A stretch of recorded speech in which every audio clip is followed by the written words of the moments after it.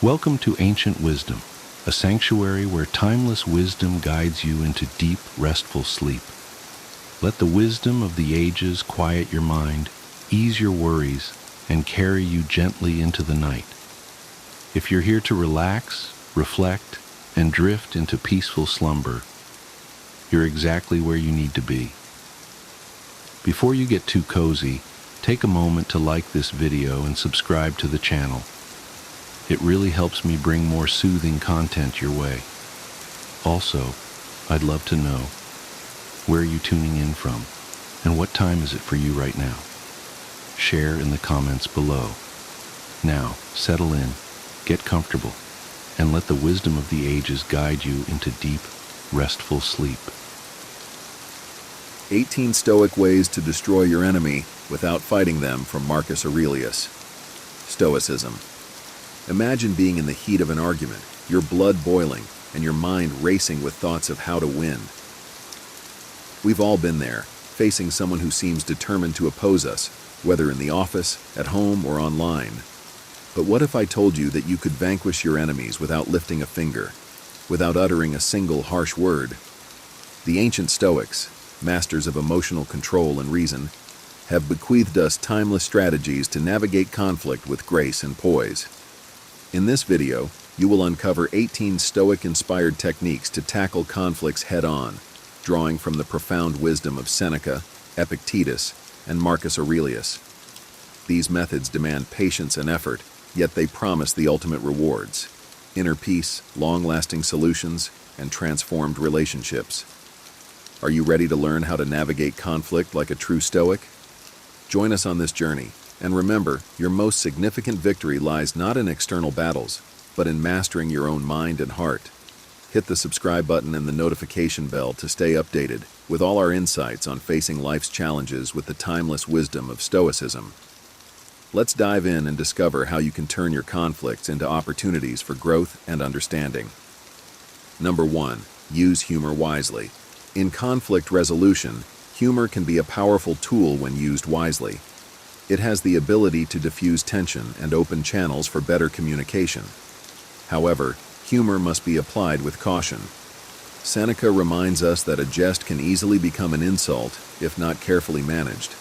Therefore, it is essential to recognize your audience and their sensitivities. The goal is not to mock or belittle, but to lighten the mood and foster a more open atmosphere for dialogue. Humor that is self-deprecating can often be the safest bet, showing humility and a willingness to own up to mistakes. Timing is crucial. Introduce humor only when the emotional intensity has decreased, ensuring it doesn't come off as dismissive or sarcastic. By carefully incorporating humor, you can navigate the tightrope of conflict with balance, turning a potentially volatile situation into one where understanding and cooperation can flourish.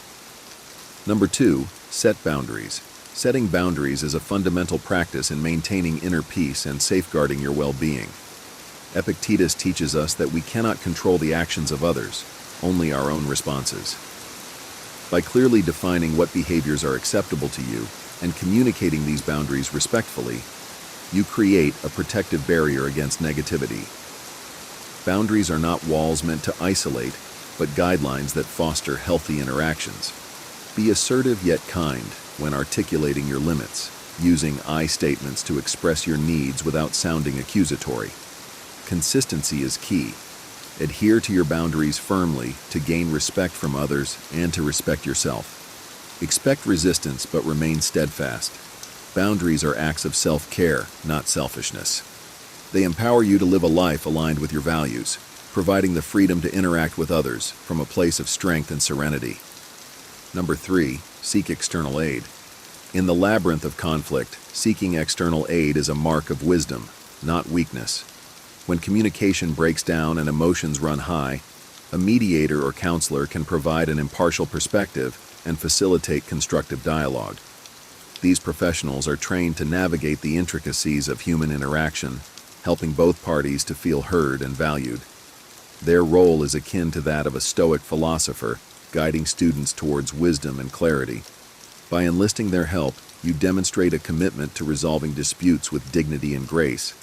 Remember, Asking for assistance is a testament to your dedication to personal growth and the health of your relationships. It shows that you are willing to invest in a peaceful and constructive outcome, leveraging the knowledge and experience of others to illuminate the path ahead. Number 4. Control your reactions. True strength lies in mastering your own reactions, rather than attempting to control external events. Epictetus reminds us that it is not the event itself that troubles us, but our view of it. By focusing on your responses, you cultivate inner calm and resilience. Begin by recognizing your triggers and understanding the emotional terrain that leads to negative reactions. When faced with provocation, take a moment to breathe and create space between stimulus and response. This pause allows you to choose your reaction deliberately rather than impulsively. Shift your perspective and consider alternative viewpoints, asking yourself if a different interpretation might yield a more constructive outcome. Consistent practice of this Stoic principle strengthens your emotional fortitude, enabling you to face life's storms with poise and composure. Remember, true power is found in the peace that comes from within.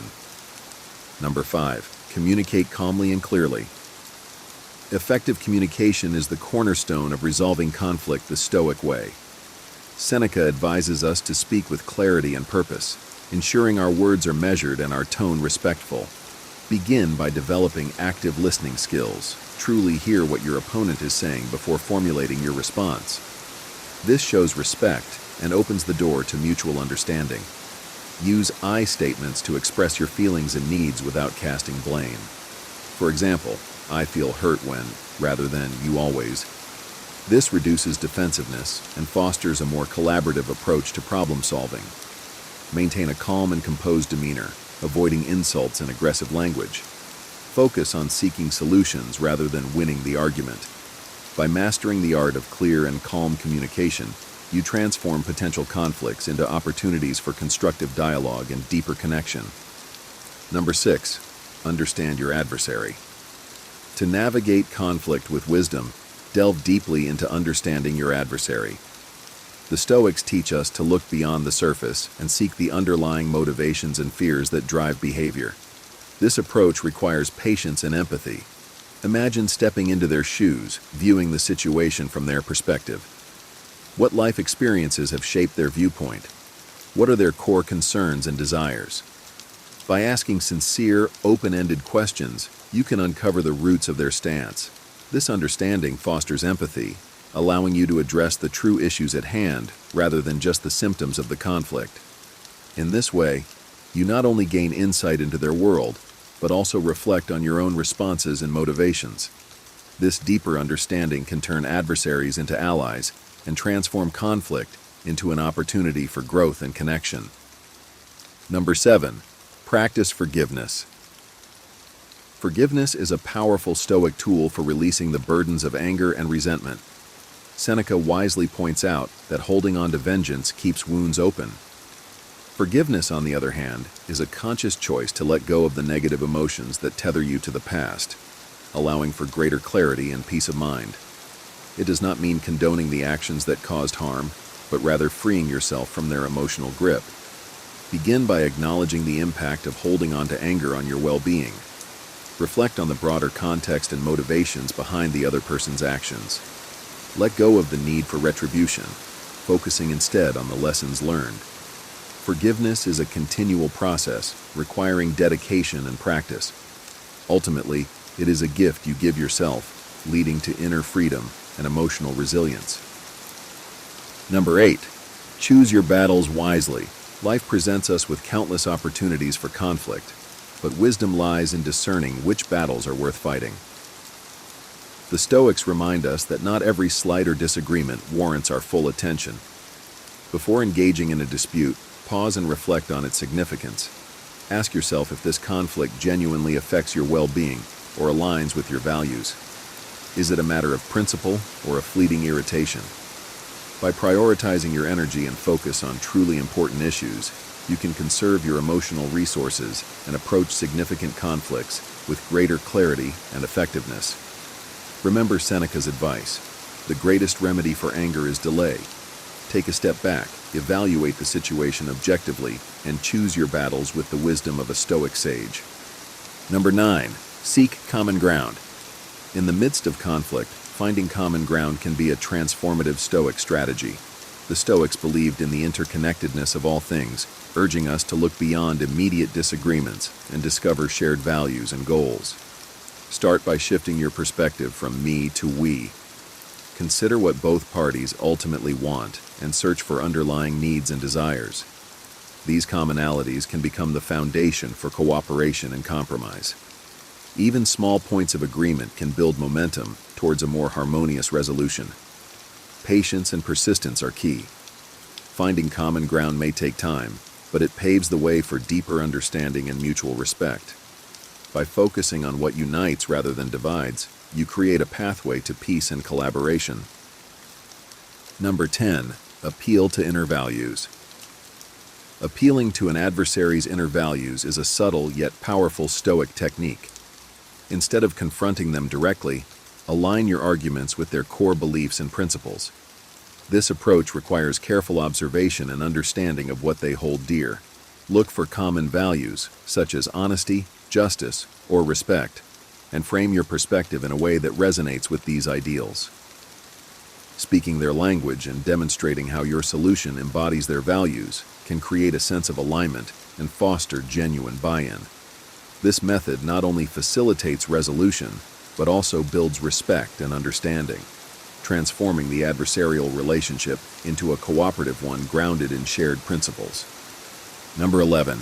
Grow from conflict. Conflict, though often viewed negatively, can be a fertile ground for personal growth.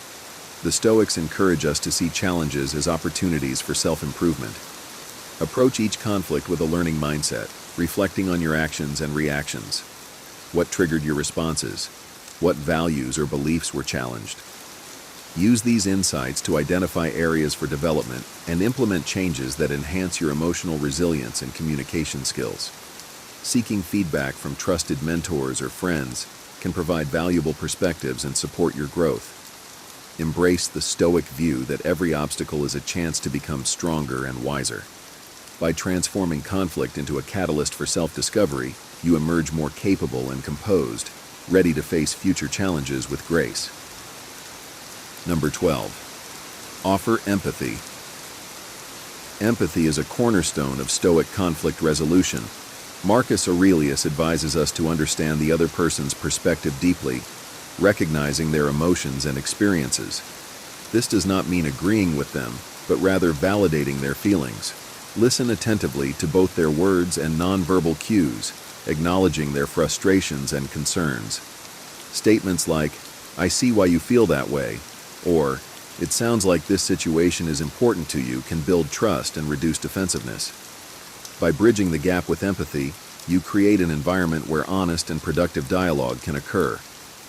This Stoic approach transforms conflict from a battleground into a space for connection and mutual understanding, fostering deeper relationships and effective resolutions. Number 13. Embrace compromise. The art of compromise is essential in Stoic conflict resolution. Recognizing that rigid positions often lead to impasses, the Stoics advise flexibility and adaptability. Approach conflict as a cooperative endeavor, seeking solutions that address the needs of all parties involved. Identify common goals and be willing to let go of less important details. Prioritize finding a win-win outcome where everyone feels heard and valued. Compromise does not mean sacrificing your principles, but finding a balanced approach that fosters harmony and mutual respect. This Stoic practice of compromise demonstrates strength through flexibility, creating sustainable resolutions that benefit everyone involved. Number 14. Demonstrate virtue. In moments of conflict, leading by example through virtuous behavior can inspire positive change. The Stoics valued qualities such as courage, wisdom, and temperance, urging us to embody these traits in our interactions. Show integrity by staying true to your principles, even under pressure. Practice wisdom by making thoughtful, balanced decisions. Display temperance by remaining calm and composed, avoiding excessive reactions. By demonstrating virtue, you set a standard for others to follow, fostering an environment of respect and ethical conduct. This Stoic approach not only helps resolve conflicts, but also elevates the overall quality of your relationships and interactions. Number 15, maintain dignity. Upholding your dignity in conflict is a key Stoic principle.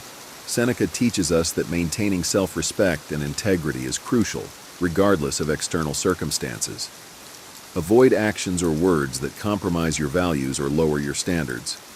Respond to provocation with grace and composure, demonstrating inner strength. By keeping your dignity intact, you not only protect your own sense of self, but also command respect from others.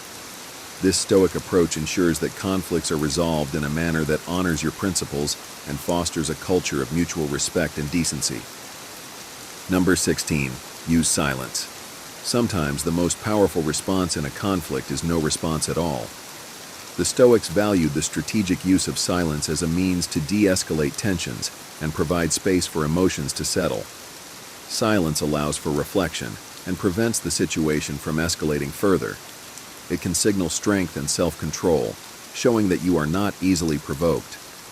Use silence to listen actively, giving the other person time to express themselves fully.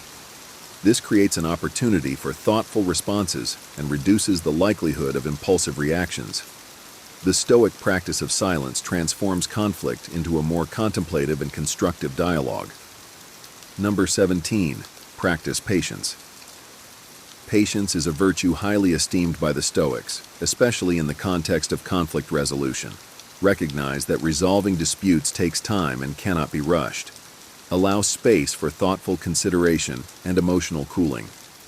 Patience enables you to approach the situation with a calm and clear mind, avoiding hasty decisions that might exacerbate the conflict. Reflect on Seneca's wisdom that time is a great healer. By practicing patience, you foster a more thoughtful and deliberate resolution process, leading to more sustainable and harmonious outcomes. Number 18, educate and enlighten. Sharing knowledge and insights can be a powerful way to resolve conflicts and foster understanding. The Stoics believed in the value of wisdom and education in transforming lives and relationships. Use your knowledge to enlighten your adversary, offering new perspectives that can help them see the broader picture. This is not about proving superiority, but about fostering mutual growth and understanding. Provide information, share experiences, and offer guidance that can help resolve misunderstandings and build a foundation for cooperation. This Stoic approach turns conflict into an opportunity for learning and enlightenment, benefiting both parties and strengthening the relationship.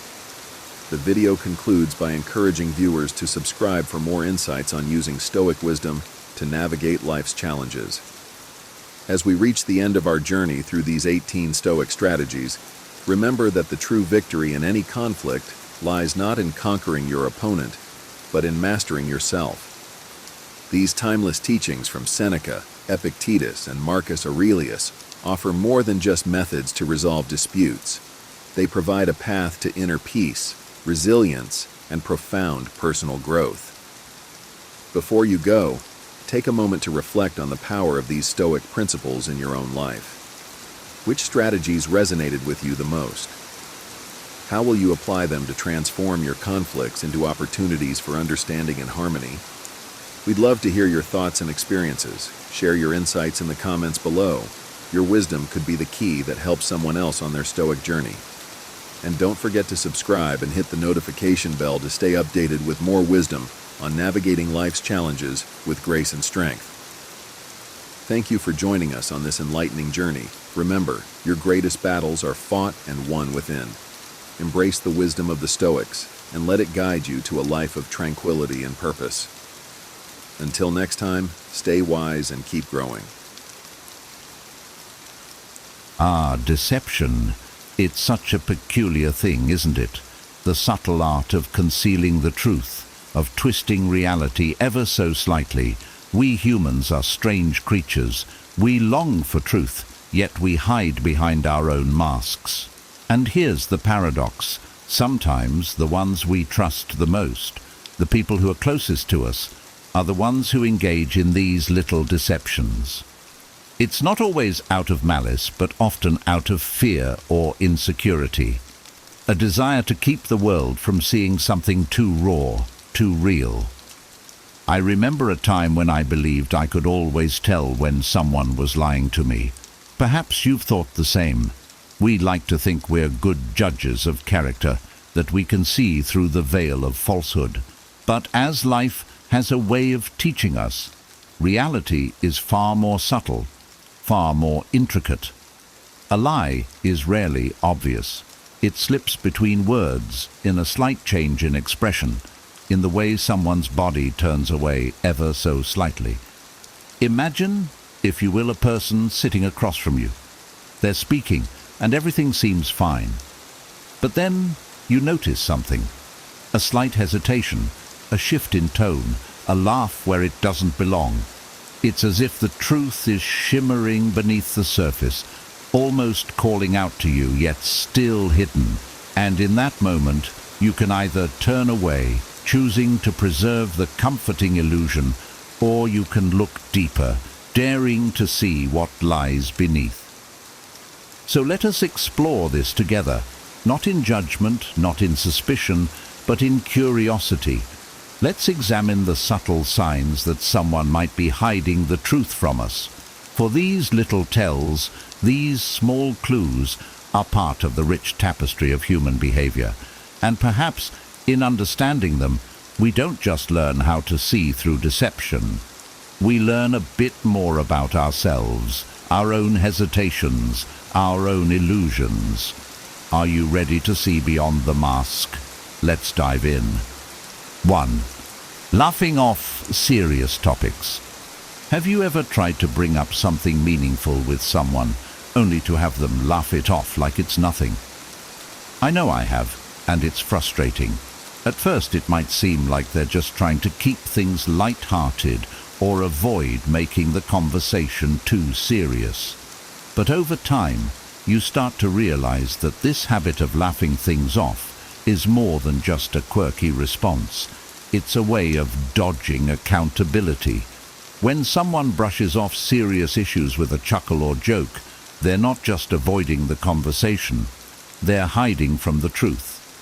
In one of my past relationships, I often felt disconnected, like we were slowly drifting apart. I'd try to bring it up, hoping we could talk it through, but every time I'd get that same awkward chuckle and a dismissive, "Oh, you're just overthinking it. Relax." At first, I let it slide. I convinced myself maybe I was being too intense, or maybe they were just uncomfortable with these kinds of talks. But the truth was, their laughter wasn't about me, or even about keeping things light. It was a shield against having to confront deeper issues. Here's the thing. Using humor to dodge serious topics isn't innocent. It shuts down the conversation, making it impossible to address the root problem. We're conditioned to think laughter is always a good thing, but when it's used to deflect, it creates a barrier to real communication. The more I allowed this to happen, the harder it became to feel connected. It's like a roadblock went up every time I tried to approach the truth, keeping us stuck in surface-level interactions. The deeper issue here is about emotional maturity. If someone can't talk about serious topics without trying to make a joke out of it, they're signaling that they're not ready or willing to be vulnerable or accountable. And that's a big problem. Real relationships need honest conversations, even if they're uncomfortable. If they laugh things off, don't let it slide. Ask, "Why is this funny to you?" Or, "Can we talk about this seriously?" Because humor shouldn't be a wall between you and the truth. When people avoid real talk, it's not just a small issue.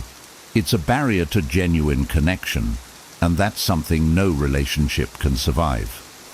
2. Micro-expressions of guilt or fear.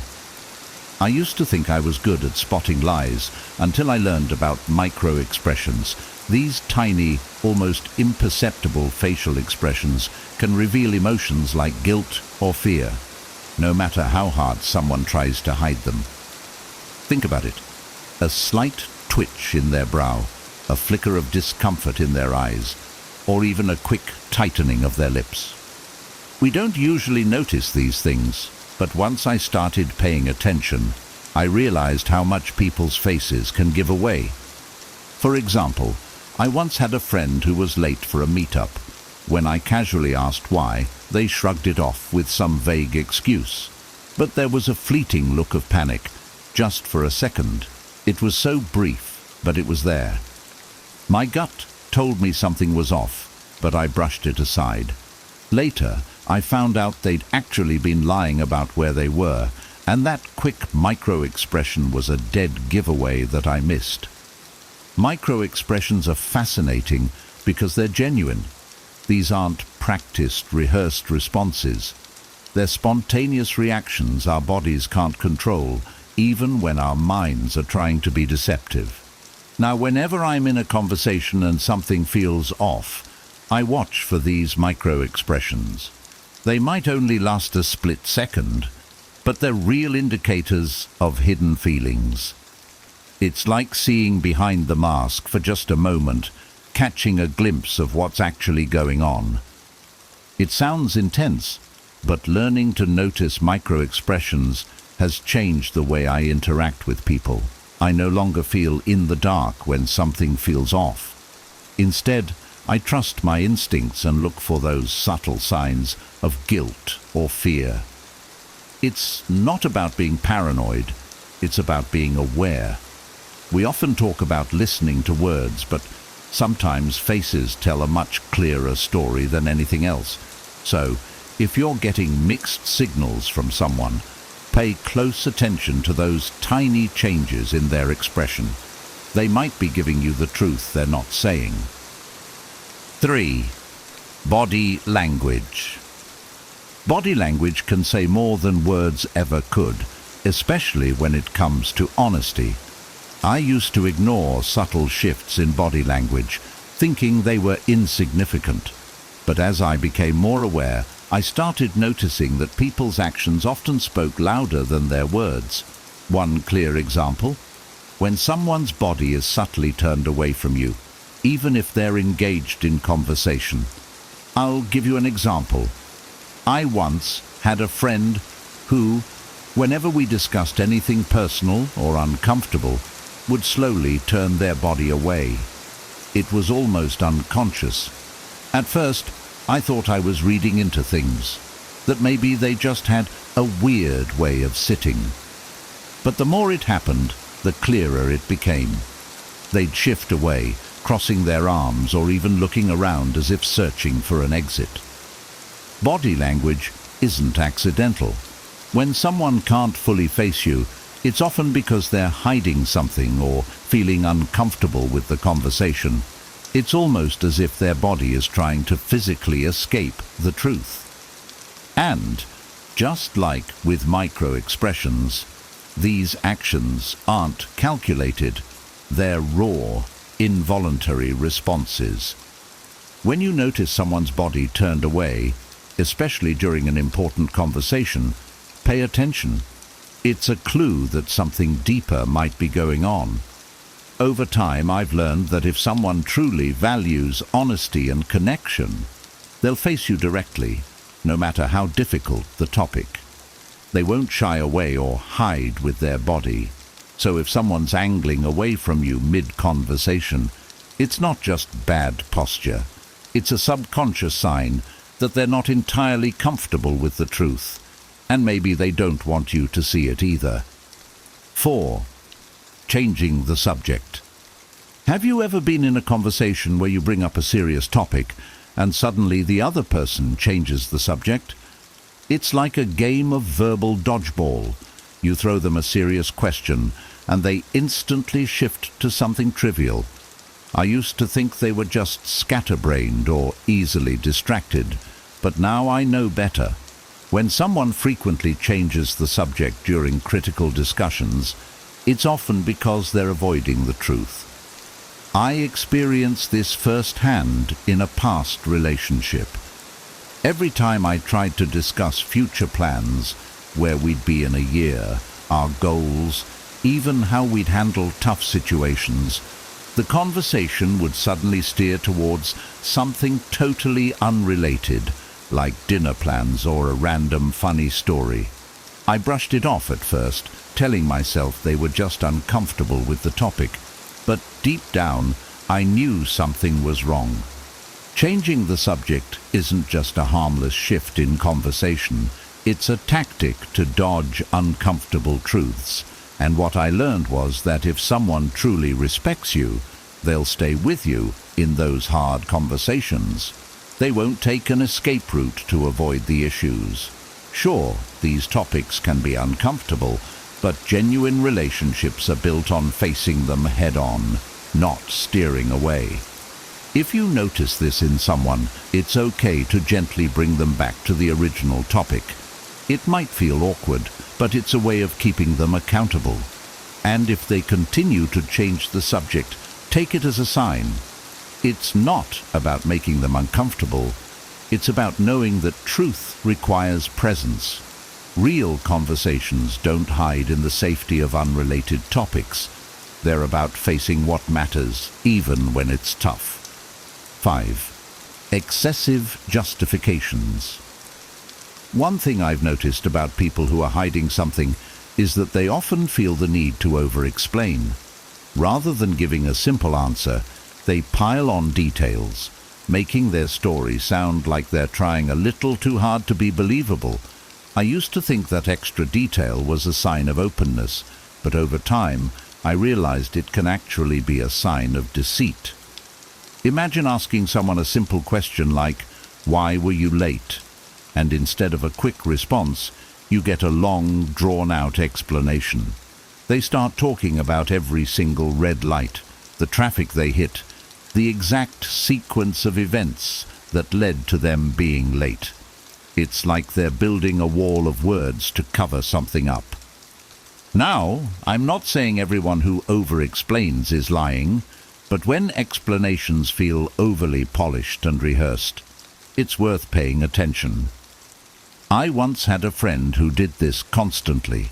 Every time I asked them something small, they'd go into a monologue of justifications. At first, I thought they were just detail-oriented, but after a while, I started wondering why they felt the need to justify everything so thoroughly. It turned out they were hiding other things, using these justifications as a smokescreen to avoid suspicion. If you find someone excessively justifying their actions, ask yourself why.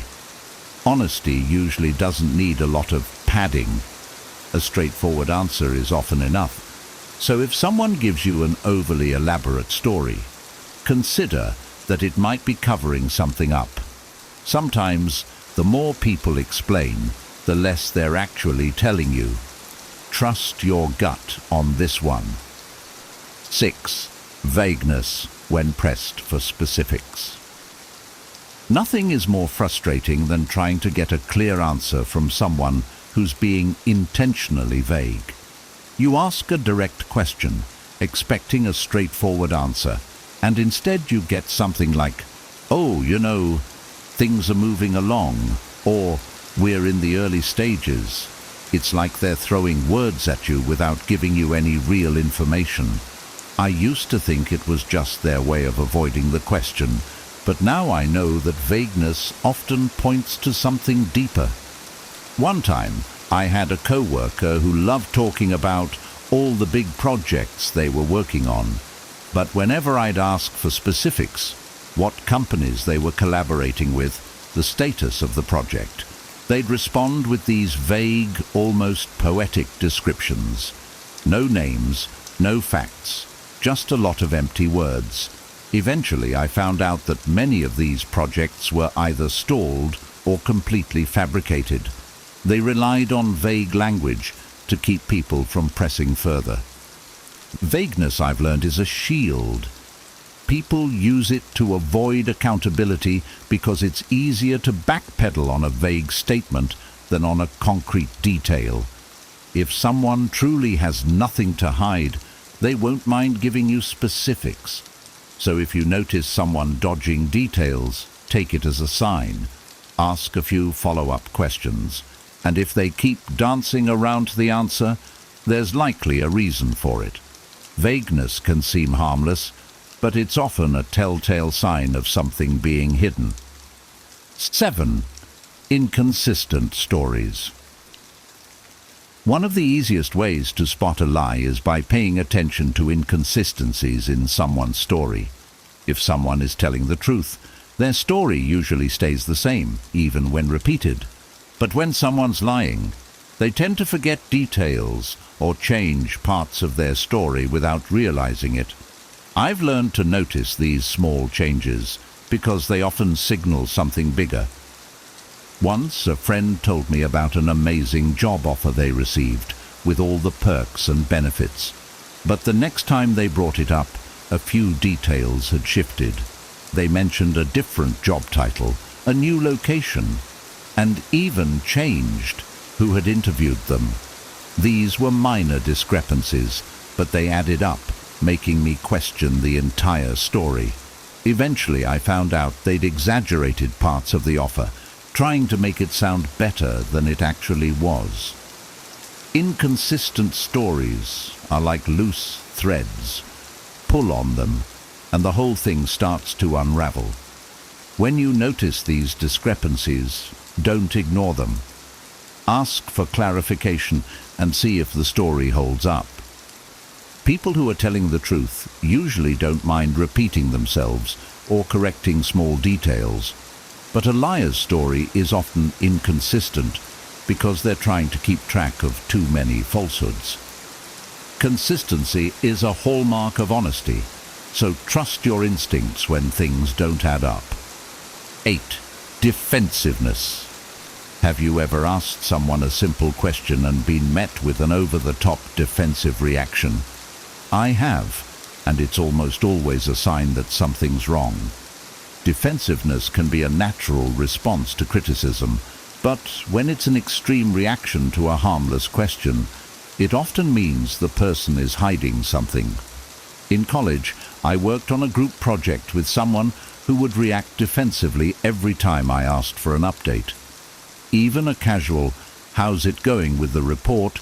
would set them off, accusing me of micromanaging or not trusting them. At first, I brushed it off, thinking maybe they just didn't like being managed. But over time, I realized that their defensiveness was actually a sign of guilt. They hadn't been doing their part of the project and were trying to cover it up. People who are being honest don't usually feel the need to defend themselves so aggressively. They're calm, straightforward, and open. On the other hand, someone with something to hide will go into overdrive, turning the tables to make you feel like you're the one being intrusive. If you encounter this type of defensiveness, don't back down. Take it as a cue to look closer because, more often than not, it's a sign that something's being hidden. 9. Not listening. Listening is a basic part of communication, but many people don't truly listen. They're just waiting for their turn to speak. This isn't just a conversational faux pas. It can actually be a sign of deception. When someone's lying or hiding something, they often can't fully engage because they're preoccupied with managing their own narrative. I used to know someone who would nod and smile during conversations, but rarely responded in a way that made me feel heard. Whenever I'd ask them something important or try to discuss an issue, they'd give quick, shallow responses or change the topic entirely. At first I thought it was just their personality, but eventually I realized they were hiding things, using this lack of engagement as a way to avoid going deeper. Not listening isn't just disrespectful, it's a red flag. If someone truly values you and is being honest, they'll be engaged in the conversation, actively listening and responding meaningfully. But when they're checked out or only half listening, it's often because they're more focused on what they're hiding than on the actual discussion. Trust your intuition when someone isn't fully present. It's a clue that something might be off. 10. over-polished details. One of the biggest red flags I've learned to watch for is when someone's story sounds too perfect. Real life is messy and unpredictable. It rarely follows a flawless script. When someone's story is packed with overly polished details, it can be a sign that they've rehearsed it, constructing a perfect narrative to avoid suspicion. I once knew someone who loved telling stories that sounded like they were straight out of a movie. Everything was dramatic and timed to perfection, with every detail perfectly placed. They'd recount scenes with cinematic clarity, down to the exact time, weather, and background noise. I loved the stories at first, but then I started wondering how they could remember everything so perfectly. Eventually I found out they had exaggerated many parts, crafting these stories to sound more impressive. Over-polished stories can be captivating, but they're often too good to be true. Real memories are rarely flawless. They're filled with small imperfections. So if someone's story sounds like it was rehearsed for the big screen, take a step back. Ask a few clarifying questions and see how they respond. If the details start to unravel, it's likely that they're not being entirely truthful. People who have nothing to hide don't need their stories to be perfect. They just need them to be real. And so, we arrive at the end of this little exploration, our journey through the mysterious terrain of truth and deception. It's fascinating, isn't it? The subtle signs, the nuanced gestures, the half-hidden glances, all small ripples on the surface of a vast, complex human experience. Perhaps now you see that detecting a lie isn't about seeking to expose others or holding ourselves above them. Rather, it's about cultivating awareness, about learning to tune into the delicate dance of honesty and concealment that we all, in our own ways, participate in. In understanding these signs, you're not just learning how to spot a lie, you're inviting yourself to look more deeply, to be more present with others and, most importantly, with yourself. For isn't it true that the more we seek honesty in others, the more we must embrace it within ourselves? The masks we wear, the illusions we cling to, they're not just out there in the world of others. They're within us as well, woven into our own habits and fears. So, I encourage you to reflect. What have you seen in yourself and others that hints at a concealed truth? Where have you observed these small ripples, these delicate signs that speak louder than words? And what, if anything, will you do differently now that you know? Please share your thoughts. I'd love to know what you've discovered, what insights have arisen as we've delved into this strange and wonderful topic together. After all, understanding is something we build together. So, let's keep the conversation going and see where it leads. Are you tired of family drama? It is something we all experience at some point in life. From minor misunderstandings to deep-rooted conflicts, navigating relationships with those closest to us can be one of life's greatest challenges. Why is it so hard? Often, it's because family ties come with expectations, shared histories, and emotional bonds that make every interaction more significant. But what if there were practical strategies to approach family drama with calm and clarity? In this video, we'll uncover the top 10 principles for dealing with family drama. Timeless strategies inspired by ancient wisdom and modern psychology. Whether you're dealing with a difficult sibling, managing in-law conflicts, or navigating generational gaps, these principles will help you foster healthier relationships and maintain your inner peace.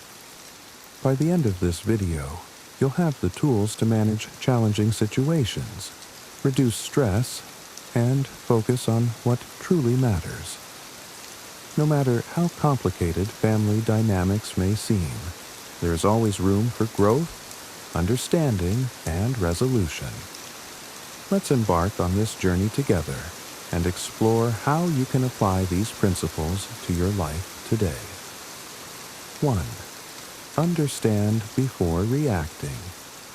Family drama often stems from knee-jerk reactions. A single poorly chosen word or tone can escalate tensions, turning minor misunderstandings into major conflicts. The first step toward diffusing these situations is learning to pause before reacting emotionally.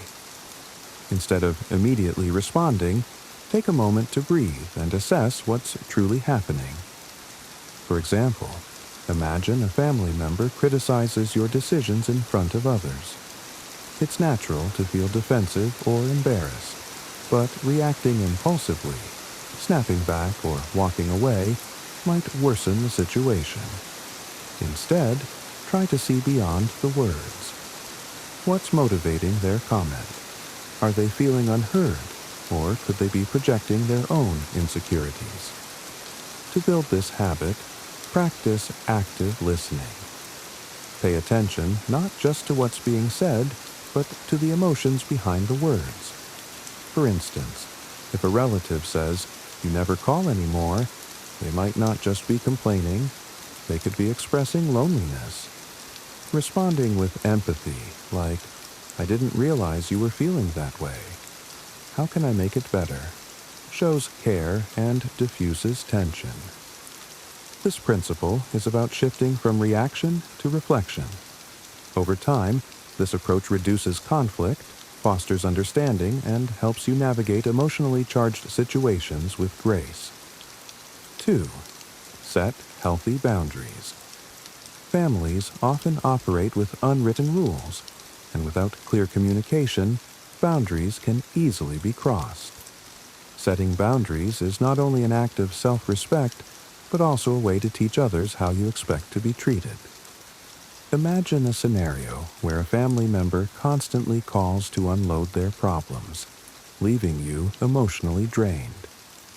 While it's important to support loved ones, it's equally vital to protect your own mental health. A boundary in this case might sound like, "I value our conversations, but I can't always be available to talk. Let's set a time that works for both of us."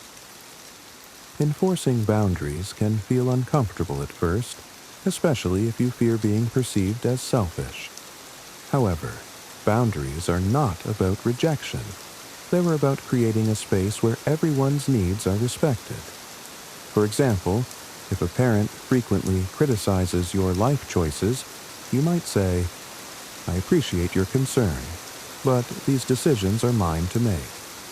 I'd like us to focus on enjoying our time together instead." Consistent boundary setting doesn't just protect your emotional well-being. It can also inspire others in your family to reflect on their own behavior.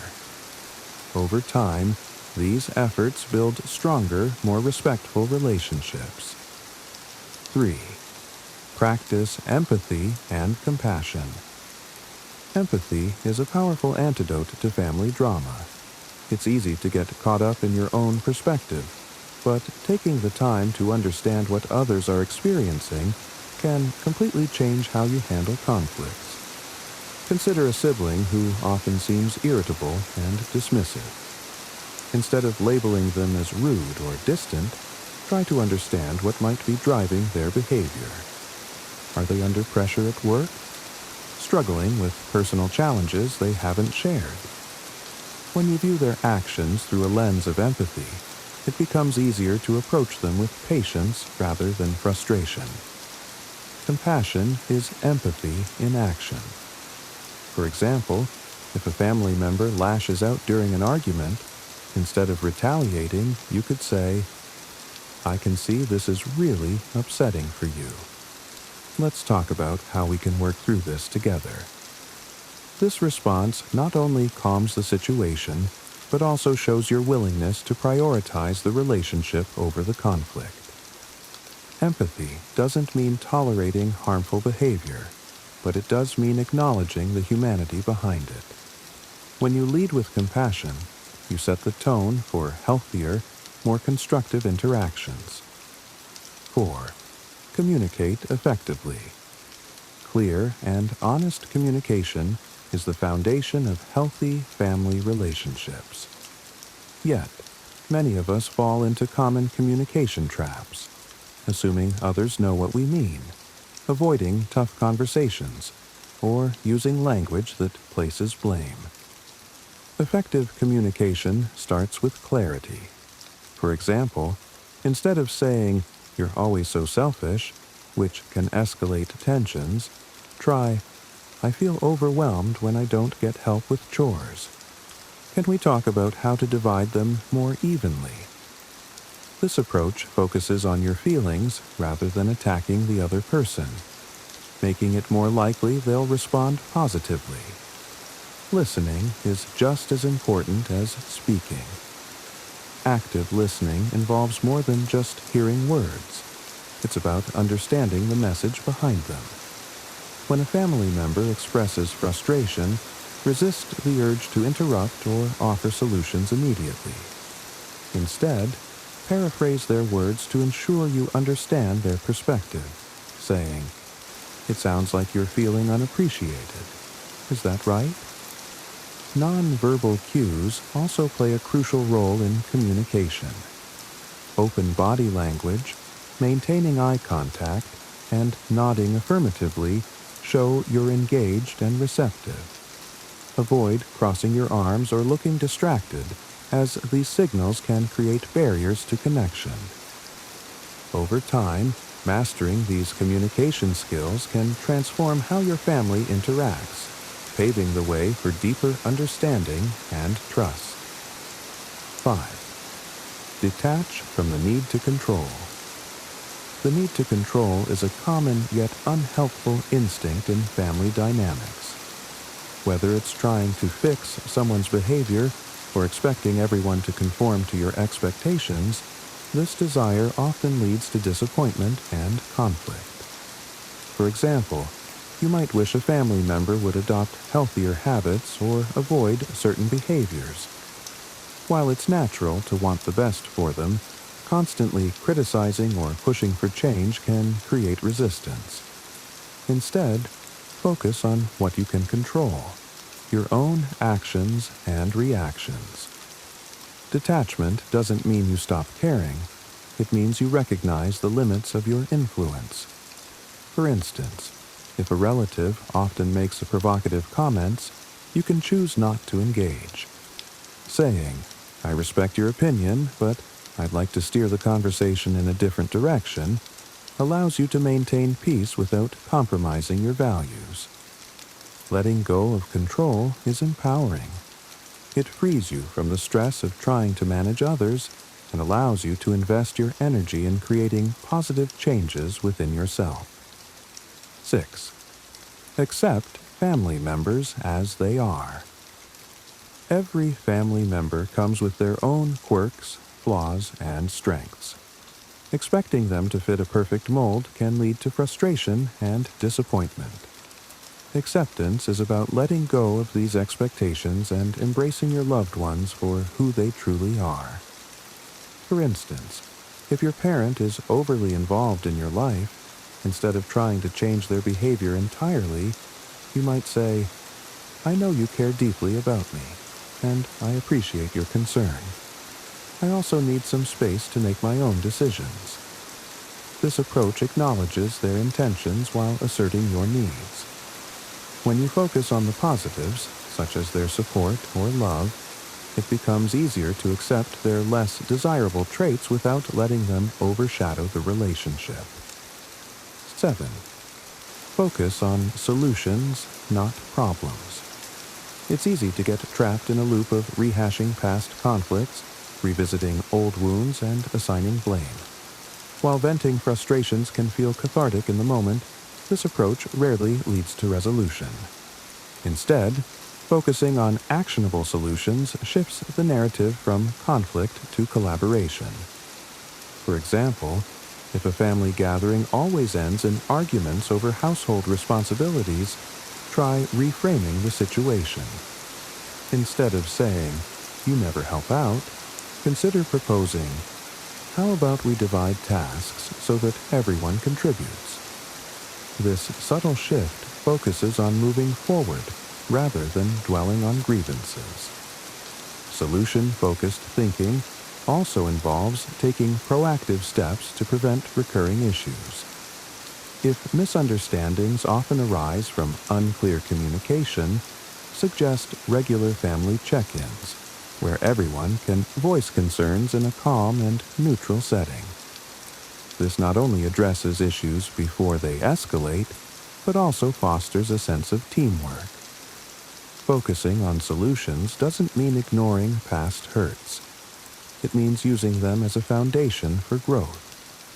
By redirecting energy toward what can be improved, you create an environment where progress feels achievable and relationships are strengthened.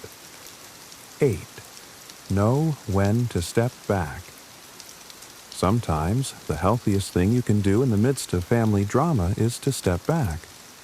This doesn't mean giving up on the relationship. It means creating space to process emotions and allow tensions to cool. For instance, if an argument becomes heated, recognize the signs that it's heading in a negative direction. Instead of engaging further, calmly say, "I think we both need some time to reflect.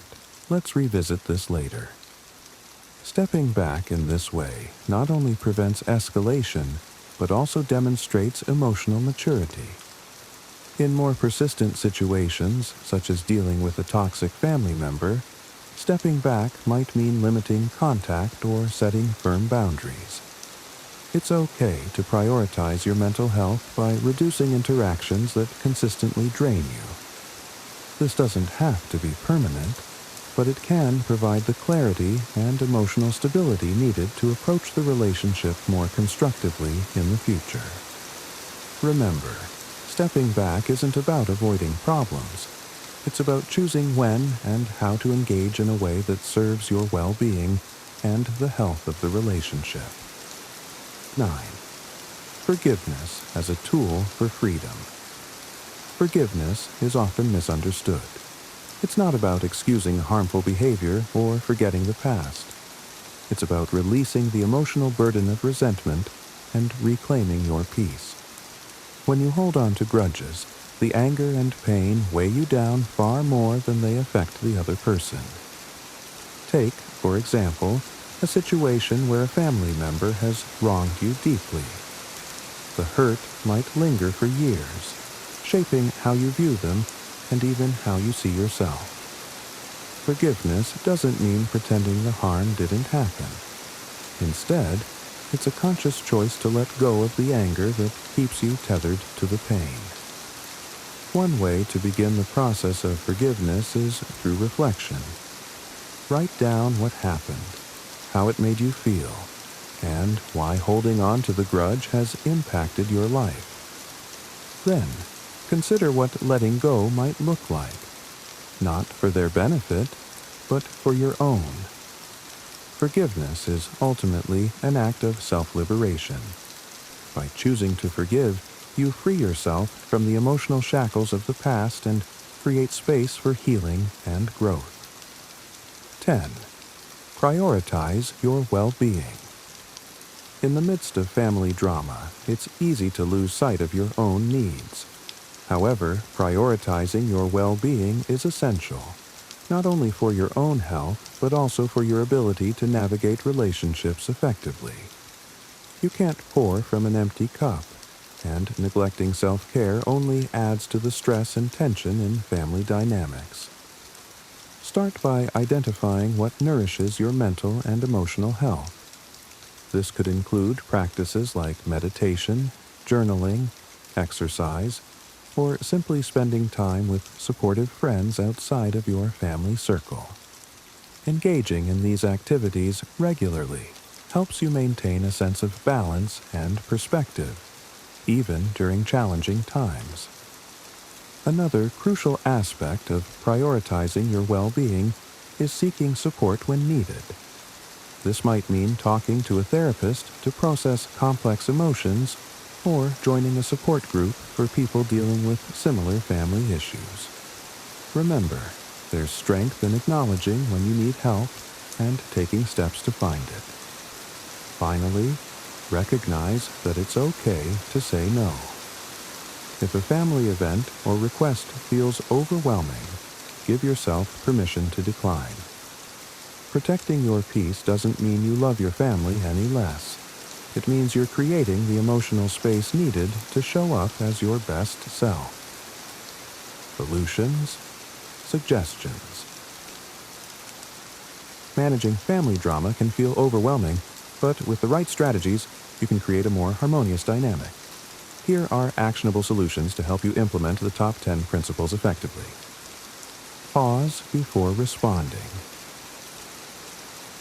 When tensions rise, your first instinct might be to respond emotionally. Instead, pause and give yourself time to process. Count to 10, take a deep breath, or excuse yourself from the situation. For example, you might say, "I need a moment to think about what you've said before I respond." This simple habit prevents impulsive reactions and keeps the focus on resolution rather than escalation. Practice role-playing conversations. If you struggle with expressing your feelings, especially in emotionally charged situations, consider practicing with a trusted friend, partner, or therapist.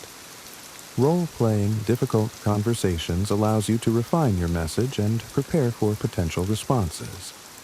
For instance, if you anticipate pushback from a family member when setting a boundary, you can practice staying calm and assertive during the discussion. Journaling for emotional clarity. Writing down your thoughts and feelings is a powerful way to process emotions and gain insight into recurring patterns in family dynamics. Journaling helps you clarify what's truly bothering you and what outcome you'd like to achieve. Before approaching a family member about a conflict, jot down your thoughts to ensure your message is clear and constructive. Set up regular family check-ins. Proactively addressing issues can prevent small disagreements from snowballing into larger conflicts. Consider scheduling regular family check-ins. Informal gatherings where everyone has the opportunity to voice their concerns in a calm and supportive environment. For example, during a family dinner or meeting, you could say, "Let's take a moment to check in with one another. Are there any concerns or suggestions we need to address?" Focus on timing and environment. Timing is everything when it comes to addressing sensitive topics. Avoid bringing up issues during high-stress moments or in public settings. Instead, choose a time when everyone is calm and available to talk. A quiet, neutral location can also help create a more open and relaxed atmosphere for discussions. Develop a family agreement. For recurring conflicts, such as disagreements about shared responsibilities, consider creating a family agreement. This document outlines expectations and solutions agreed upon by all parties. For example, in a household where chores often cause tension, a written agreement could specify who is responsible for each task and when they should be completed. Leverage external support. If family drama becomes overwhelming or persists despite your best efforts, don't hesitate to seek outside help. Family therapy can provide a neutral space for resolving deep-seated conflicts, while individual counseling can equip you with the tools to manage stress and maintain healthy boundaries. Create an emotional toolkit. Equip yourself with strategies to stay calm and composed during conflicts. Techniques such as deep breathing, grounding exercises, or repeating affirmations like, "I can handle this calmly," can help you manage your emotions in the heat of the moment. Having these tools readily available makes it easier to respond thoughtfully rather than react impulsively. find common ground. When addressing conflicts, focus on areas of agreement rather than dwelling on differences. For example, if you and a sibling disagree about how to handle a family matter, emphasize shared goals like wanting the best for your parents or maintaining family harmony. Starting from a place of agreement fosters collaboration and reduces defensiveness. Celebrate small wins. Progress in family relationships often happens incrementally. Celebrate small victories, such as successfully setting a boundary or resolving a minor disagreement without escalation. Acknowledging these moments reinforces positive change and motivates you to keep applying the principles. Family relationships are some of the most rewarding yet challenging connections we navigate in life. They're woven with love, history, and deep emotional ties, which can sometimes make conflicts feel overwhelming. But by applying these principles, you can approach family drama with a sense of clarity, compassion, and confidence. The key takeaway is this: you cannot control the actions of others, but you can control how you respond.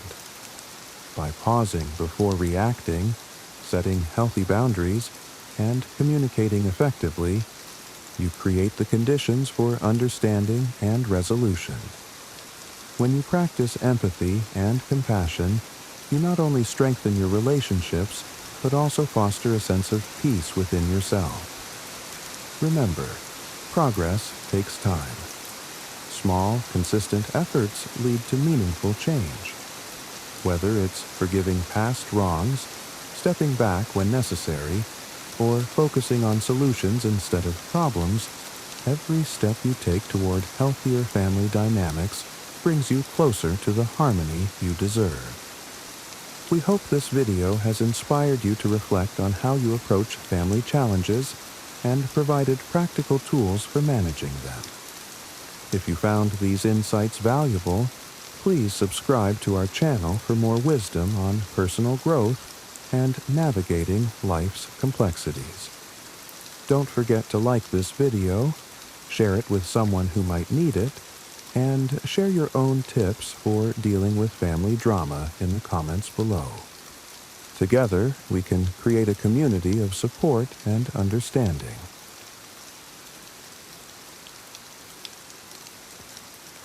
Ten disturbing signs.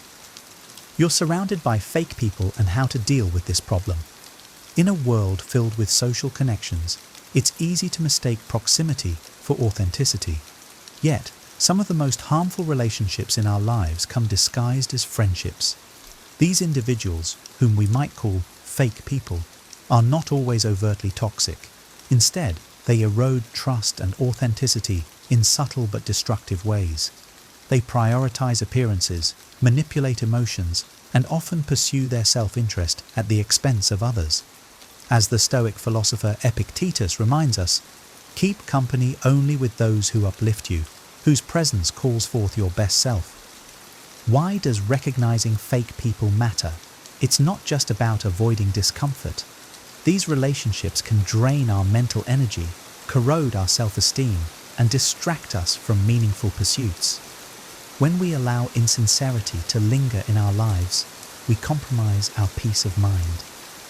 Marcus Aurelius emphasized the importance of maintaining our inner tranquility by choosing carefully whom we let into our circle.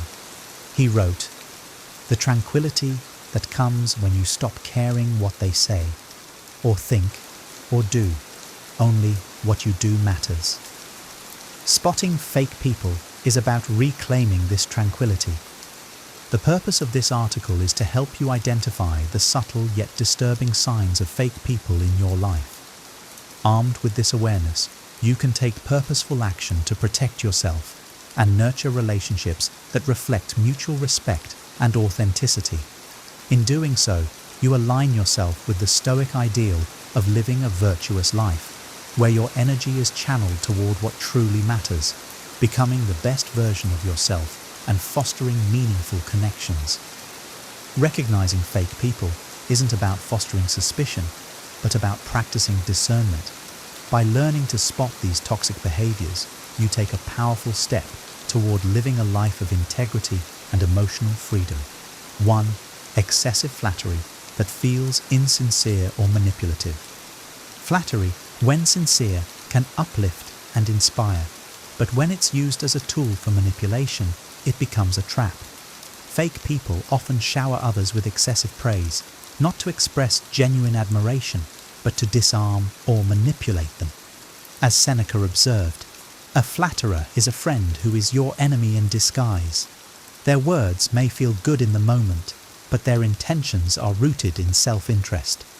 Consider a colleague who constantly praises your work in meetings, but later undermines you to superiors, or a friend who compliments your appearance excessively, but expects favors in return. Their compliments feel hollow, as if they're saying what they think you want to hear, not what they truly believe. This behavior often reveals a lack of authenticity and a desire to manipulate your emotions for their gain. Stoicism teaches us to value truth over comfort. Marcus Aurelius advises, waste no more time arguing about what a good man should be one. In the same vein, it's crucial to seek relationships built on honesty rather than superficial praise. When someone's flattery feels disproportionate or self-serving, pause and question their motives. True friends will offer encouragement grounded in sincerity, not manipulation. To protect yourself, focus on cultivating a strong sense of self-worth that doesn't depend on others' approval. When you value yourself for who you are, you become less susceptible to the allure of empty compliments. Instead, you'll recognize the deeper worth of those who support you with honesty and integrity. 2.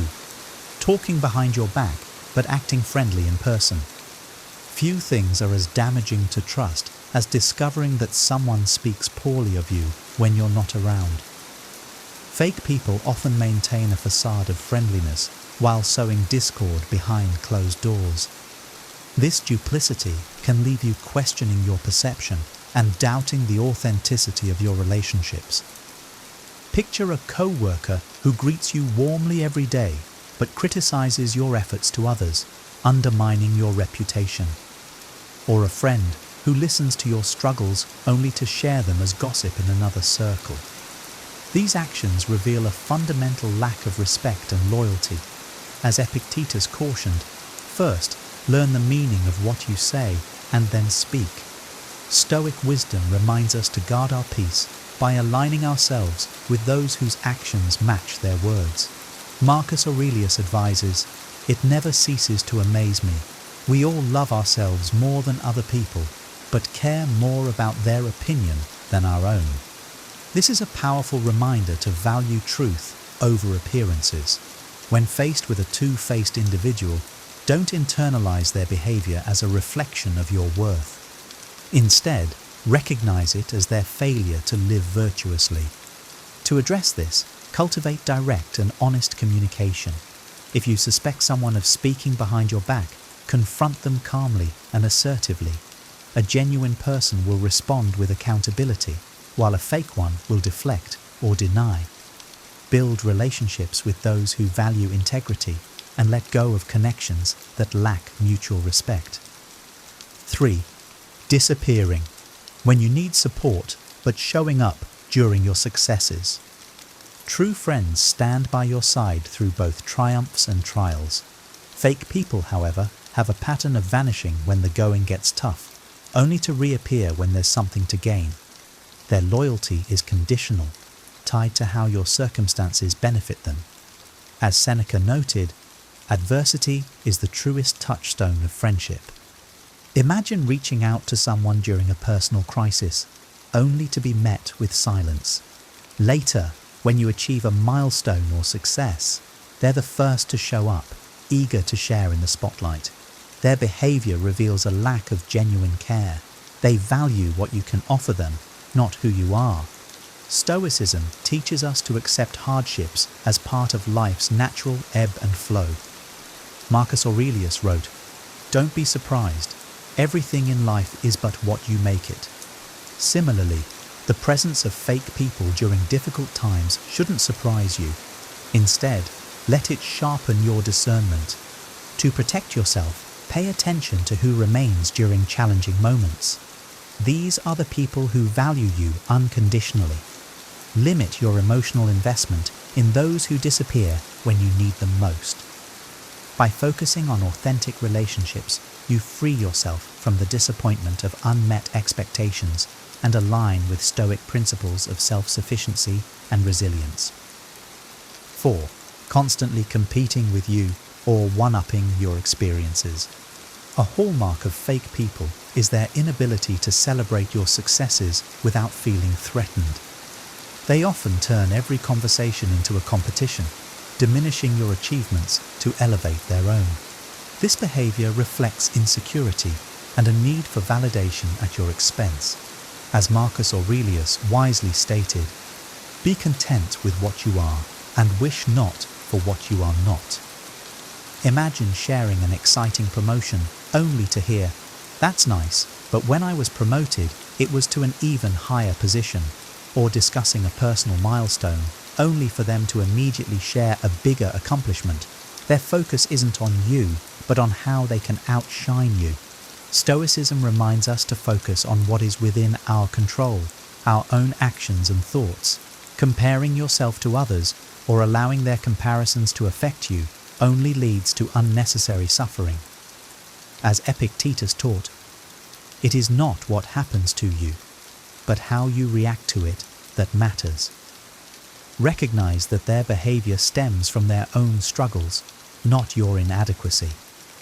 To deal with these individuals, disengage from the competition they create. Avoid trying to match their one-upmanship and instead redirect the conversation to topics of mutual interest or genuine connection. Surround yourself with people who celebrate your successes as much as their own. By aligning with those who uplift rather than compete, you cultivate a community rooted in mutual respect and shared joy. 5. Showing little interest in your life unless it benefits them. Fake people often display selective interest. They'll engage with you only when they have something to gain. Conversations with them feel transactional, not mutual, leaving you feeling used rather than valued. Seneca captured this dynamic perfectly. Associate with people who are likely to improve you. Picture a friend who rarely asks about your life, but becomes highly attentive when they need advice, resources, or connections. Once their needs are met, their interest in you quickly fades. This lack of reciprocity reveals their self-centered motives and undermines genuine connection. Stoicism teaches us to cultivate relationships based on shared virtue, not utility. Marcus Aurelius advises, "Waste no more time on arguing what a good man should be. Be one." True friends invest in your well-being because they care, not because they expect something in return.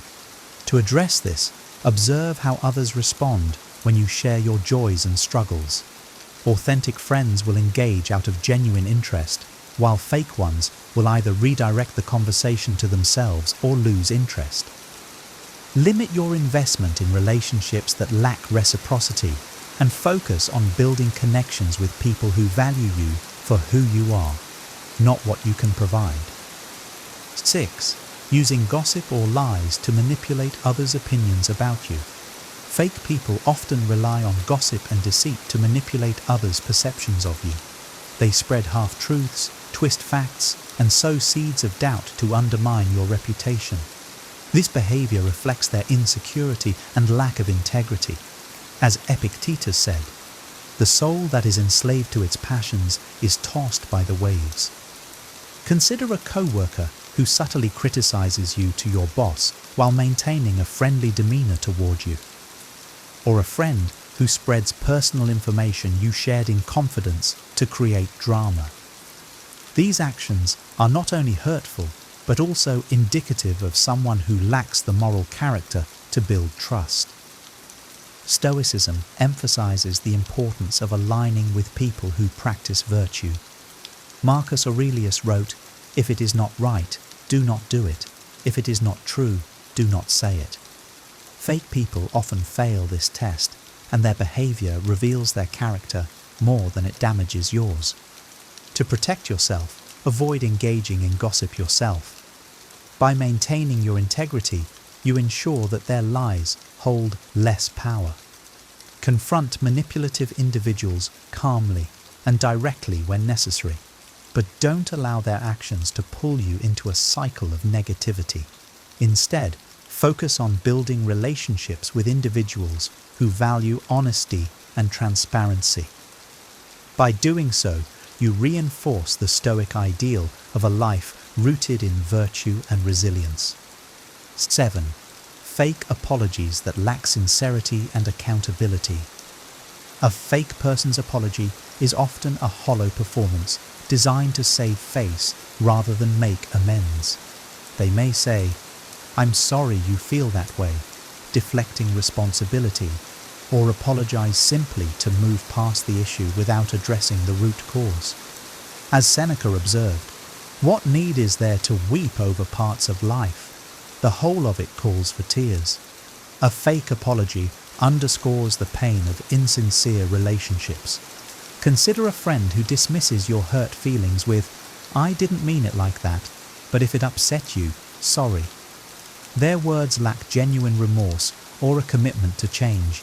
Such apologies fail to repair trust or strengthen the bond. Instead, they reveal a deeper unwillingness to prioritize mutual respect and growth. Stoicism teaches us to value actions over words. As Marcus Aurelius advised, waste no more time talking about what a good man should be one. A sincere apology involves acknowledgement of harm, accountability, and a genuine effort to change. Fake apologies fail this test, revealing the person's lack of authenticity. To address this, don't let empty words pacify you. Respond by calmly expressing what you need from an apology, such as accountability and change. If the person continues offering insincerity, it may be time to reevaluate the relationship. Surround yourself with individuals who value integrity and are willing to take responsibility for their actions, as these are the foundations of meaningful connections. 8. Mimicking your behavior or interests to blend in or gain favor. Fake people often mimic your mannerisms, hobbies, or preferences to gain your trust or approval. While imitation can be flattering when rooted in admiration, it becomes unsettling when it's used manipulatively. Epictetus warned, "Know, first, who you are, and then adorn yourself accordingly." Fake people, lacking this self-awareness, adopt others' identities to mask their own insecurities. Imagine a co-worker who suddenly shares your interests, or a friend who starts dressing, talking, or behaving just like you. At first, this might seem like a coincidence, but over time, it becomes clear that their mimicry is a strategy to gain acceptance or leverage. Stoicism teaches us to value authenticity above all. Marcus Aurelius wrote, "Be yourself, the world will adjust." Genuine relationships are built on mutual respect for each other's individuality, not on forced conformity. To protect yourself, observe whether this person also mirrors others or shifts their behavior depending on who they're with. If their mimicry feels manipulative, create boundaries and focus on authentic connections. Encourage others to embrace their true selves by doing so yourself. When you align with people who value individuality, you foster a community of authenticity and mutual respect. 9. Emotionally draining interactions with little reciprocity. Fake people often engage in relationships that feel one-sided. They may lean on you for emotional support, but disappear when you need help. Interactions with them leave you feeling drained, as they take far more than they give. As Marcus Aurelius noted, the happiness of your life depends upon the quality of your thoughts. Fake people disrupt this quality by monopolizing your emotional energy. Consider a friend who constantly unloads their problems on you, but dismisses your struggles or changes the subject when it's your turn to talk. Their behavior demonstrates a lack of empathy and reciprocity, hallmarks of an insincere relationship. Stoicism reminds us to guard our inner peace by avoiding unnecessary emotional burdens. Epictetus advised, "He who is not satisfied with a little is satisfied with nothing." Fake people often demand more of your time and energy than they're willing to return, leaving you perpetually unsatisfied. To address this, set clear boundaries. Limit the time and energy you devote to relationships that feel draining. Seek connections with people who offer emotional support and balance. By focusing on these authentic relationships, you can preserve your emotional well-being and create a network of mutual care. 10. Prioritizing appearances and status over genuine connection. For fake people, appearances often take precedence over authenticity. They prioritize how things look over how they feel, valuing social status and public image more than meaningful relationships. Seneca's words remind us of the folly in this. We suffer more in imagination than in reality. Fake people's obsession with appearances stems from their own insecurities, not genuine value. Imagine a friend who only spends time with you in public, ensuring they're seen with you at social events, but avoiding deeper, private conversations. Or a colleague who flatters you in meetings, but ignores you otherwise. Their actions are about optics, not connection. Stoicism teaches us to focus on substance over form. Marcus Aurelius wrote, "Be satisfied with what you have and accept the present moment." Genuine relationships thrive on mutual understanding and shared values, not superficial displays of success or popularity. To protect yourself, recognize when someone's actions are more about performance than connection. Prioritize relationships that value honesty and depth over appearances. Surround yourself with people who see your worth beyond status or social clout. By doing so, you align with the Stoic ideal of living a life grounded in authenticity and virtue. Solutions and how to protect yourself. Recognizing fake people in your life is only the first step. The real challenge lies in protecting yourself from their toxic influence while fostering authentic connections. Stoic wisdom offers practical strategies to navigate these challenges with clarity and resilience. 1. Identify and limit interactions. Epictetus reminds us, the key is to keep company only with people who uplift you, whose presence calls forth your best. Once you identify fake people, consciously limit your exposure to their negativity. This doesn't always mean cutting them off completely. Sometimes, especially with co-workers or family members, that's impractical. Instead, create emotional boundaries. For example, avoid sharing personal details with those who have betrayed your trust and engage with them only when necessary. Communicate directly and assertively. Fake people often thrive on ambiguity, so clear, assertive communication can disarm their tactics. If someone exhibits toxic behaviors, address it calmly and firmly. Marcus Aurelius advises, be tolerant with others and strict with yourself. Approach conversations with compassion, but stand firm in expressing your boundaries. For instance, if a friend constantly gossips, tell them, I'm uncomfortable discussing others this way. 3. Build a strong support system. A community of authentic, supportive individuals is a powerful antidote to the effects of fake relationships. Seek out people who align with your values and demonstrate loyalty and empathy. Seneca encourages us to associate with people who are likely to improve you. Invest your energy in these relationships and let them reinforce your sense of belonging and self-worth. 4. Practice self-care and emotional resilience. Fake people can drain your emotional reserves, making self-care essential. Marcus Aurelius advises, you have power over your mind, not outside events. Realize this, and you will find strength. Focus on activities that nurture your well-being, such as journaling, meditation, or engaging in hobbies that bring you joy. Strengthen your inner world so you rely less on external validation. 5. Seek professional guidance when necessary. If fake people have caused significant emotional harm, don't hesitate to seek help. A therapist or counselor can provide tools to navigate these challenges and help you heal.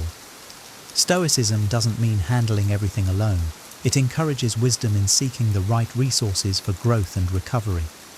By following these steps, you align with the Stoic principle of cultivating a life rooted in virtue and authenticity. You not only protect yourself from the influence of fake people, but also pave the way for deeper, more meaningful connections. Identifying fake people in your life is not about fostering distrust, but about practicing discernment to protect your peace and well-being. Stoicism reminds us that our inner tranquility depends on the quality of our relationships. As Marcus Aurelius wisely noted, the happiness of your life depends upon the quality of your thoughts. By removing toxic influences and nurturing genuine connections, you create space for growth, resilience, and joy. Recap the signs. Excessive flattery, duplicity, emotional one-sidedness, and a focus on appearances are just a few of the red flags to watch for. Recognizing these behaviors allows you to limit their impact and make room for relationships that truly matter. Remember, you are the guardian of your own well-being. As Seneca advised, associate with people who may improve you and welcome those whom you may improve.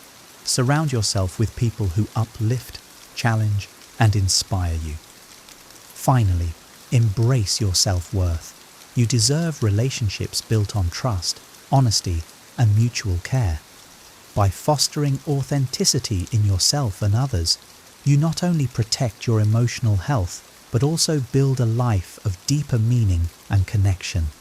Take this wisdom to heart and let it guide you. Your time and energy are precious. Invest them wisely. If you found this video helpful, don't forget to like the video. It really helps spread this message to others who might need it. Subscribe to the channel for more insights on relationships, personal growth, and wisdom inspired by timeless philosophies. And of course, if you think someone in your life could benefit from this, don't hesitate to share it with them. Your support means the world and helps us continue creating content that empowers and inspires. Thank you for being part of this community, and remember, always choose authenticity and protect your peace. See you in the next video.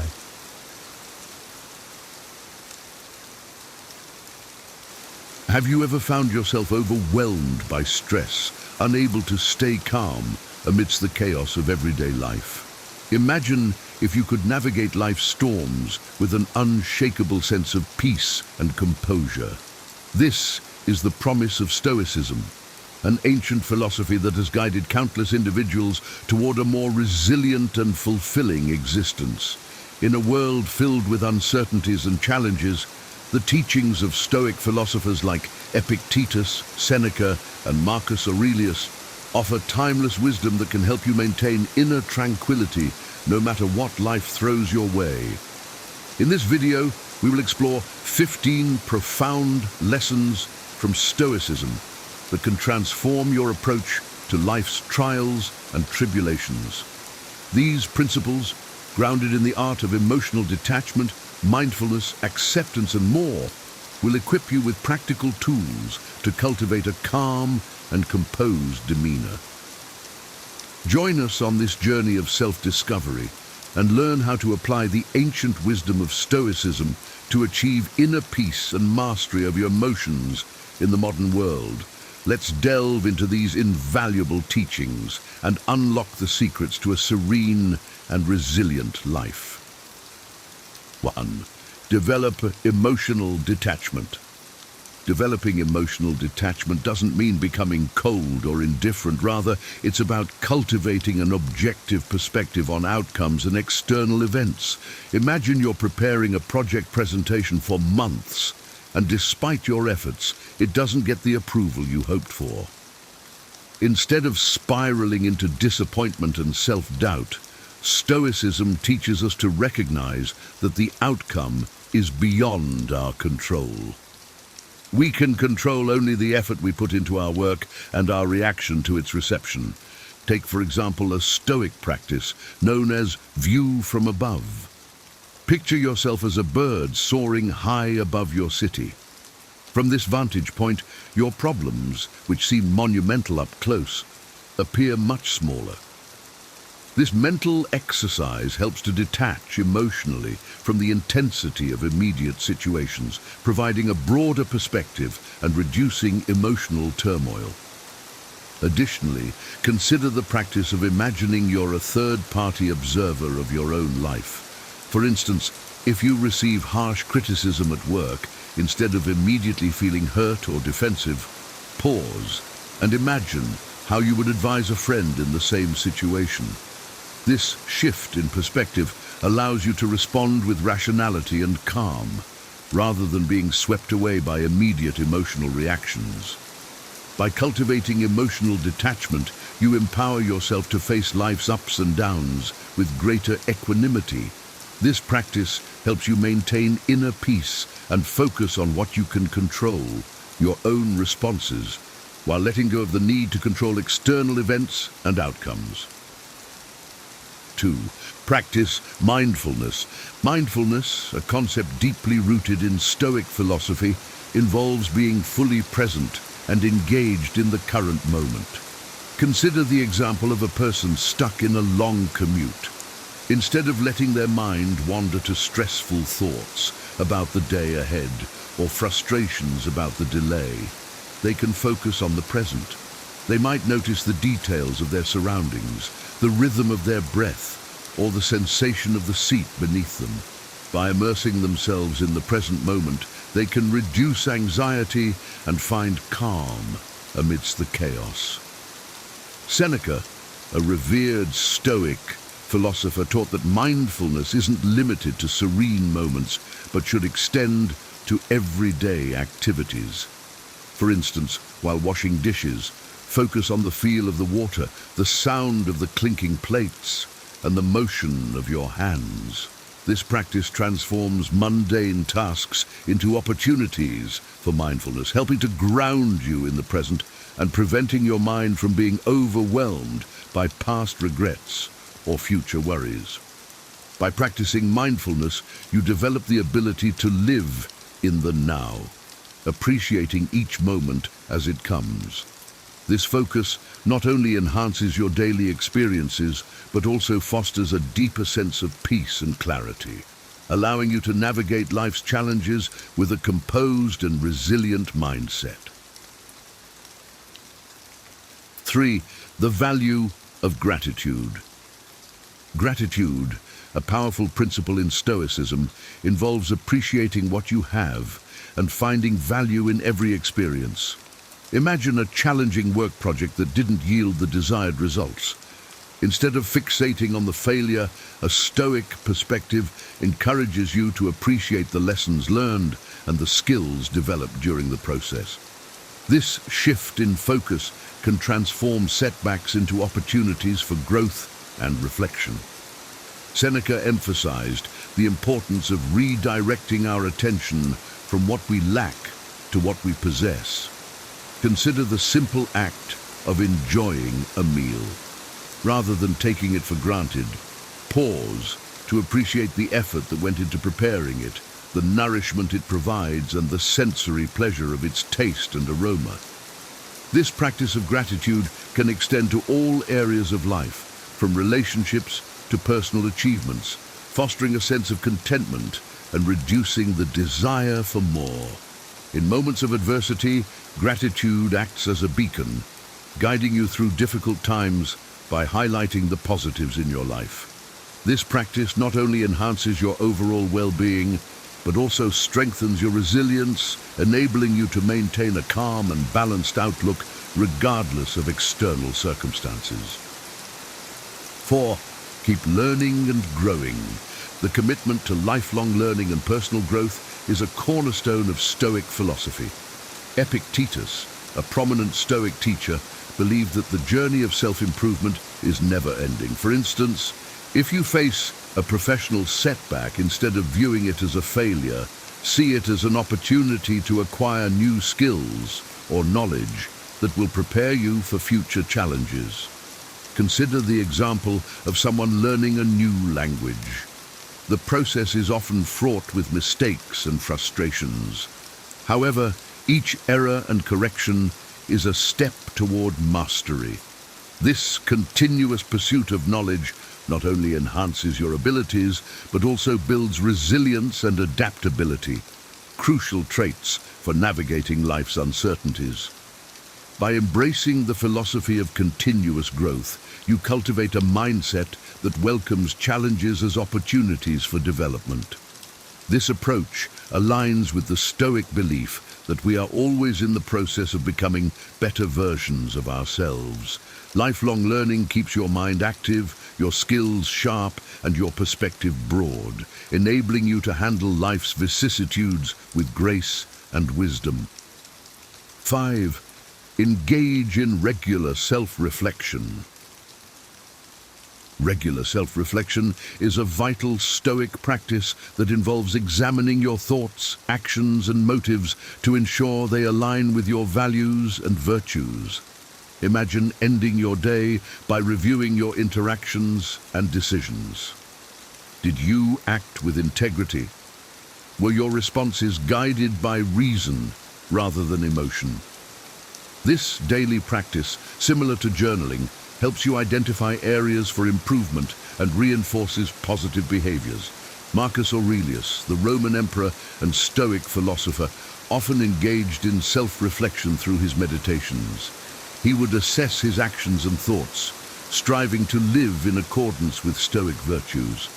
This habit of introspection allows you to learn from your experiences, correct mistakes, and cultivate a more virtuous and composed character. By dedicating time to self-reflection, you gain deeper insights into your behavior and motivations, fostering personal growth and self-awareness. This practice not only enhances your ability to live a virtuous life, but also equips you with the clarity and inner strength needed to face life's challenges with confidence and serenity. 6. Be virtuous. Living a virtuous life is at the heart of Stoic philosophy. The 4 cardinal virtues, wisdom, courage, justice, and temperance, serve as guiding principles. For example, wisdom helps you make sound decisions. Courage enables you to face fears and challenges. Justice ensures fair and ethical behavior, and temperance promotes self-control and moderation. Imagine a scenario where you must make a difficult decision at work. By applying wisdom, you consider the long-term consequences and ethical implications. Courage helps you take necessary actions despite potential backlash. Justice ensures that your decision is fair to all parties involved, and temperance prevents you from being swayed by extreme emotions. By embodying these virtues, you create a foundation for a balanced and harmonious life. Virtuous living not only enhances your personal integrity and relationships, but also fosters inner peace and stability. As you strive to align your actions with these virtues, you cultivate a resilient and composed character, capable of withstanding life's adversities with grace and dignity. 7. Embrace voluntary discomfort. Stoics believe in periodically exposing themselves to discomfort to build mental and physical resilience. Consider the practice of fasting.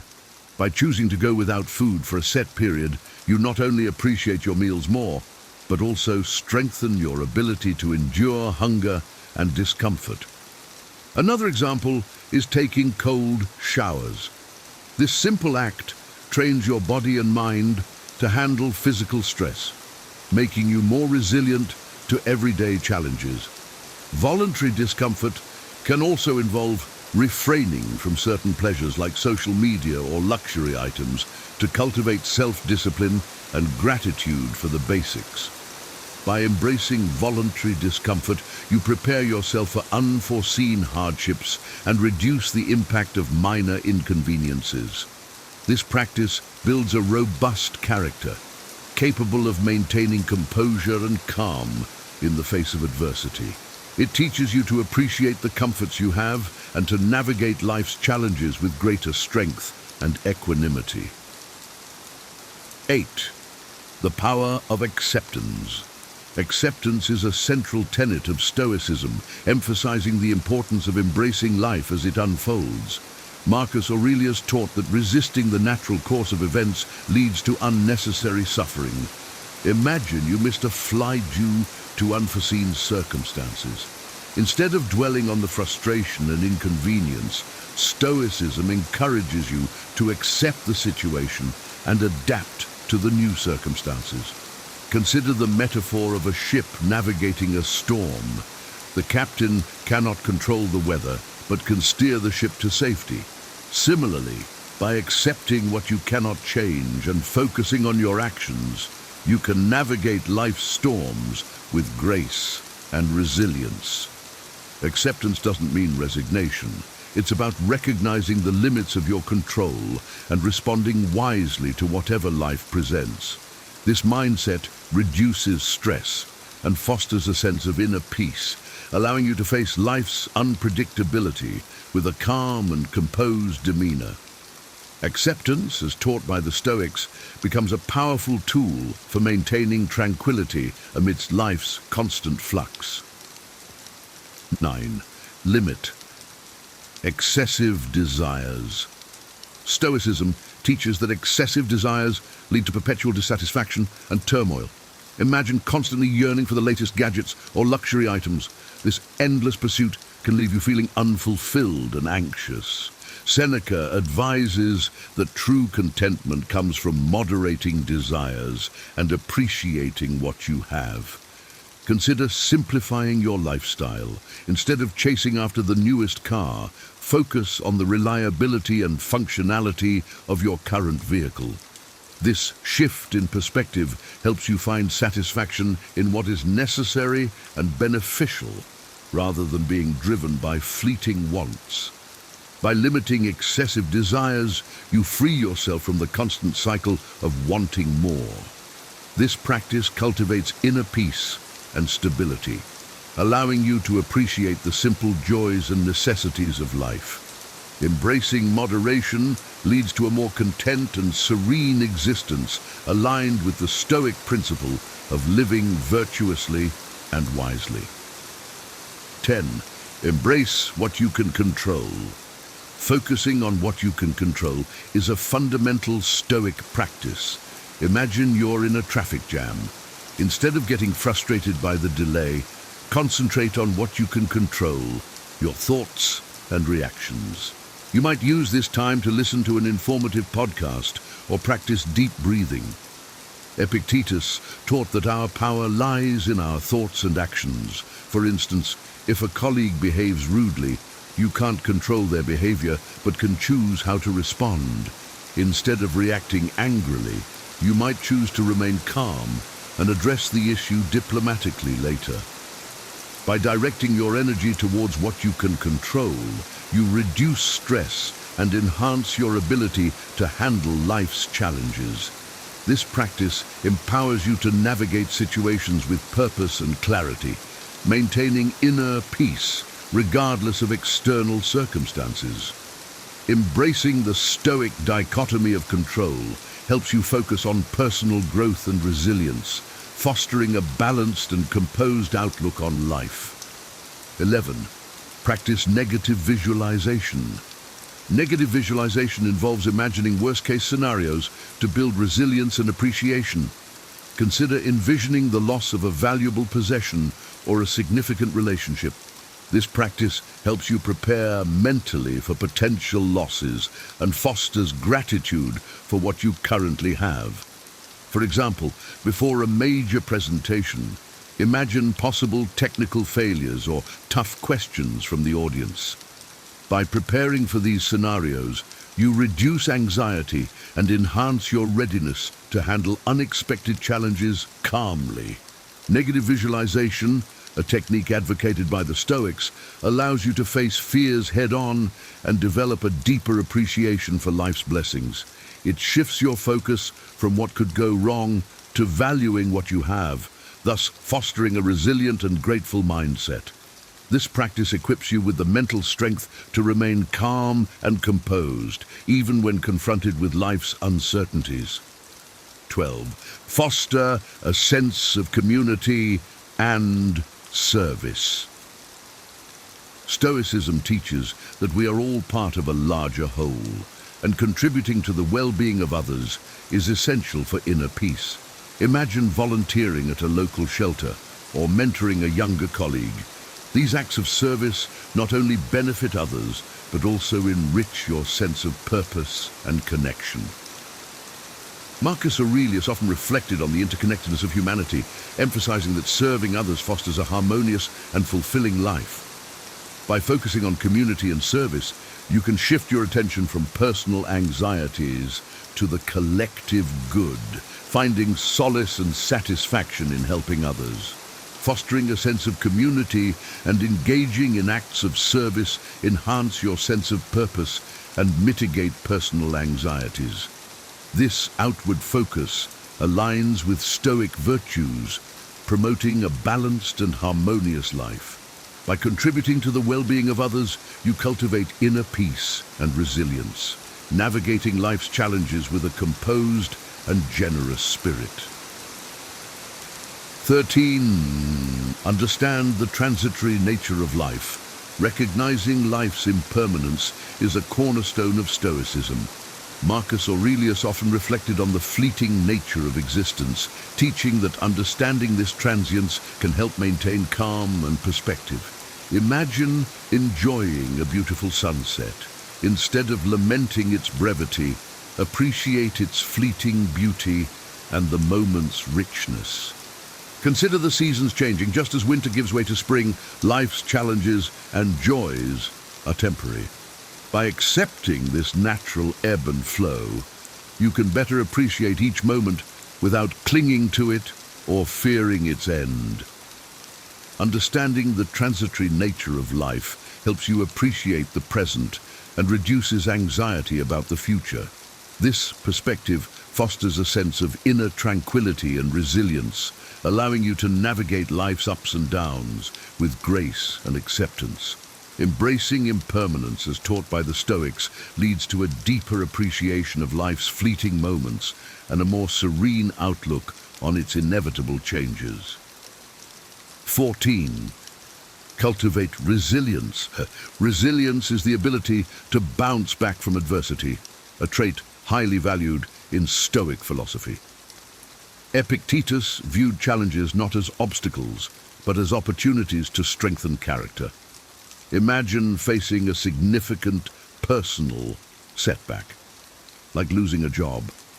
Instead of succumbing to despair, use this situation to develop new skills or explore new career paths. Consider the story of a tree battered by storms. Its roots grow deeper and stronger with each challenge it faces. Similarly, by embracing adversity, you can develop a more robust and resilient character. Each difficulty you overcome adds to your inner strength and fortitude. Cultivating resilience enables you to face life's inevitable challenges with confidence and grace. This Stoic practice helps you see adversity as a catalyst for personal growth, transforming obstacles into opportunities. By building resilience, you enhance your ability to maintain calm and composure, navigating life's storms with an unyielding and courageous spirit. 15. Choose your response. The power of choice in responding to external events is a key Stoic lesson. Epictetus taught that while we cannot control what happens to us, we can control our reactions. For instance, if someone cuts you off in traffic, you can choose to react with anger or remain calm and let it go. Imagine facing a sudden job loss. Instead of reacting with panic, choose to see it as an opportunity for new beginnings. Focus on what you can do next, updating your resume, networking, and exploring new career options. Choosing your response empowers you to maintain inner peace and control over your emotions. This practice aligns with the Stoic principle of focusing on what you can control, fostering a balanced and composed outlook on life. By consciously shaping your reactions, you can navigate life's challenges with wisdom and resilience, maintaining calm amidst the chaos. In conclusion, in a world where chaos and unpredictability seem to reign supreme, the timeless wisdom of Stoicism offers a beacon of hope and a path to inner tranquility. By embracing the 15 lessons we've explored, from practicing mindfulness and gratitude to cultivating resilience and understanding life's impermanence, you can transform your approach to everyday challenges and find peace amidst the storm. These Stoic principles are not mere abstract concepts, but practical tools that can be integrated into your daily life. They encourage you to focus on what you can control, accept what you cannot, and respond to life's trials with wisdom and grace. Whether it's through self-reflection, voluntary discomfort, or continuous learning, each lesson provides a unique strategy to strengthen your character and enhance your emotional resilience. Remember, the journey to a calm and composed life is ongoing. It's about progress, not perfection. By consistently applying these Stoic teachings, you can cultivate a mindset that embraces life's uncertainties with courage and equanimity. As you continue to grow and evolve, let these ancient insights guide you toward a more serene, fulfilling existence. Thank you for joining us on this exploration of Stoic philosophy. May these lessons inspire you to live with greater wisdom, courage, and inner peace, no matter what challenges you may face. Here are 10 powerful Stoic strategies to handle criticism like a master. What if you could turn every criticism into a tool for growth instead of a source of pain? These timeless Stoic principles will show you how to stay calm, confident, and in control no matter what life throws at you. Most people crumble under criticism or lash out defensively, but the Stoics knew better. They turned adversity into an advantage. Imagine hearing harsh words and walking away stronger, not defeated. One of these techniques helped Marcus Aurelius, a Roman emperor, lead with wisdom even under constant scrutiny. Another can help you stay composed during the toughest conversations at work or at home. By the end of this video, you'll not only understand how to handle criticism, but also how to thrive because of it. Whether it's feedback from a boss, a snide remark from a friend, or an online comment that stings, you'll have the tools to respond with grace and grow from every challenge. Let's dive in.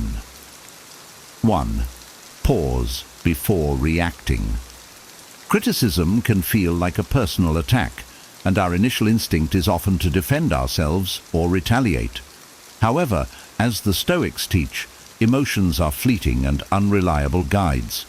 Taking a moment to pause and reflect can completely shift the way we perceive and respond to criticism. For example, imagine you're presenting a project at work and your manager says, "This isn't what we were expecting."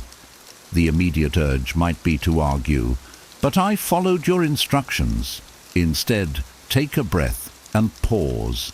Say something neutral like, "I'd love to understand more about what you were expecting." This gives you time to compose yourself and opens the door to constructive dialogue.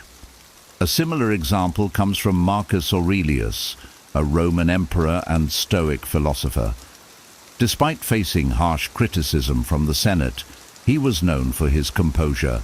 Instead of reacting impulsively, Marcus would listen, reflect, and respond with calmness.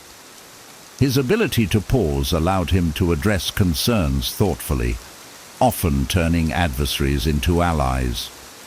In our daily lives, this principle can be applied in personal relationships. If a friend says, "You're always late," the immediate reaction might be defensive. "No, I'm not." But pausing allows us to consider, are they right? How can I improve? This not only diffuses tension, but also demonstrates emotional maturity. Pausing doesn't mean suppressing your feelings. It means acknowledging them without letting them dictate your actions.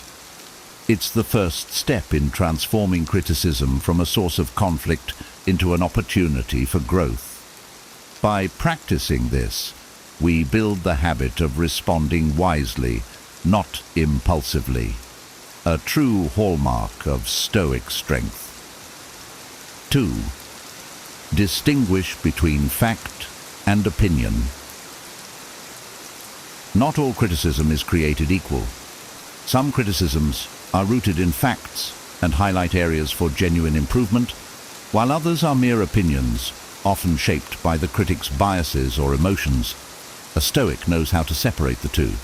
For instance, imagine a scenario where you're a writer and someone says, "Your grammar is terrible."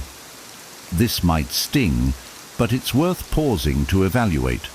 If a specific grammatical mistake is pointed out, it's a factual criticism and an opportunity to improve your skills. On the other hand, if someone says, "I hate your writing style," it's purely subjective. Writing style is personal, and not everyone will resonate with it.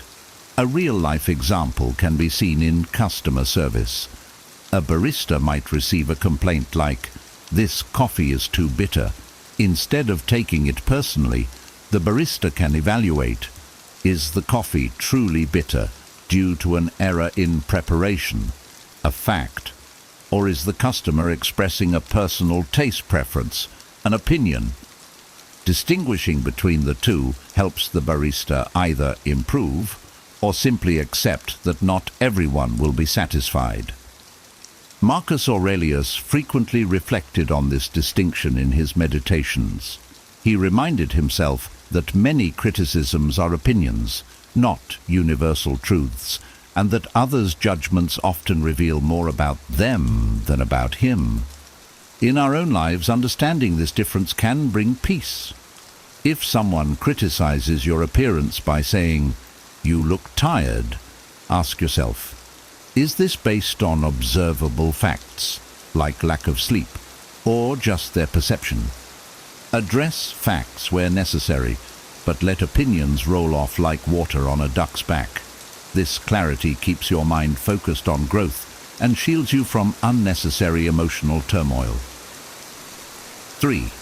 Embrace criticism as feedback. Criticism, especially when delivered constructively, is one of the most valuable tools for personal growth. However, embracing it requires a shift in mindset. Seeing criticism not as an attack, but as feedback meant to help us improve. Take the example of Thomas Edison, the inventor of the light bulb.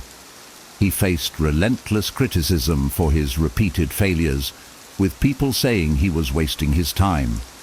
Instead of letting their words discourage him, Edison famously said, "I have not failed. I've just found 10,000 ways that won't work." By viewing criticism as feedback, he used it to refine his approach, ultimately achieving one of the greatest inventions in history. In a modern workplace setting, consider a scenario where your manager reviews your report and says, "This section isn't clear." Instead of feeling offended, ask, "Can you help me understand which parts are unclear and how I can improve them?" This response not only shows your willingness to grow, but also turns the criticism into actionable insights. A personal example could involve fitness.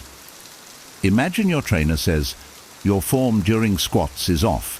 It might feel like a blow to your ego, but instead of reacting defensively, ask for guidance. What can I adjust to improve?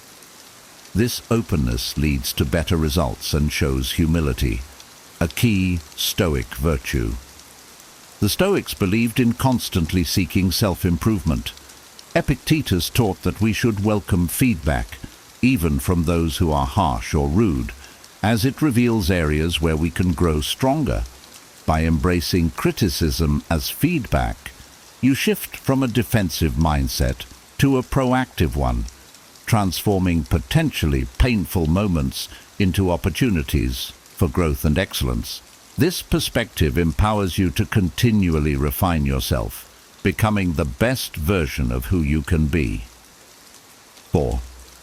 Remember your inner fortress. Criticism can shake us if we allow it to. However, the Stoics believed in cultivating an inner fortress, a secure sense of self-worth built on virtues, not external opinions. This mindset helps us weather any storm of negativity with grace and confidence. Consider the story of Eleanor Roosevelt.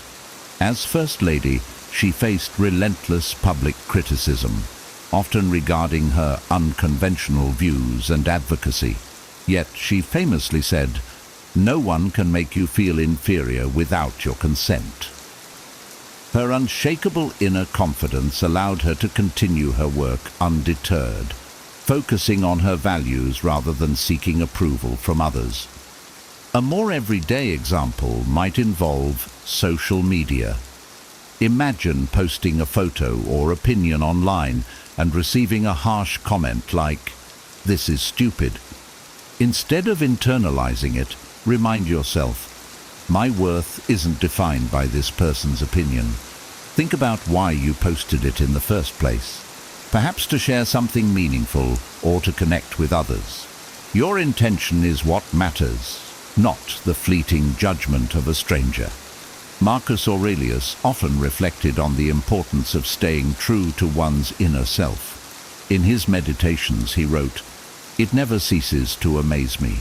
We all love ourselves more than other people, but care more about their opinions than our own." This reminder to value your judgment over external criticism is central to Stoic resilience. To build your inner fortress, focus on your values, integrity and growth. If you know you're acting with virtue and striving to improve, external criticism loses its power. Like a castle standing tall against the winds, your sense of self will remain steadfast, enabling you to navigate criticism without losing your balance. This inner strength turns critiques into passing breezes, not earthquakes. 5. Seek the kernel of truth. Criticism, even when harsh or poorly delivered, often carries a nugget of truth that can help you grow if you're willing to look for it. The Stoics believed in self-awareness and the courage to confront our flaws. By seeking the kernel of truth in criticism, we turn it into a mirror for self-improvement. For example, consider a scenario where a colleague says, "You're always late to meetings." The word "always" might be an exaggeration, and the tone might feel accusatory. But is there truth in the statement? Reflect honestly. Have I been late recently? If so, why? If the answer is yes, the criticism points to an area for improvement, punctuality, regardless of how it was delivered. A historical example is Abraham Lincoln. Early in his political career, he was often criticized for being indecisive and inexperienced. Instead of dismissing these critiques, he examined them carefully, identifying areas where he lacked knowledge and taking deliberate steps to educate himself. Over time, this humility and openness to feedback made him one of the most respected leaders in history. In personal relationships, a partner might say, "You don't listen to me." while it might feel unfair, asking yourself, is there some truth to this? Could reveal moments where you were distracted or dismissive. Acknowledging this truth allows you to work on being more present and attentive. Epictetus encouraged his students to be grateful for honest feedback, even if it stung. He believed that recognizing and addressing our weaknesses is the path to virtue. Seeking the truth in criticism, even when it's unpleasant, shows strength and wisdom. By doing so, you transform critiques into stepping stones for growth, making even your harshest critics unintentional allies in your self-improvement journey. 6. Don't take it personally. One of the most liberating Stoic principles is recognizing that criticism often says more about the critic than the criticized. By not taking things personally, you free yourself from the emotional weight of others' opinions and maintain clarity in your response. Imagine a scenario at work where a teammate says, "Your idea will never work. It's too risky." It's easy to feel insulted, but consider the critic's perspective. Their reaction may stem from their own fear of risk or past failures, not the merit of your idea. Instead of internalizing their judgment, focus on the facts and move forward confidently. A historical example is Mahatma Gandhi. As a leader advocating for nonviolent resistance, he faced ridicule and harsh criticism from both supporters and opponents. Yet, Gandhi famously said, "Nobody can hurt me without my permission."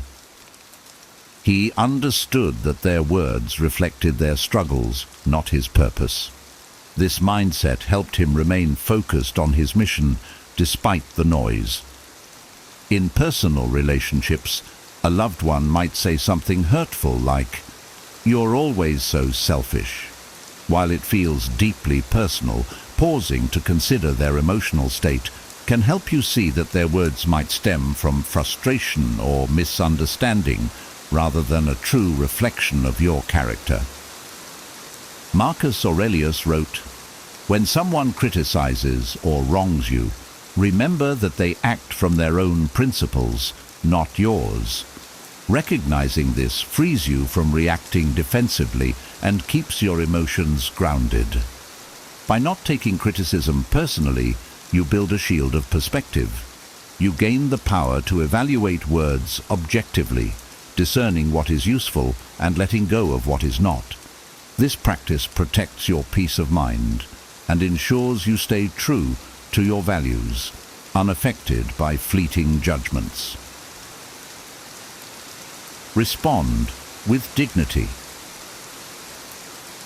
The Stoics emphasized that how we respond to criticism defines our character more than the criticism itself. Choosing to respond with dignity, calmly and respectfully, reflects emotional maturity and strength, disarming negativity and fostering constructive dialogue. Imagine receiving a harsh critique during a meeting. Your plan is completely unrealistic.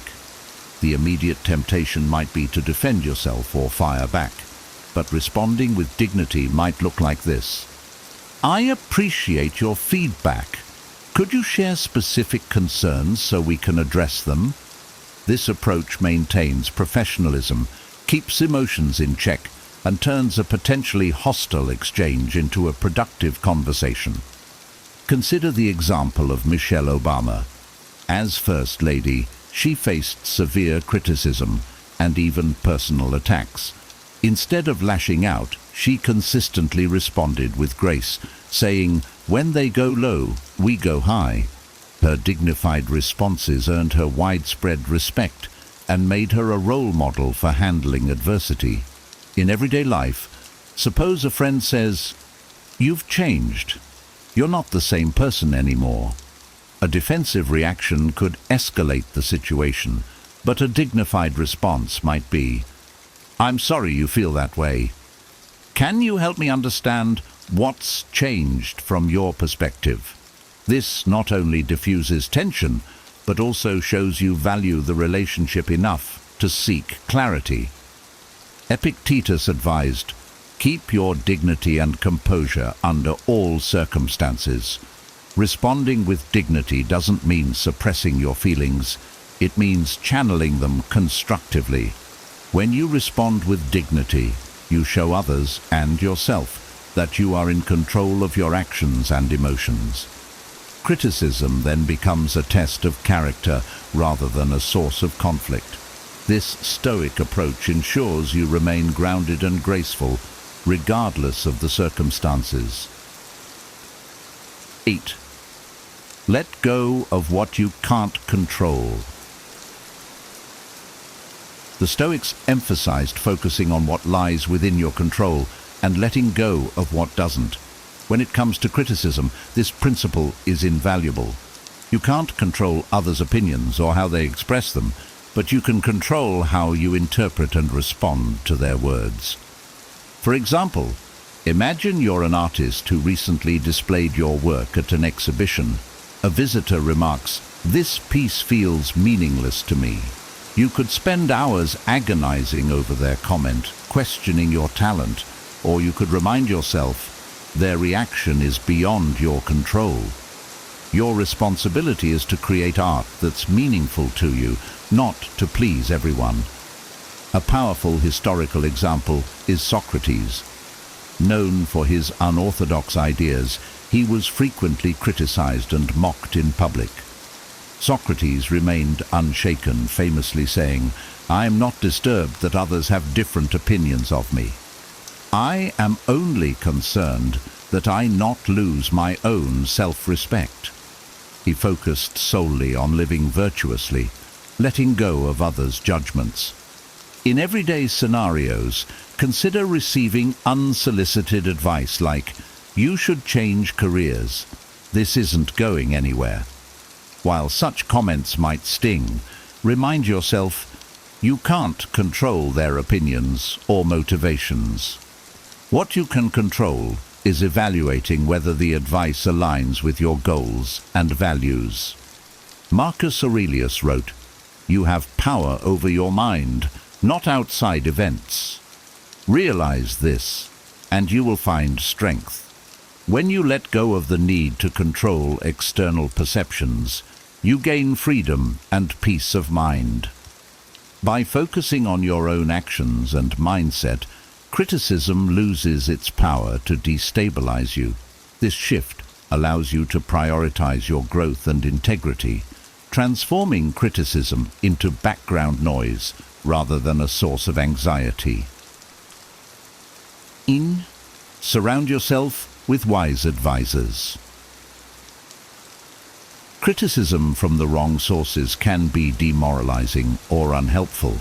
That's why the Stoics valued the company of wise and virtuous individuals whose feedback is grounded in truth and a genuine desire to help you grow. Surrounding yourself with people you trust ensures the criticism you receive is constructive and valuable. For instance, think about professional athletes. A tennis player might receive criticism from thousands of fans and commentators, but they'll turn to their coach for actionable feedback.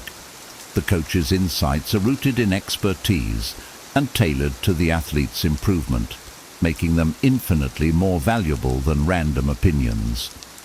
A historical example is Roman Emperor Marcus Aurelius.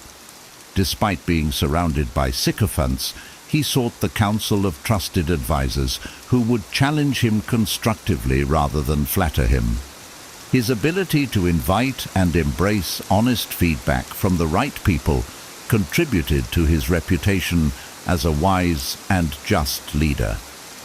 In your personal life, imagine a situation where you're criticized by a colleague who barely knows you. Their comment may feel unfair or uninformed. Instead of dwelling on it, consult a mentor or a trusted friend. "Here's the feedback I received. What's your perspective?" Their guidance, grounded in their understanding of your character and abilities, is far more meaningful. Epictetus advised, "Seek the company of those who make you better." When you surround yourself with people who genuinely care about your growth, their feedback becomes a tool for improvement, not a weapon for harm. By prioritizing the wisdom of trusted advisors over the noise of general criticism, you gain clarity and direction.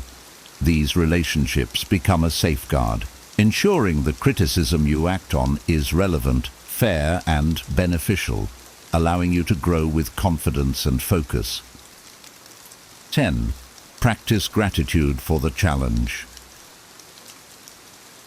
The Stoics believed that every adversity, including criticism, is an opportunity to grow stronger and wiser.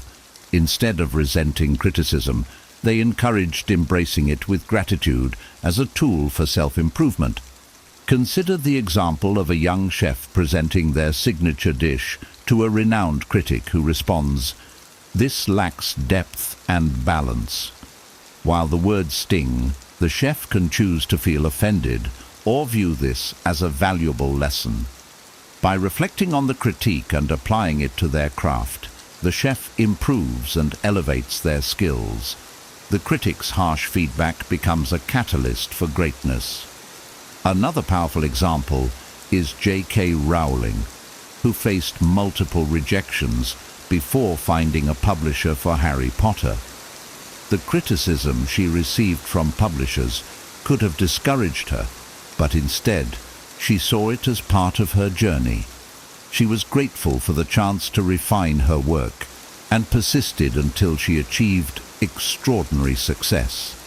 In daily life, criticism might come from a partner saying, "You never listen to me." While it's easy to react defensively, consider practicing gratitude.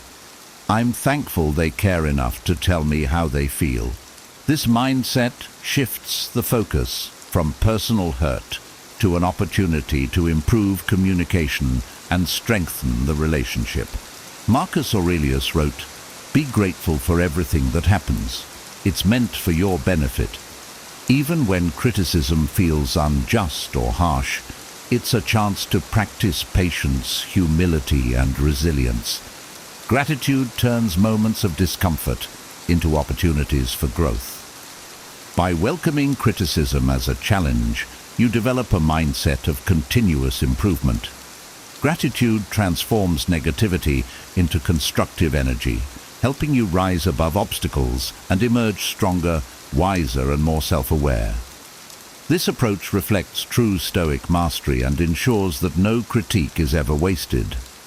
Handling criticism is never easy, but by applying these 10 Stoic strategies, you can turn every critique into a chance to grow stronger, wiser, and more resilient. Remember, it's not the criticism itself, but how you respond that defines you. Whether it's pausing before reacting, seeking the truth in feedback, or practicing gratitude for the challenge, these tools can transform negativity into personal growth. If you found value in these ideas, make sure to like this video to support the channel and help others discover it. Don't forget to subscribe for more timeless wisdom and practical strategies for living a better life. I'd love to hear from you. What's the most impactful takeaway for you? How have you handled criticism in your life? Share your thoughts and experiences in the comments below. Your insights could inspire others on their journey. Thank you for watching, and I'll see you in the next video. Stay wise and resilient. Here are 10 terrible signs you're being manipulated. Signs so subtle they might be controlling your life without you even noticing. Think about this.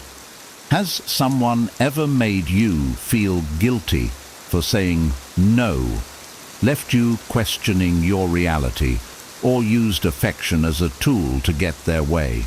These aren't just annoying behaviors, they're calculated strategies to keep you under their control. But here's the twist. You don't have to stay trapped. The ancient Stoics faced manipulation in their own time, and their wisdom can help you recognize and resist it today. In this video, we'll break down these 10 toxic behaviors and show you how Stoic principles can arm you against them. Whether it's emotional coercion, gaslighting, or weaponized flattery, you'll learn how to reclaim your power and build a fortress of inner peace. Stick with me. You'll walk away stronger, smarter, and completely unshakable. 1. Emotional coercion. The silent manipulation. Have you ever felt an uncomfortable weight on your shoulders, like someone was making you responsible for their feelings or decisions? Emotional coercion works this way. It's subtle, yet it has a profound impact on your sense of freedom. A friend might say, "If you don't come to my party, I'll be so hurt." Or a partner might suggest, "You don't love me if you won't do this for me." These statements plant seeds of guilt, fear, or obligation, manipulating you into compliance. Stoicism offers a powerful antidote. It teaches that our emotions and reactions are entirely within our control. Epictetus reminds us, it's not events themselves that disturb people, but their judgments about them. In this case, the manipulator's words are not the problem. Our reaction to them is.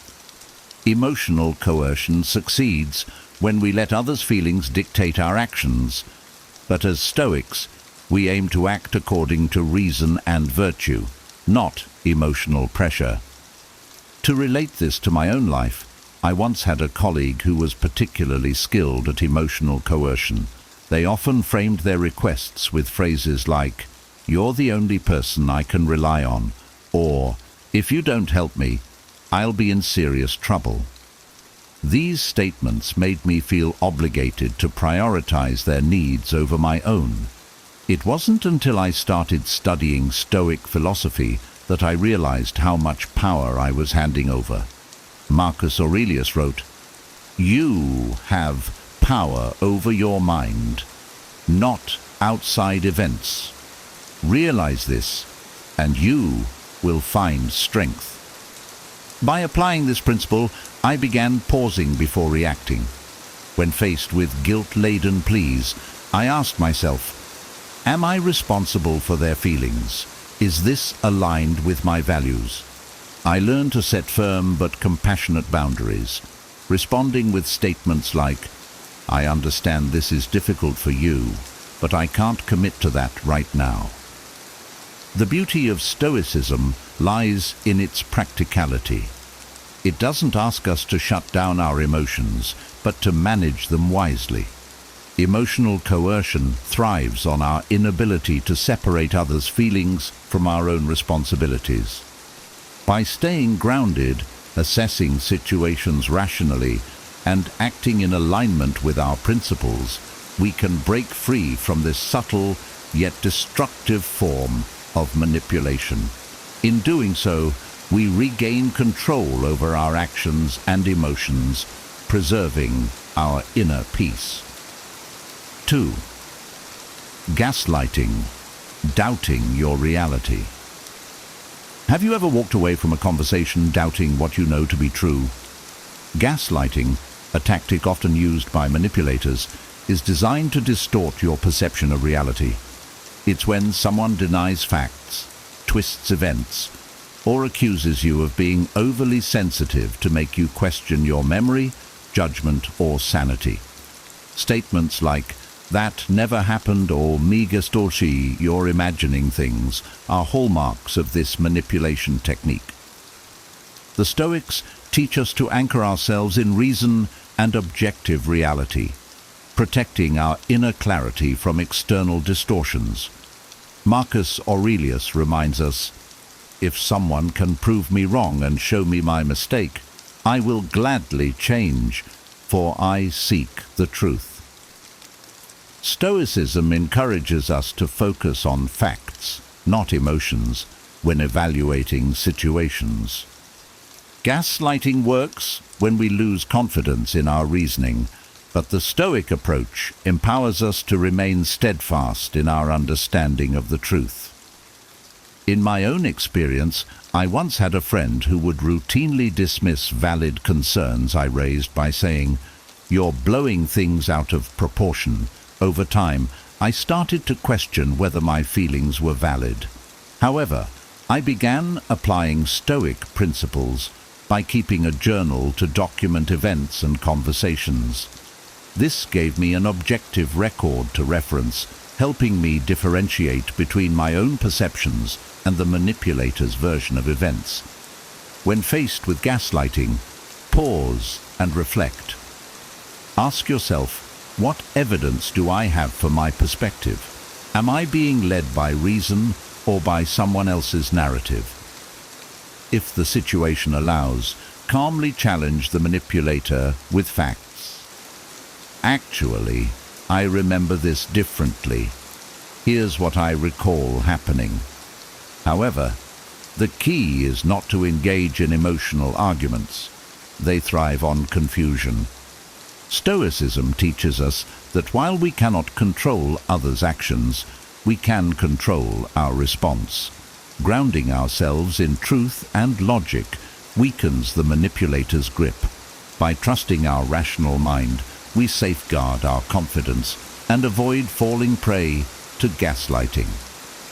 3. Excessive flattery. Sweet words with bitter intentions. Have you ever been overwhelmed by compliments, only to realize later that they came with strings attached? Excessive flattery is a manipulator's tool to gain your trust and lower your defenses. They might say things like, "You're so amazing. No one else could do this as well as you." While it feels good in the moment, it's often a calculated attempt to exploit your desire for approval. Stoicism warns us against attaching our self-worth to others' opinions. Seneca advised, "A wise man is neither elevated by praise nor depressed by blame." Excessive flattery becomes manipulation when we rely on it to feel validated. A Stoic knows that true worth comes from living virtuously, not from the approval of others. I recall working with someone who constantly praised my work, telling me, "You're the best team player we have." I felt proud, but soon noticed a pattern. Every compliment was followed by a request, often for tasks that weren't my responsibility. Stoicism helped me step back and evaluate their motives. Were they genuinely appreciative, or was their praise a prelude to manipulation? To handle such situations, focus on staying humble and grounded. Acknowledge the compliment, but don't let it cloud your judgment. Instead of feeling obligated, calmly assess the request's merit. Say, "Thank you for the kind words, but let me consider if I can help with that."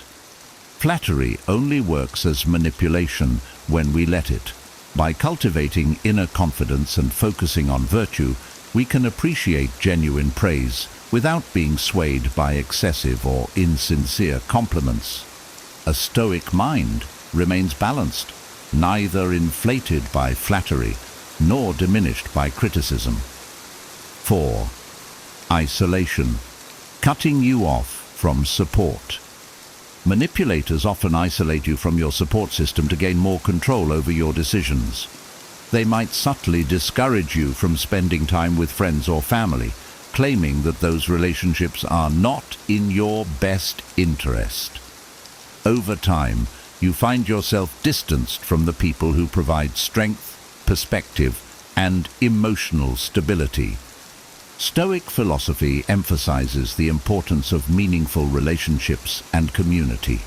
Marcus Aurelius wrote, "We are made for cooperation, like feet, hands, eyelids, or the rows of the upper and lower teeth." This reminds us that human connections are essential, not obstacles to be removed. Recognizing attempts at isolation allows us to remain connected to the relationships that nourish and support us. In my life, I once dealt with someone who constantly questioned my closest friendships. They would say things like, "Are they really there for you?" or "I think they're jealous of our bond." Their subtle remarks made me doubt my friends and rely more on the manipulator for support. But when I applied Stoic principles, I started to see through their tactics. By evaluating relationships objectively, I realized the manipulator's claims didn't align with reality. To counter isolation, actively nurture your relationships and seek diverse perspectives. Stoicism teaches us to act in accordance with reason, and part of that involves valuing the people who truly care for us. Don't let anyone dictate whom you can or cannot trust without evidence. Stay grounded and maintain the connections that bring balance and joy to your life. 5. Playing the victim. Weaponizing helplessness. Manipulators often present themselves as victims to elicit sympathy and shift the burden of responsibility onto you. They might recount endless tales of mistreatment or unfairness, subtly implying that it's your duty to make things right for them. While compassion is a virtue, Stoicism warns us against allowing pity to cloud our judgment. Epictetus advised, "Make the best use of what is in your power and take the rest as it happens." Manipulators exploit your kindness, but it's essential to remember that their circumstances are outside your control. You cannot solve every problem they present, nor should you feel obligated to. I encountered someone who frequently lamented their misfortunes, from financial woes to strained relationships. Initially, I felt compelled to help, offering my time, energy, and resources. However, their problems persisted, and I began to notice a pattern. They weren't seeking solutions, just attention and compliance. Stoicism helped me step back and ask myself, am I truly helping, or am I enabling their behavior? The key to dealing with this manipulation is to approach it rationally. Offer support when appropriate, but set clear boundaries. Ask yourself whether your involvement aligns with your values, or if it simply feeds their dependency. By focusing on what you can control, your actions and intentions, you prevent their victimhood from dictating your choices. 6. Exploiting vulnerabilities, using your weaknesses against you. A manipulator will often identify and exploit your vulnerabilities, turning your fears, insecurities, or desires into leverage. They may subtly remind you of past failures or insecurities, using them to steer your decisions in their favor. Stoic wisdom teaches us to embrace self-awareness and strengthen our inner resilience. Seneca wrote, "We suffer more often in imagination than in reality." Recognizing and accepting your vulnerabilities is the first step to preventing their misuse. By owning your flaws, you take away the manipulator's power to use them against you. I once confided in someone about my fear of failure in a project. Later, when disagreements arose, they would say things like, "If you don't do this my way, you might regret it later." Their words tapped into my fear, making me doubt my instincts. But through Stoic practice, I learned to confront my insecurities directly. By reminding myself that failure is a natural part of life and a chance to grow, I stopped allowing them to control me through fear. Strengthening your inner fortitude weakens the manipulator's influence. Accept your vulnerabilities, but don't let them define you. A Stoic faces weaknesses with courage and works to transform them into sources of strength. 7. Withholding information, controlling through secrecy. Manipulators often withhold crucial information to maintain control over you. They might selectively share details, leaving you feeling uncertain or dependent on them for clarity. By keeping you in the dark, they can shape narratives and steer your decisions in their favor. Stoicism emphasizes the pursuit of truth and clarity. Marcus Aurelius wrote, "Let your understanding be clear and distinct, and your judgments unaffected by mere appearances." To counter this manipulation, a Stoic seeks facts and avoids making assumptions based on incomplete information. I've experienced situations where someone withheld key details in a professional setting, framing the situation in a way that suited their agenda. It wasn't until I asked specific questions and sought other perspectives that I realized I wasn't getting the full picture. The Stoic principle of rational inquiry helped me take a step back and recognize that clarity comes from actively seeking knowledge rather than passively accepting what's given. When you suspect someone is withholding information, remain calm and ask direct, respectful questions. Don't allow fear or frustration to cloud your judgment. Instead, approach the situation methodically, seeking the facts before drawing conclusions.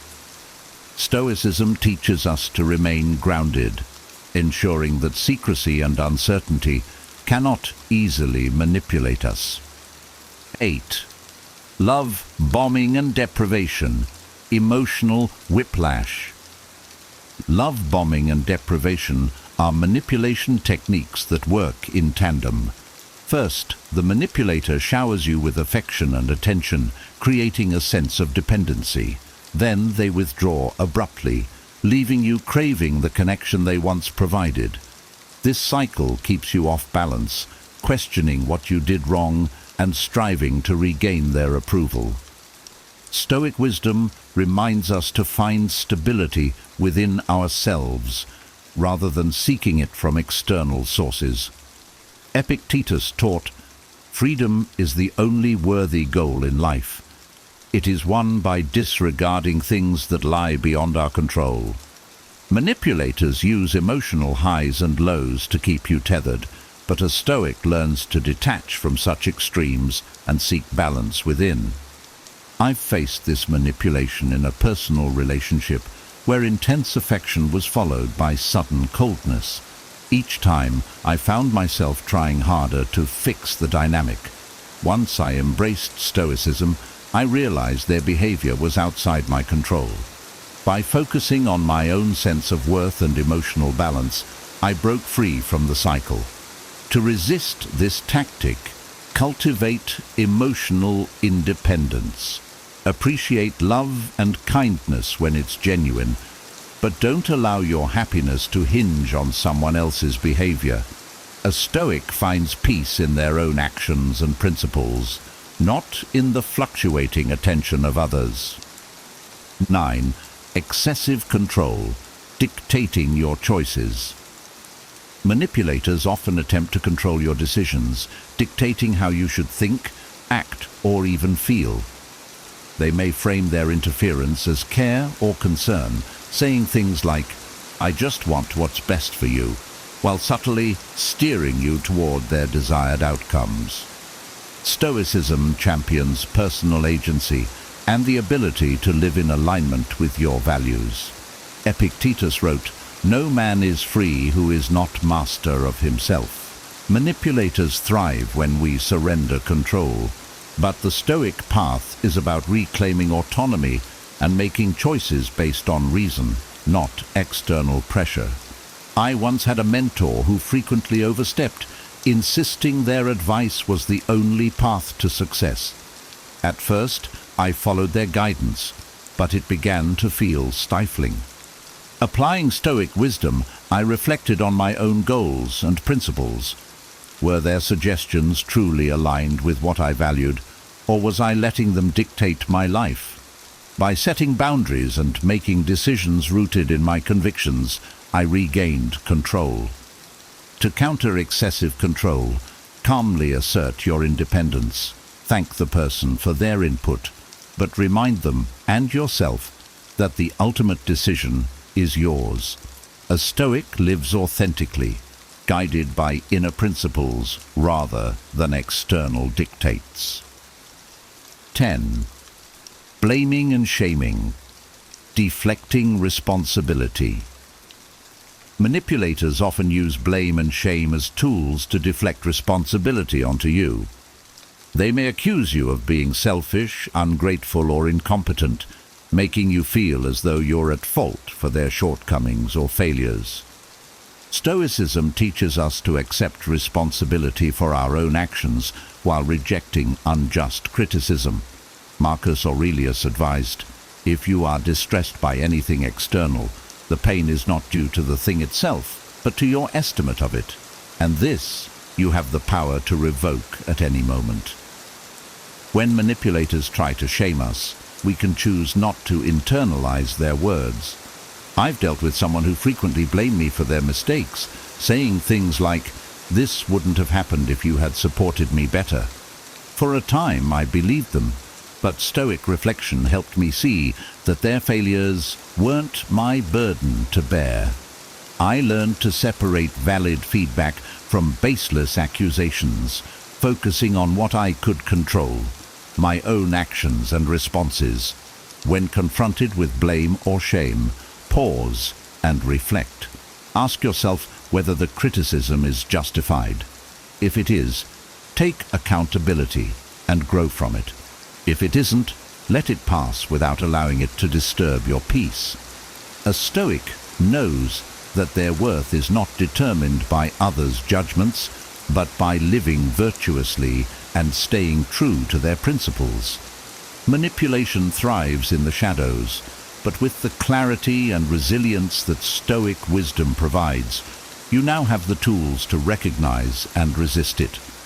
By identifying these 10 signs and staying anchored in your values, you can protect your peace and reclaim your personal freedom. If you found this video helpful, don't forget to like it. It really supports the channel. Subscribe for more Stoic insights and practical advice to empower your daily life, and I'd love to hear from you. Which of these signs resonated with you the most? Or do you have your own experiences or takeaways to share? Drop them in the comments below. I read and value every single one. Together, let's build a community grounded in wisdom, strength, and mutual support. See you in the next video. What if the secret to resolving conflicts lay not in the strength of your arguments, but in the calm of your mind? Imagine transforming heated disagreements into opportunities for growth and understanding, simply by adopting ancient wisdom. Stoic philosophy, with its profound insights into human behavior and emotional resilience, offers timeless strategies for navigating conflicts with grace and effectiveness. Conflicts are an inevitable part of life, arising in personal relationships, professional settings, and even within ourselves. How we handle these disagreements can significantly impact our well-being and the quality of our relationships. Instead of succumbing to anger or frustration, what if you could approach conflicts with the steady composure of a Stoic, turning potential discord into harmonious resolution? In this guide, we will explore Stoic-inspired strategies to help you navigate conflicts wisely. From using humor to ease tensions to practicing gratitude and setting boundaries, these approaches will empower you to manage disputes with a clear and balanced mindset. Embrace the wisdom of the Stoics and discover how to transform conflicts into opportunities for deeper understanding and personal growth. Number 1, use humor wisely. Humor, when used wisely, can be a powerful tool in conflict resolution. It has the potential to lighten the mood, ease tensions, and foster a sense of openness. In the midst of a heated argument, a well-timed joke or a light-hearted comment can act as a pressure valve, releasing the built-up stress and allowing both parties to step back from the brink of escalation. However, the key lies in the appropriateness of the humor. It must be relevant to the situation and sensitive to the emotions involved.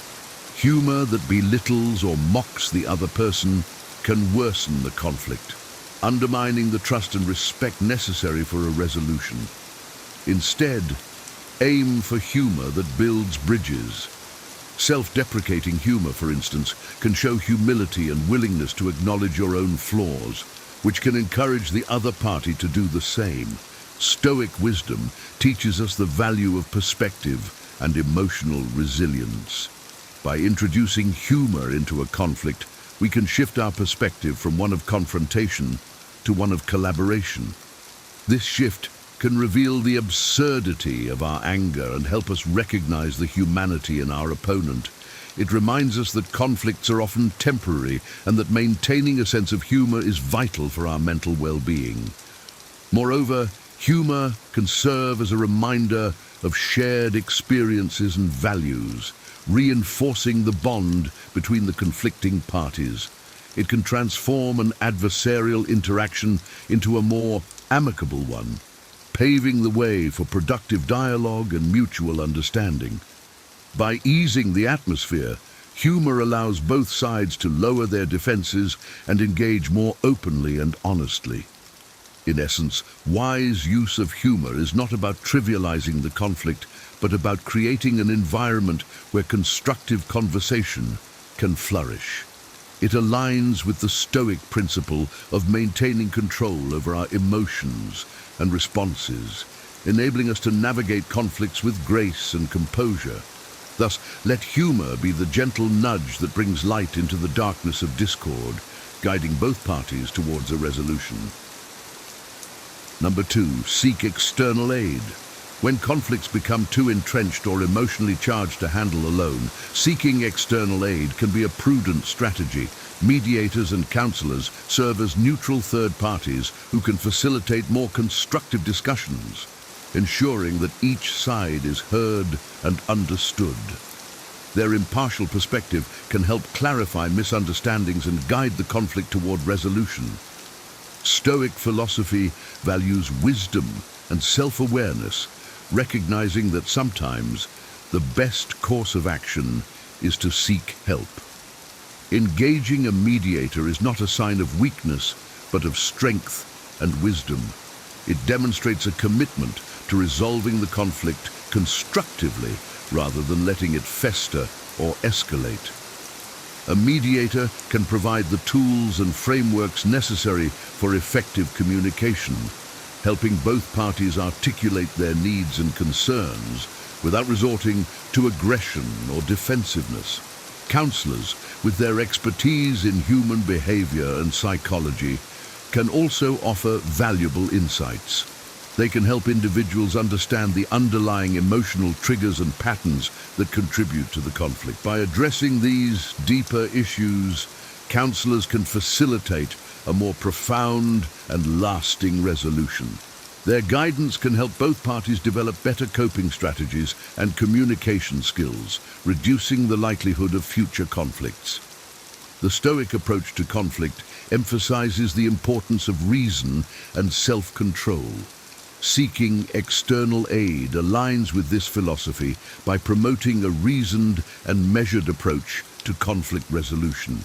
It encourages individuals to step back from their emotions and consider the situation from a broader perspective. This detachment can lead to more thoughtful and effective solutions, fostering mutual respect and understanding. In conclusion, seeking external aid in the form of mediators or counselors can transform the conflict resolution process. It embodies the Stoic principles of wisdom, self-awareness, and rationality, enabling individuals to navigate conflicts with greater clarity and composure. By recognizing the value of external support, we can approach conflicts with a more open mind and a greater willingness to find common ground. Number 3, practice gratitude. Gratitude is a powerful practice that can transform our approach to conflicts. By shifting our focus from what we lack or what is troubling us to what we have and appreciate, we can change our perspective and reduce negative emotions.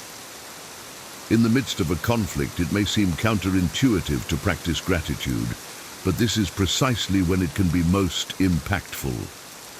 Marcus Aurelius, a prominent Stoic philosopher, often wrote about the importance of gratitude in maintaining a tranquil mind. By reflecting on the positive aspects of the situation or the person you're in conflict with, You can soften your stance and reduce the emotional charge of the disagreement. This shift in perspective can help you approach the conflict with a more balanced and composed mindset. Gratitude helps to remind us of the humanity in our opponent. It encourages us to see beyond the immediate conflict and recognize the shared experiences and values that connect us. This recognition can foster empathy and understanding, creating a foundation for more constructive dialogue. It also helps to mitigate the sense of animosity that can fuel conflicts, allowing for a more open and respectful exchange of ideas. Moreover, gratitude can serve as a grounding force, helping you stay centered and calm. When you focus on what you appreciate, you're less likely to be swayed by anger or frustration.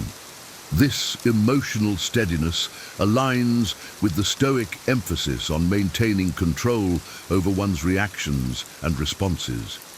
By keeping your emotions in check, you can navigate the conflict more effectively and make decisions that are in line with your values and long-term goals. In essence, practicing gratitude during conflicts can transform the way you engage with the situation. It enables you to maintain a clear and steady mind, approach the conflict with empathy and understanding, and ultimately find a resolution that respects both your needs and those of the other party. This practice is not just about finding peace in the moment, but about fostering a mindset that can handle future conflicts with wisdom and grace. Number 4, seek the shared path. Finding common ground is essential in resolving conflicts. By identifying shared values, goals, or interests, you can build a foundation for cooperation and mutual respect. This approach aligns with the Stoic philosophy of focusing on what is within our control and seeking harmony in our interactions with others. In the heat of a conflict, it is easy to become fixated on differences and opposing viewpoints. However, taking the time to seek out areas of agreement can shift the dynamic from adversarial to collaborative. This common ground serves as a starting point for dialogue and negotiation, fostering a sense of partnership rather than opposition. Shared values and goals can act as a bridge, connecting the conflicting parties on a deeper level. These connections remind us that despite our disagreements, we are often working towards similar outcomes. By focusing on these shared aspects, we can create a more positive and productive atmosphere for resolving the conflict. This approach also encourages empathy and understanding. When you seek the shared path, you are actively listening and valuing the perspective of the other party. This effort can break down barriers and build trust, making it easier to find mutually acceptable solutions. Stoic philosophy teaches the importance of community and cooperation. By seeking common ground, you are embodying these principles, striving to maintain harmony and goodwill. This method not only resolves the immediate conflict but also strengthens the overall relationship, promoting long-term cooperation and understanding. Ultimately, seeking the shared path is about shifting the focus from what divides us to what unites us. It requires patience, empathy, and a willingness to listen. But by doing so, you can transform conflicts into opportunities for connection and growth, embodying the Stoic virtues of wisdom, courage, and justice.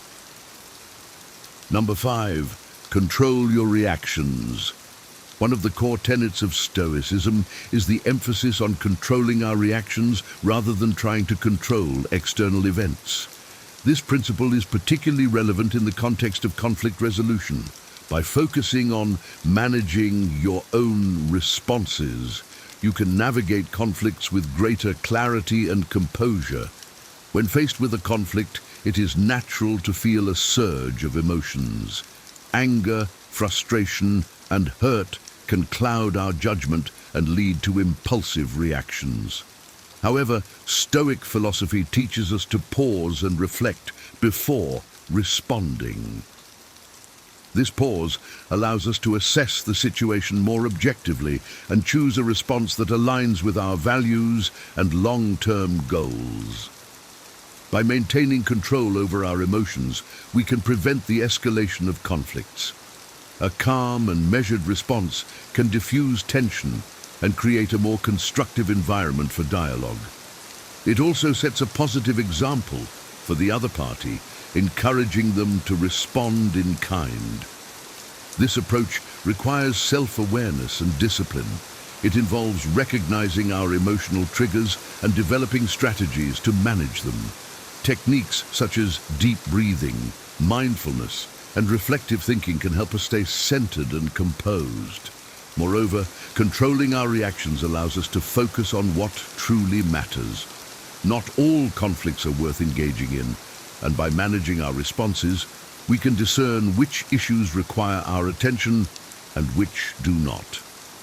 This discernment helps us conserve our energy for significant matters, aligning with the Stoic principle of focusing on what is within our control. In summary, controlling your reactions is a powerful strategy for conflict resolution. It aligns with the Stoic virtues of wisdom and self-control, enabling you to navigate conflicts with grace and effectiveness. By managing your responses, you can create a more positive and productive environment for resolving disputes, fostering mutual respect and understanding. Number 6, engage in premeditation. The Stoic practice of premeditatio malorum, or the premeditation of evils, involves mentally preparing for potential challenges. This technique can be particularly useful in conflict resolution. By envisioning possible conflicts and planning your responses, you can reduce the impact of surprise and emotional reactivity, approaching conflicts with a clear and steady mind. Premeditation allows you to anticipate challenges and consider how you will handle them. This foresight can prevent you from being caught off guard and reacting impulsively. Instead, you can respond thoughtfully and strategically, maintaining control over your emotions and actions. This practice also helps to build emotional resilience. By mentally rehearsing potential conflicts, you can become more comfortable with the idea of disagreement and less likely to be overwhelmed by it. This resilience aligns with the Stoic emphasis on preparing for adversity and maintaining composure in the face of challenges. Moreover, premeditation encourages proactive problem solving. By thinking ahead, you can identify potential solutions and strategies for resolving conflicts before they arise. This proactive approach can lead to more effective and efficient conflict resolution, reducing the duration and intensity of disagreements. In essence, engaging in premeditation is about being prepared. It reflects the Stoic virtues of wisdom and foresight, enabling you to navigate conflicts with greater confidence and clarity. By anticipating challenges and planning your responses, you can maintain control over your emotions and actions, fostering a more constructive and productive approach to conflict resolution. Number 7, speak with calm and clarity. Effective communication is crucial in resolving conflicts. Speaking with calm and clarity allows you to express your concerns without aggression, fostering a more productive dialogue. This approach aligns with the Stoic principles of reason and self-control, helping you navigate conflicts with wisdom and grace. When communicating during a conflict, it is important to stay calm. A composed demeanor can prevent the escalation of tensions and create a more positive environment for discussion. This calmness also allows you to think more clearly and articulate your thoughts more effectively. Clarity is equally important. Clear and concise communication can prevent misunderstandings and ensure that your message is understood. It involves stating your concerns and needs directly, without ambiguity or exaggeration. This directness can help to avoid misinterpretations and focus the conversation on the core issues. Listening is a critical component of calm and clear communication. By actively listening to the other party, you demonstrate respect and understanding. This effort can build trust and encourage them to listen to you in return. It also provides valuable insights into their perspective, helping you to identify common ground and potential solutions. The Stoic emphasis on reason and self-control is reflected in this approach to communication. By maintaining a calm and clear demeanor, you can navigate conflicts more effectively and foster a more constructive dialogue. This approach not only resolves the immediate conflict, but also strengthens the overall relationship, promoting long-term understanding and cooperation. Number 8, choose your battles wisely. Not all conflicts are worth engaging in. The Stoic principle of focusing on what is within our control encourages us to choose our battles wisely, directing our energy towards significant matters and letting go of trivial disputes. In the heat of the moment, it can be tempting to engage in every disagreement. However, this approach can be exhausting and counterproductive. By assessing the importance of each conflict, you can determine which issues truly warrant your attention and which do not. This discernment helps you conserve your energy for matters that have a meaningful impact on your life and well-being. Choosing your battles wisely also involves recognizing when to compromise and when to stand firm. It requires a balance between assertiveness and flexibility, allowing you to protect your interests without escalating conflicts unnecessarily. This balance reflects the Stoic virtues of wisdom and moderation, enabling you to navigate conflicts with grace and effectiveness. Moreover, letting go of trivial disputes can foster a more positive and harmonious environment. It allows you to focus on building and maintaining strong relationships rather than getting bogged down in petty disagreements. This focus on harmony aligns with the Stoic emphasis on community and cooperation, promoting long-term peace and understanding. In summary, choosing your battles wisely is a strategic approach to conflict resolution. It reflects the Stoic principles of wisdom, moderation, and focus, enabling you to navigate conflicts more effectively and conserve your energy for what truly matters. By letting go of trivial disputes, you can foster a more positive and harmonious environment, promoting long-term peace and cooperation. Number 9, forgive. Forgiveness is a powerful tool in conflict resolution. Letting go of past grievances allows you to move forward with clarity and peace of mind, fostering a more positive and constructive relationship with the other party. This practice aligns with the Stoic emphasis on emotional resilience and maintaining a tranquil mind. Holding on to resentment can cloud your judgment and hinder your ability to resolve conflicts effectively. It keeps you anchored to past hurts, preventing you from seeing the situation clearly and objectively. By forgiving, you free yourself from this emotional burden, allowing you to approach the conflict with a more open and balanced mindset. Forgiveness does not mean condoning the actions of the other party. Rather, it involves letting go of the negative emotions associated with the conflict, creating space for healing and reconciliation. This emotional release can foster a more positive and constructive dialogue, paving the way for resolution and understanding. The Stoic philosophy teaches us to focus on what is within our control, and forgiveness is a powerful example of this principle. You cannot change the past or the actions of others, but you can control your response to them. By choosing to forgive, you take control of your emotions and actions, aligning them with your values and long-term goals. In essence, forgiveness is about finding peace within yourself. It allows you to move forward with clarity and composure, fostering a more positive and constructive approach to conflict resolution. By letting go of past grievances, you can create a foundation for healing and reconciliation, promoting long-term peace and understanding. Number 10. Offer empathy. Empathy is a cornerstone of effective conflict resolution.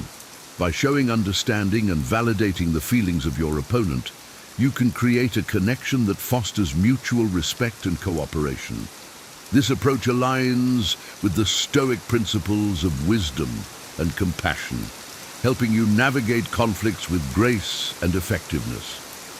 Empathy involves putting yourself in the other person's shoes and seeing the situation from their perspective. This effort can reveal the underlying emotions and motivations driving their behavior, helping you understand their actions and responses. This understanding can reduce animosity and foster a more positive and constructive dialogue.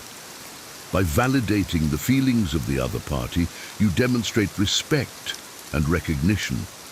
This validation does not mean agreeing with their perspective, but rather acknowledging their right to feel as they do. This recognition can build trust and openness, encouraging the other party to listen to your perspective in return. Empathy also involves active listening. By truly listening to the other party, you show that you value their input and are willing to understand their point of view. This effort can break down barriers and build a foundation for more effective communication and problem solving.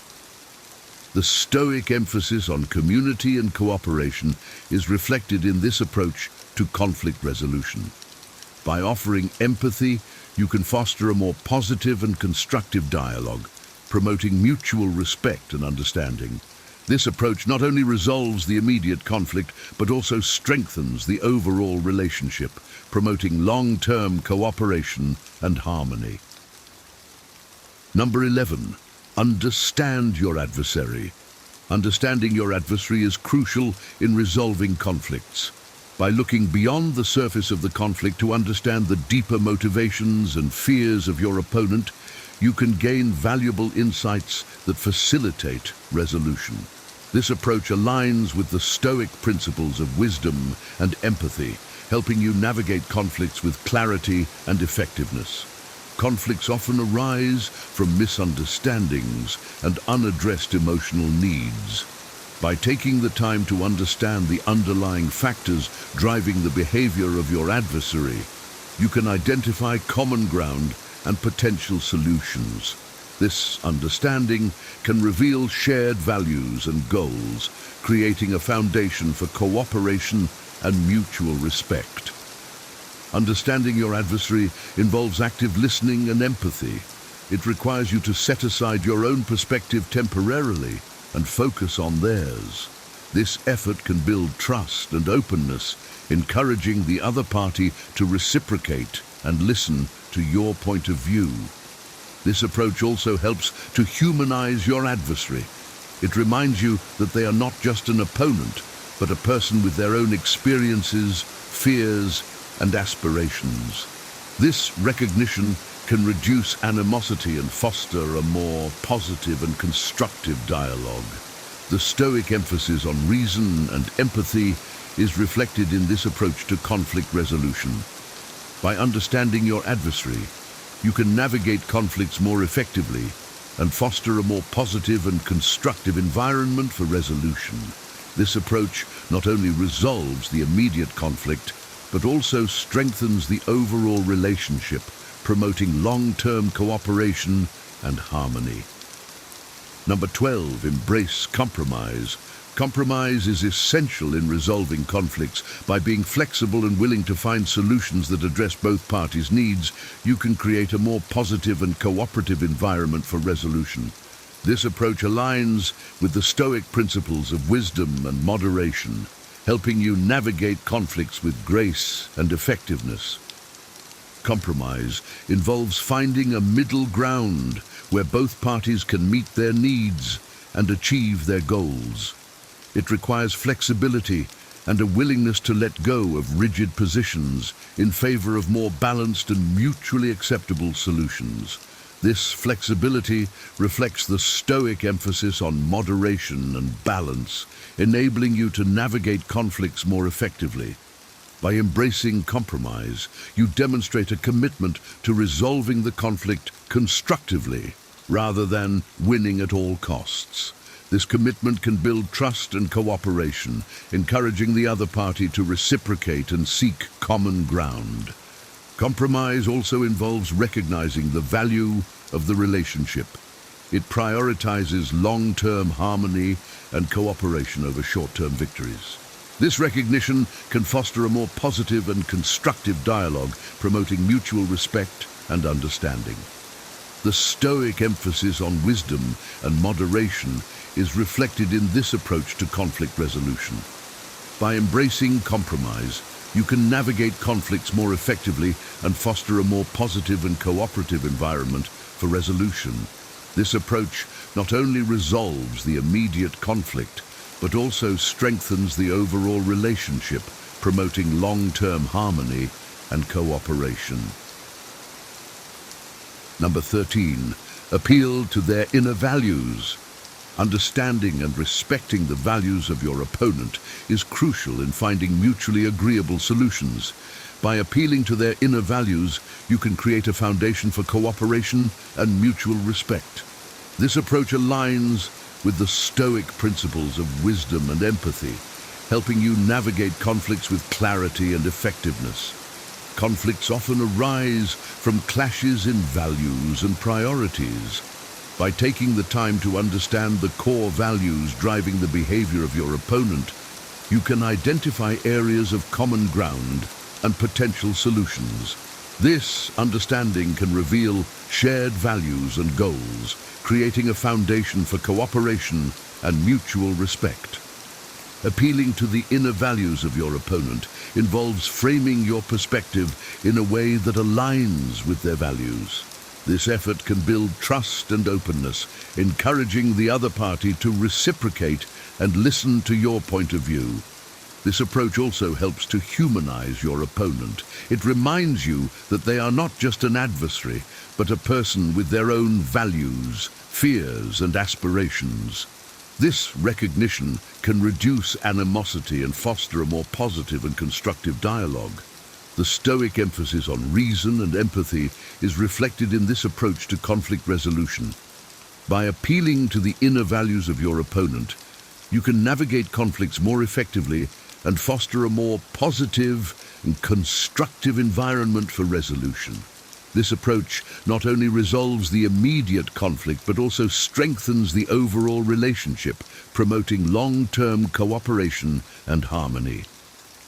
Number 14, learn from conflict. Conflicts provide valuable opportunities for self-reflection and personal growth. By using disagreements as learning experiences, you can gain insights into your own behavior and improve your conflict resolution skills. This approach aligns with the Stoic principles of wisdom and self-awareness, helping you navigate conflicts with clarity and effectiveness. Each conflict reveals something about our own strengths and weaknesses. By reflecting on the conflict and analyzing your actions and reactions, you can identify areas for improvement and develop better coping strategies. This reflection fosters personal growth and resilience, enabling you to handle future conflicts more effectively. Learning from conflict also involves recognizing the impact of your behavior on others.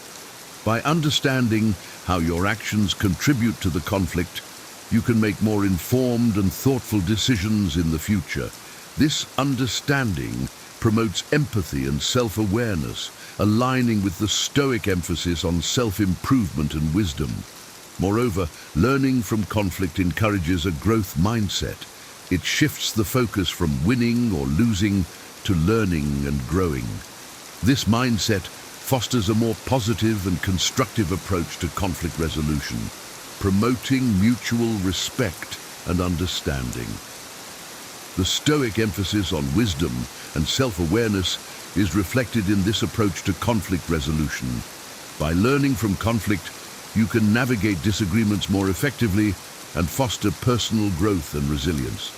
This approach not only resolves the immediate conflict, but also strengthens your overall ability to handle future conflicts, promoting long-term peace and understanding. Number 15, set boundaries. Setting clear boundaries is essential in protecting your well-being and maintaining healthy relationships. By clearly defining and communicating your limits, you can prevent conflicts from escalating and ensure that your needs are respected. This approach aligns with the Stoic principles of self-control and self-respect, helping you navigate conflicts with clarity and effectiveness. Boundaries serve as guidelines for acceptable behavior, helping to create a sense of safety and respect in relationships. By establishing and enforcing boundaries, you can prevent misunderstandings and reduce the potential for conflict. This clarity fosters a more positive and constructive environment for dialogue and negotiation. Setting boundaries also involves recognizing and respecting your own needs and limits.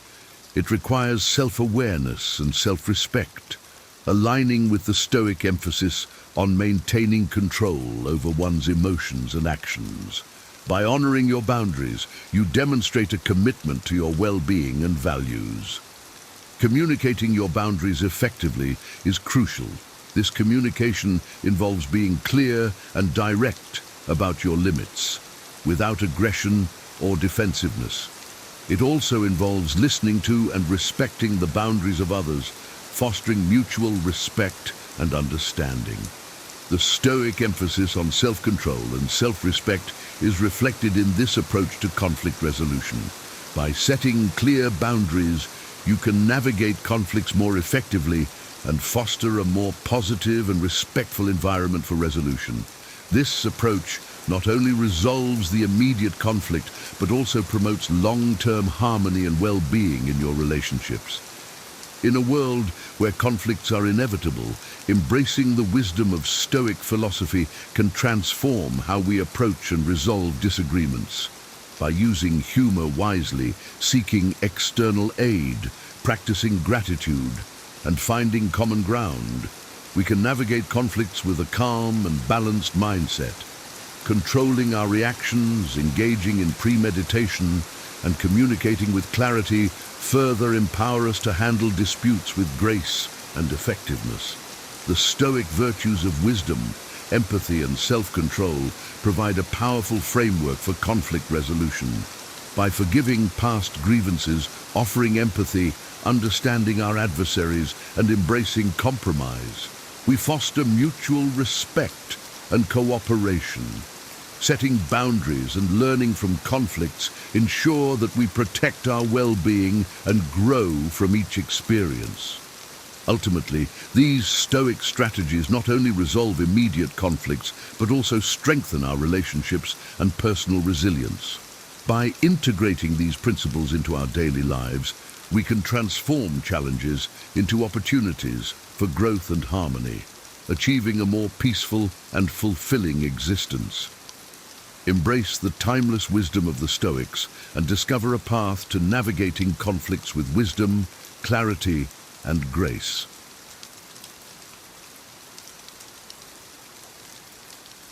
Are you tired of waiting for motivation to strike before you take action?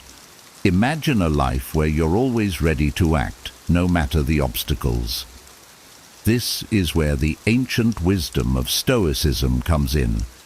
I'll share with you 10 powerful Stoic-inspired strategies to help you force yourself to take purposeful action, even on the hardest days. Think about it. You know what you want.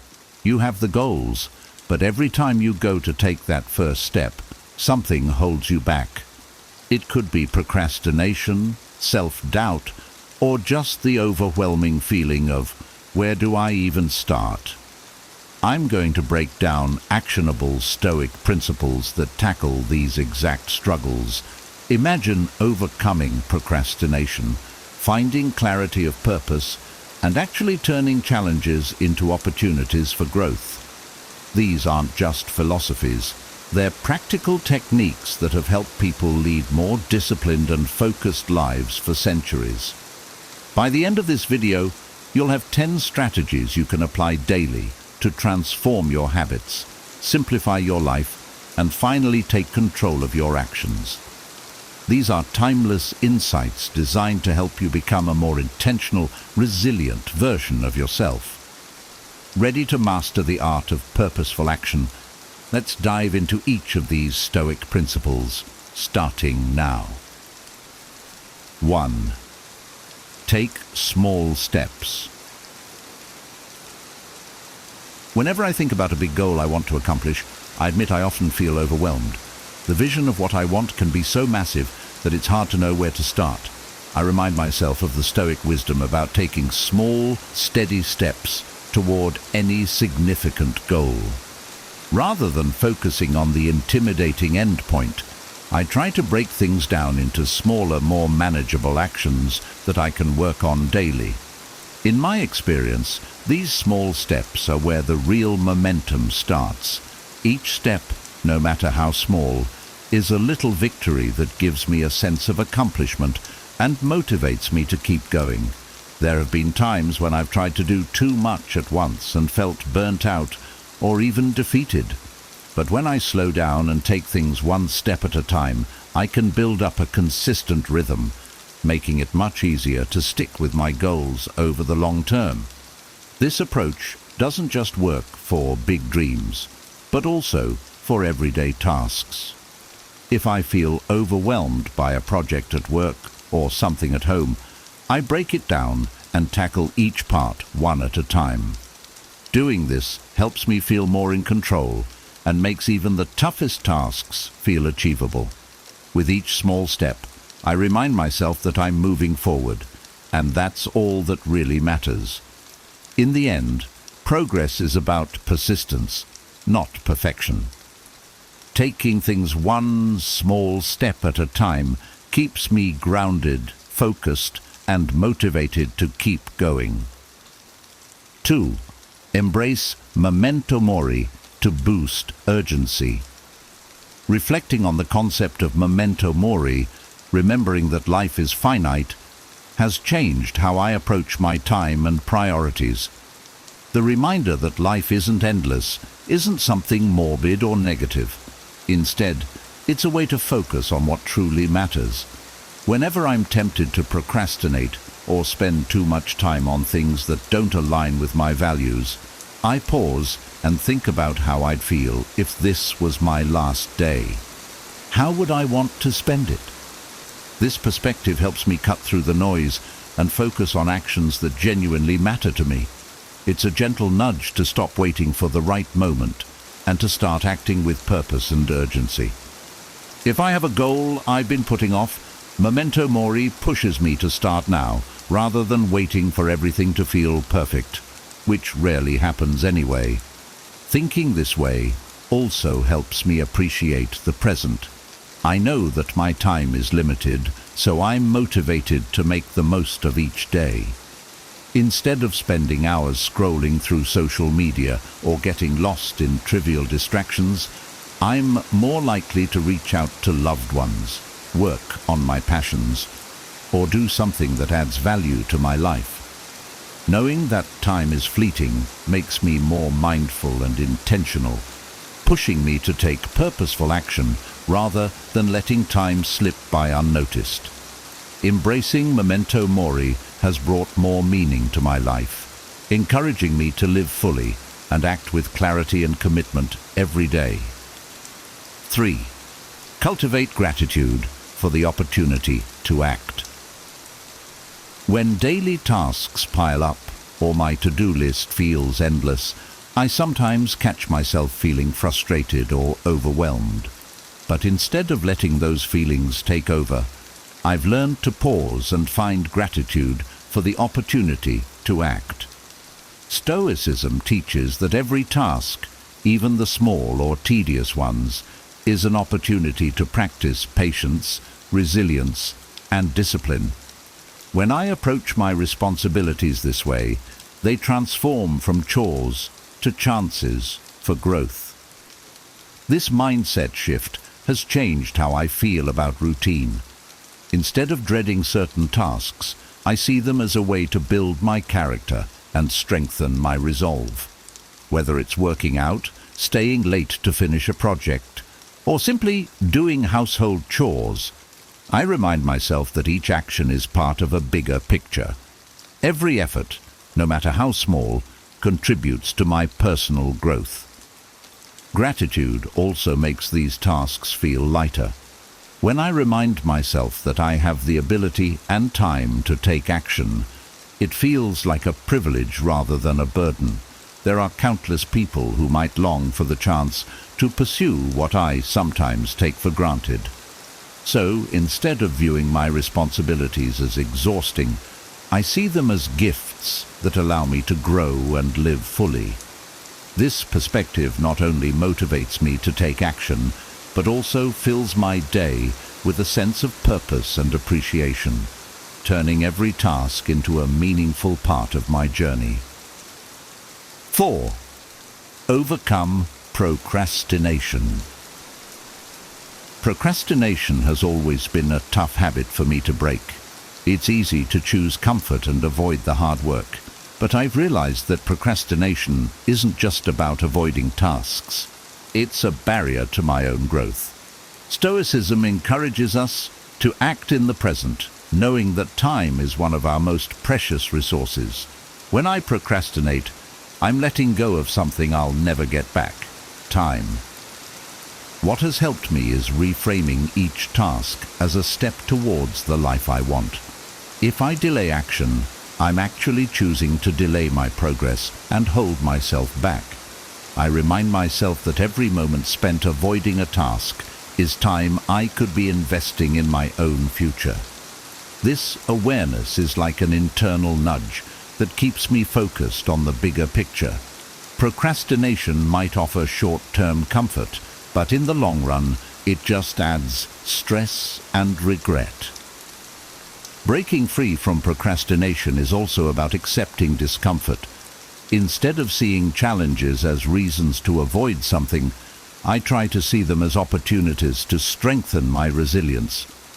Taking action isn't always easy, but I find that when I push through, I feel a sense of satisfaction and pride that's far more fulfilling than avoidance. The Stoic mindset has taught me that true freedom comes from discipline, not in avoiding hard work, but in embracing it. By focusing on the present and taking purposeful action, I'm breaking the cycle of procrastination and building a life of progress and fulfillment. 5. Discipline yourself. Self-discipline has been one of the most empowering tools in my life. When I think of discipline, I don't see it as a restrictive or limiting practice. Instead, it's my path to freedom. Stoicism teaches that when we control our actions and emotions, we gain the power to shape our lives rather than being pulled by fleeting whims or impulses. With self-discipline, I feel more aligned with my goals and values, as if I'm steering my own ship through life's currents. It's not always easy, of course. There are days when I just want to let go of all structure and indulge in comfort or distractions. But I've noticed that when I do this, I feel less fulfilled in the end. Discipline helps me stay on track with my goals, even when motivation fades. It's what keeps me committed to the things that truly matter to me, like health, learning, and personal growth. To make discipline a daily practice, I start small.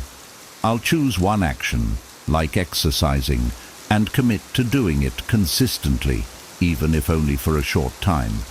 Each small victory strengthens my self-control, creating a foundation for bigger challenges. When I follow through on my commitments, I feel a sense of accomplishment and self-respect that motivates me to keep going. Stoicism teaches that self-discipline isn't just a tool for productivity, it's a pathway to inner peace. By mastering myself, I gain the freedom to act with purpose and integrity in every area of my life. 6. Visualize potential outcomes. One powerful Stoic practice I've embraced is premeditatio malorum, imagining potential obstacles before they arise. This isn't about being pessimistic, rather it's a way to prepare myself mentally and emotionally for whatever challenges may come my way. When I visualize different scenarios, including setbacks, I feel more resilient and less likely to be thrown off course when things don't go as planned. For instance, if I'm working on an important project, I'll take a moment to think through possible challenges. Maybe there will be unexpected delays, or maybe I'll feel frustrated and want to give up. By acknowledging these possibilities up front, I can plan how I'll respond. I'm ready to handle obstacles with a calm, focused mind, rather than letting stress or anxiety take over. Visualizing potential outcomes also helps me appreciate the value of preparation. It encourages me to think ahead, stay organized, and build flexibility into my plans. I don't feel as reactive to situations because I've already mentally rehearsed how I'll handle them. This practice has given me a greater sense of control and confidence in my ability to adapt. Knowing that I'm prepared for whatever comes my way, I feel more motivated to take action and stay committed to my path. 7. Develop purpose through virtue. I've often asked myself, what's my purpose? For a long time, I thought purpose was something I had to find or achieve, but Stoicism has helped me see that purpose isn't necessarily a destination, it's a way of being. According to Stoic principles, our purpose is best developed through virtues like wisdom, courage, justice, and self-control. Rather than looking for an external mission, I focus on aligning my actions with these core values. This approach has brought a lot of clarity to my life. For example, if I'm faced with a tough decision, I ask myself if my choice reflects wisdom or courage. By prioritizing virtues over outcomes, I find a sense of inner fulfillment that's not tied to success or failure. Even if I don't achieve a specific goal, acting in alignment with my values leaves me with a sense of purpose and integrity. Finding purpose through virtue also makes it easier to stay motivated.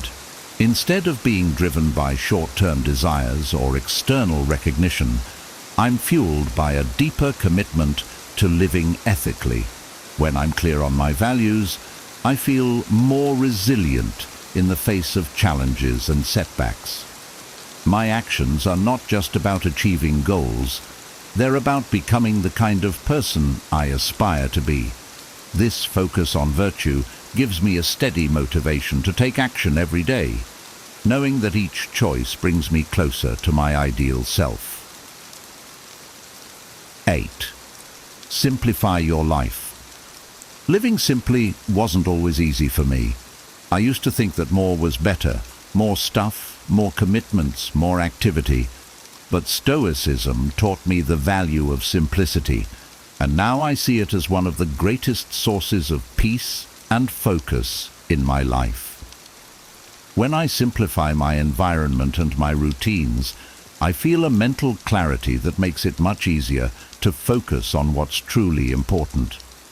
One of the first things I did to simplify my life was to declutter my physical space. I got rid of items I didn't use or need, and that act alone felt like a weight lifted off my shoulders.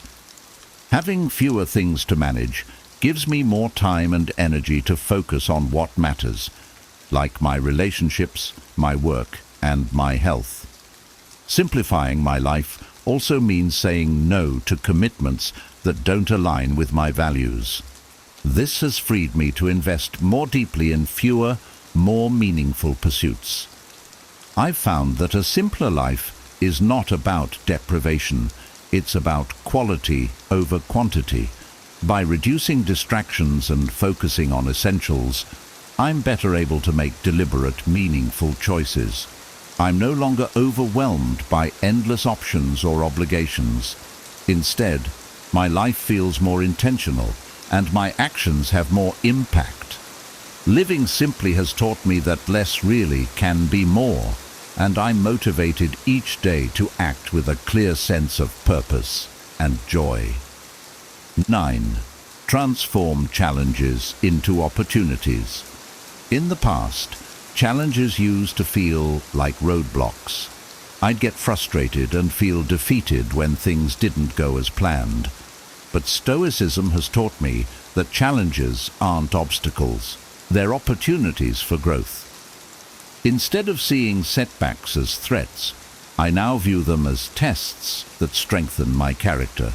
Each time I face a difficulty, I ask myself what I can learn from it, or how it might help me grow.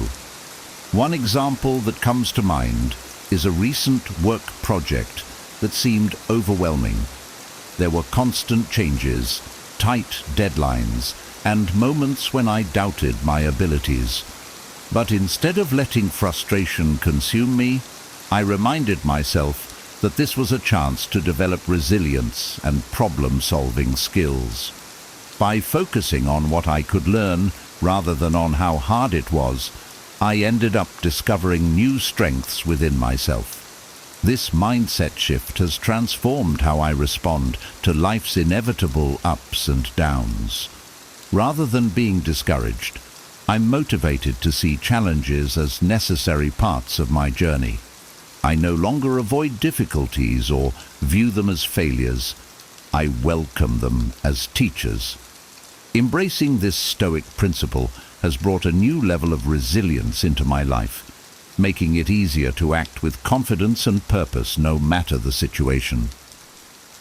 10. Build good habits. I've learned that good habits are like the building blocks of a purposeful life. Stoicism emphasizes that we should cultivate habits that align with our values and help us grow. Habits like mindfulness, gratitude, and persistence aren't just actions, they're reflections of who I want to become. By practicing these habits daily, I'm steadily building a life that's in line with my values and long-term goals. Establishing good habits starts small. I try to pick one simple habit at a time, like setting aside a few minutes each morning to reflect on what I'm grateful for. This habit alone has made me more mindful and appreciative of what I have, setting a positive tone for the rest of my day. Over time, as I've layered more habits that align with my values, I feel a growing sense of peace and purpose. Stoic wisdom has taught me that excellence isn't achieved overnight. It's cultivated through consistent effort. Each small action, repeated daily, builds a foundation for the life I aspire to live. Rather than focusing on perfection, I focus on progress.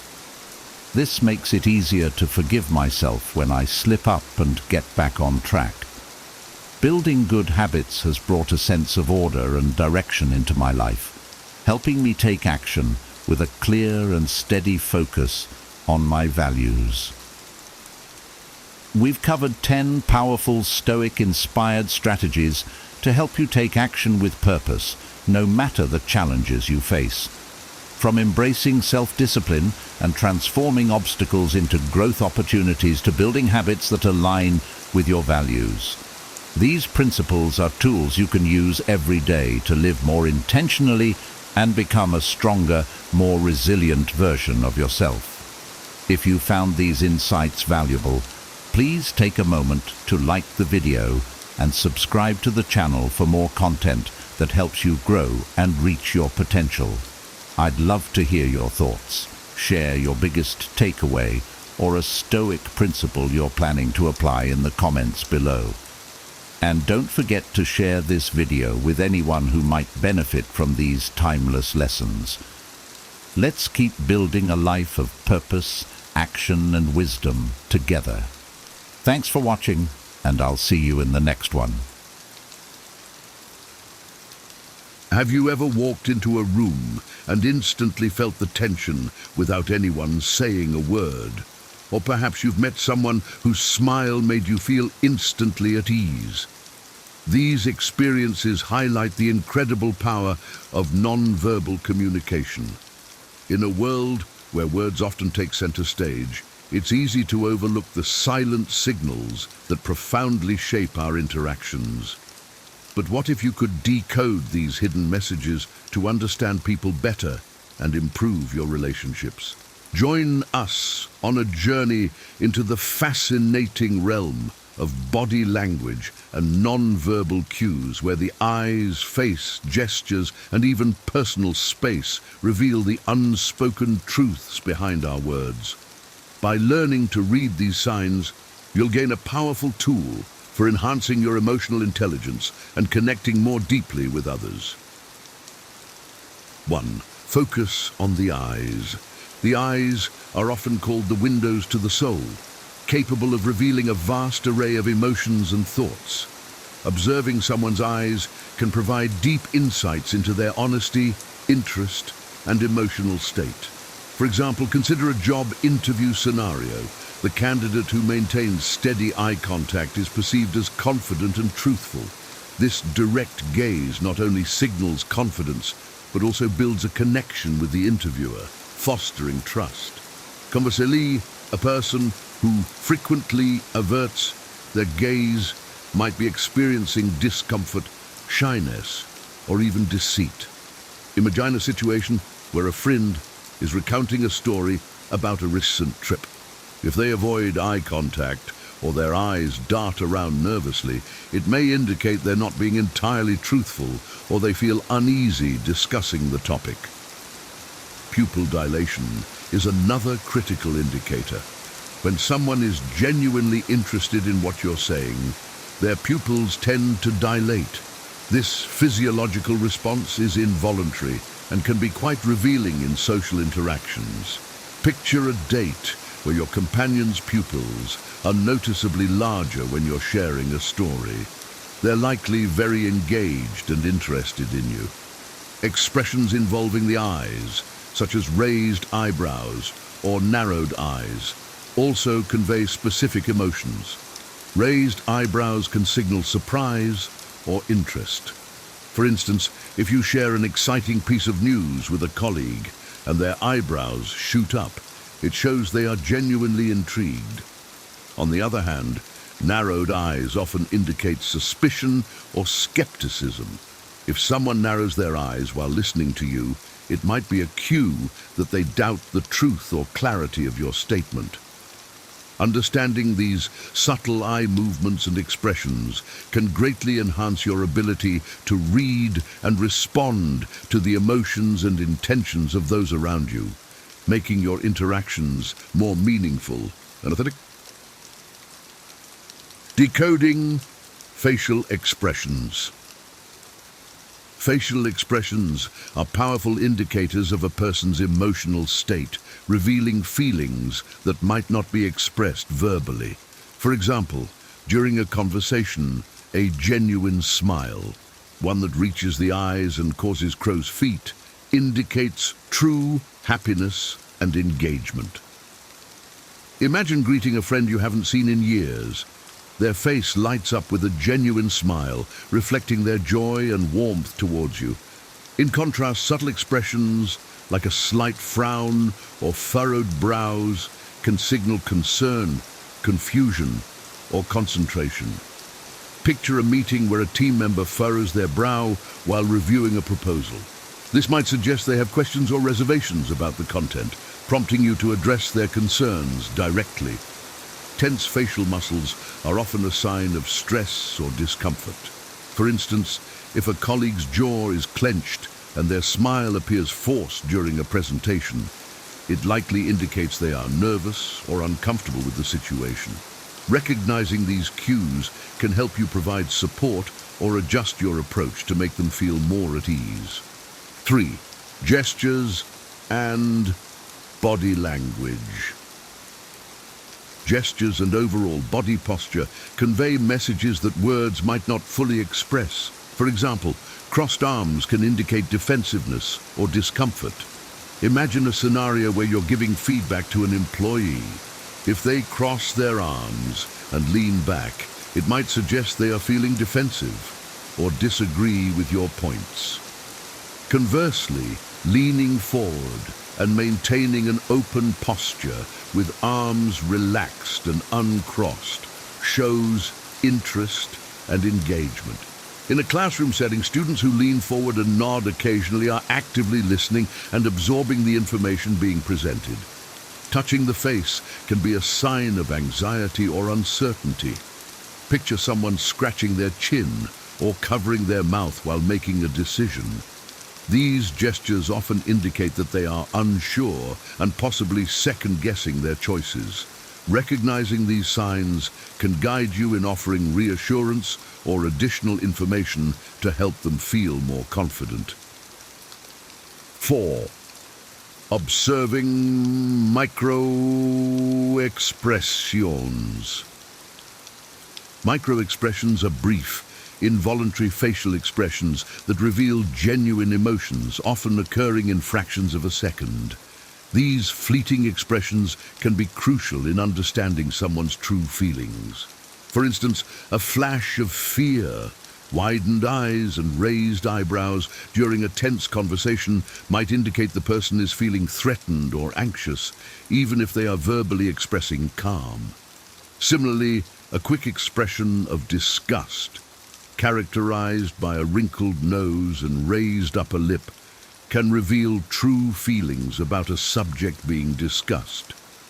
Imagine someone briefly showing disgust while talking about a particular task at work. This micro-expression could indicate their true dislike or discomfort with the assignment, despite any positive statements they make.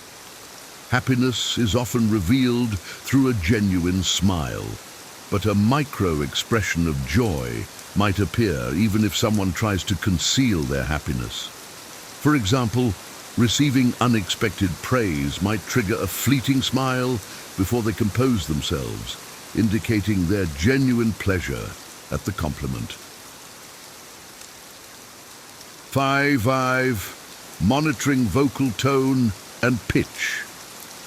Changes in vocal tone, pitch, and speed can provide significant clues about a person's emotional state. A higher pitch often suggests anxiety or deception. For instance, during a stressful situation, a person's voice might rise as they attempt to explain themselves, indicating nervousness or a lack of confidence in their words.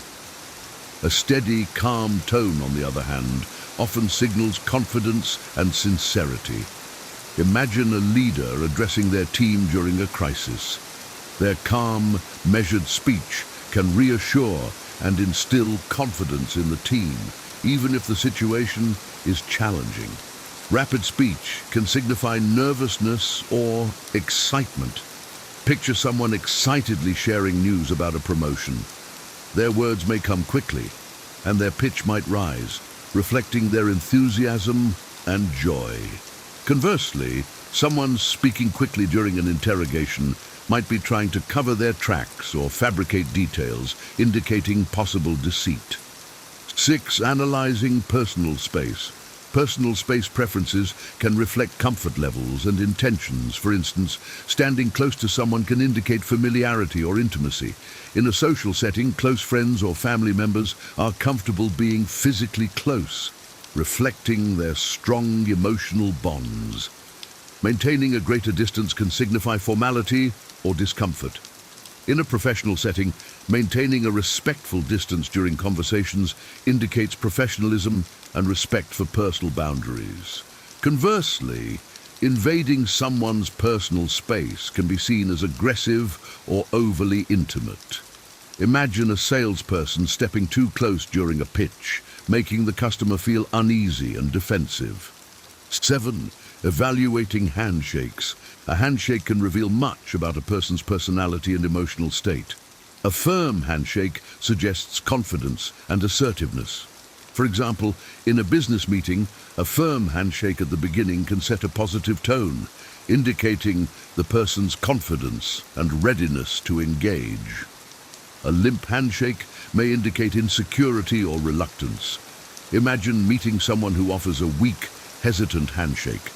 This might suggest they are unsure of themselves or not fully committed to the interaction. A prolonged handshake can be a sign of dominance or eagerness. For instance, a person who holds on a bit too long might be trying to assert control or make a lasting impression.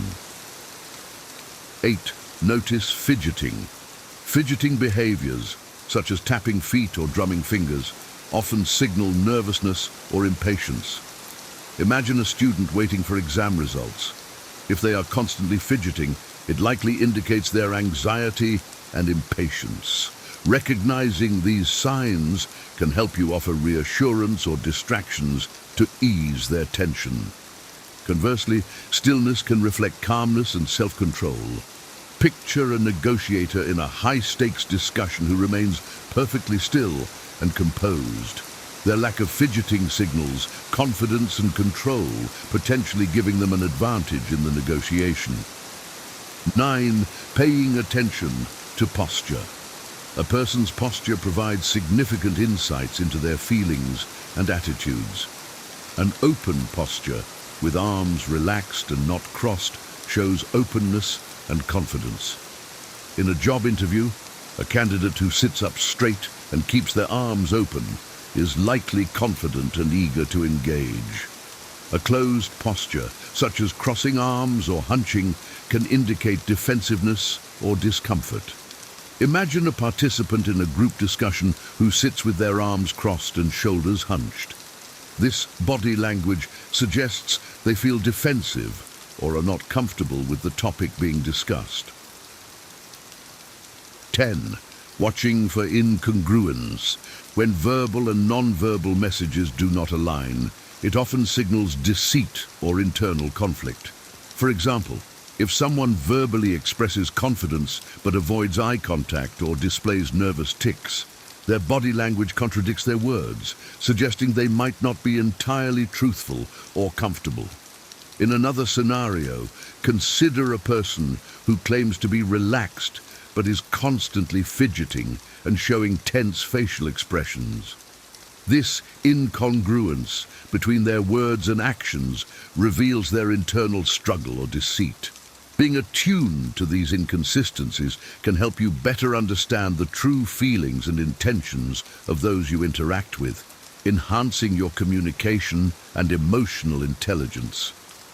In conclusion, mastering the art of reading non-verbal communication opens a gateway to deeper understanding and more meaningful connections. From the subtle flicker of a micro-expression to the telltale signs in a handshake, these silent signals offer profound insights into the emotions and intentions of those around us. By honing your ability to interpret these cues, you can navigate social interactions with greater empathy and awareness, enhancing both personal and professional relationships. Imagine the advantages of detecting honesty in a business deal through eye movements, or recognizing a friend's discomfort through their body language. These skills empower you to respond more effectively and compassionately, fostering trust and cooperation. As you continue to explore and practice these techniques, you'll find yourself more attuned to the complex, unspoken dance of human interaction. At Wiser, we believe that understanding and leveraging non-verbal communication is a cornerstone of emotional intelligence. Stay with us as we delve deeper into this and other facets of personal growth and wisdom. Together, we'll unlock the secrets of effective communication, paving the way for a more connected and insightful life. Here are 10 terrible signs. You're being gaslighted. You might think you'd recognize manipulation when it happens, but gaslighting is so subtle that it can make you question everything, even your own reality. It's not just about someone lying to you. Gaslighting is designed to erode your confidence, isolate you, and make you feel like you're losing your grip on what's real. Have you ever felt like you're apologizing for things you didn't do, doubting memories you were sure about, or wondering if you're too sensitive? You're not alone, and it's not in your head. This form of manipulation is more common than you think, and the damage it causes can be devastating. In this video, we'll walk through 10 clear and unmistakable signs of gaslighting, using real-life examples to help you identify these tactics. If you've ever felt confused, isolated, or trapped in a relationship, this might explain why. And by the end, you'll have the tools to recognize gaslighting and take the first steps toward breaking free. Let's dive in. 1. You constantly question your memory. Gaslighting often starts subtly, planting seeds of doubt about your memory. Imagine this. You clearly recall discussing weekend plans with your partner. You suggested going to a new restaurant, and they agreed. However, when the weekend arrives, they insist you never mentioned it. You must have dreamed that up, they say with a dismissive laugh. You replay the conversation in your mind, wondering if you truly imagined it. Another example might be at work. You distinctly remember your manager assigning you a task during a meeting, but later they claim they assigned it to someone else and that you misunderstood. You second-guess yourself, even though you made a note of it right after the meeting. This repeated denial of your reality creates a pattern. The gaslighter's goal is to make you question your memory so much that you begin to rely on their version of events over your own. Over time, you might start to feel like your memory is faulty, even when you've always trusted it before. It's crucial to recognize this pattern. A healthy relationship, whether with a partner, friend, or colleague, doesn't involve dismissing or rewriting your reality. If you're being told you're imagining things or that never happened, ask yourself, does this happen often? Does it make you feel confused or doubtful about things you know to be true? Keeping a journal can help. Write down key conversations and events as they happen. If someone later tries to tell you it didn't happen that way, you'll have a record to validate your memory.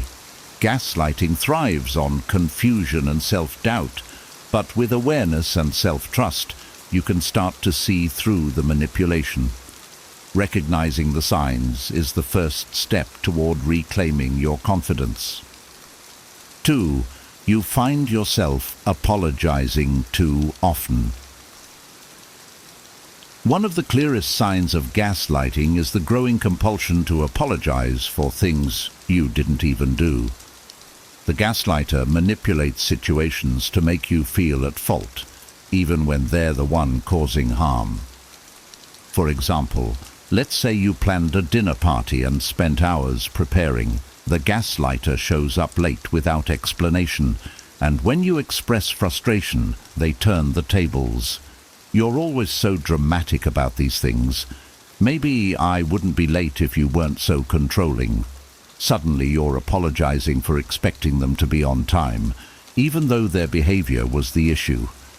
Another instance could occur in a friendship. You tell a close friend that something they said hurt your feelings. Instead of apologizing, they respond with, "You're way too sensitive. I was just joking." Now, instead of feeling validated, you're apologizing for taking offense. Over time, this pattern erodes your sense of self-worth. You start to internalize the idea that you're overly emotional, overly demanding, or just not good enough. You apologize not just to the gaslighter, but to others in your life, often feeling like a burden in situations where you're not at fault. If you notice this in yourself, take a step back and ask, why am I apologizing? Was this situation truly my fault? Start paying attention to how often you apologize and whether the apology feels warranted. This behavior isn't a reflection of who you are. It's a symptom of emotional manipulation. The next time you're tempted to apologize unnecessarily, pause. Instead, express your feelings assertively. I feel hurt when this happens, and I need us to address it. Reclaiming your voice is a powerful step in breaking free from the gaslighter's grip. 3. You feel isolated. Gaslighting often involves subtle tactics to isolate you from friends, family, or anyone who might validate your experiences or challenge the gaslighter's control. This isolation creates dependency, leaving you more vulnerable to their manipulation.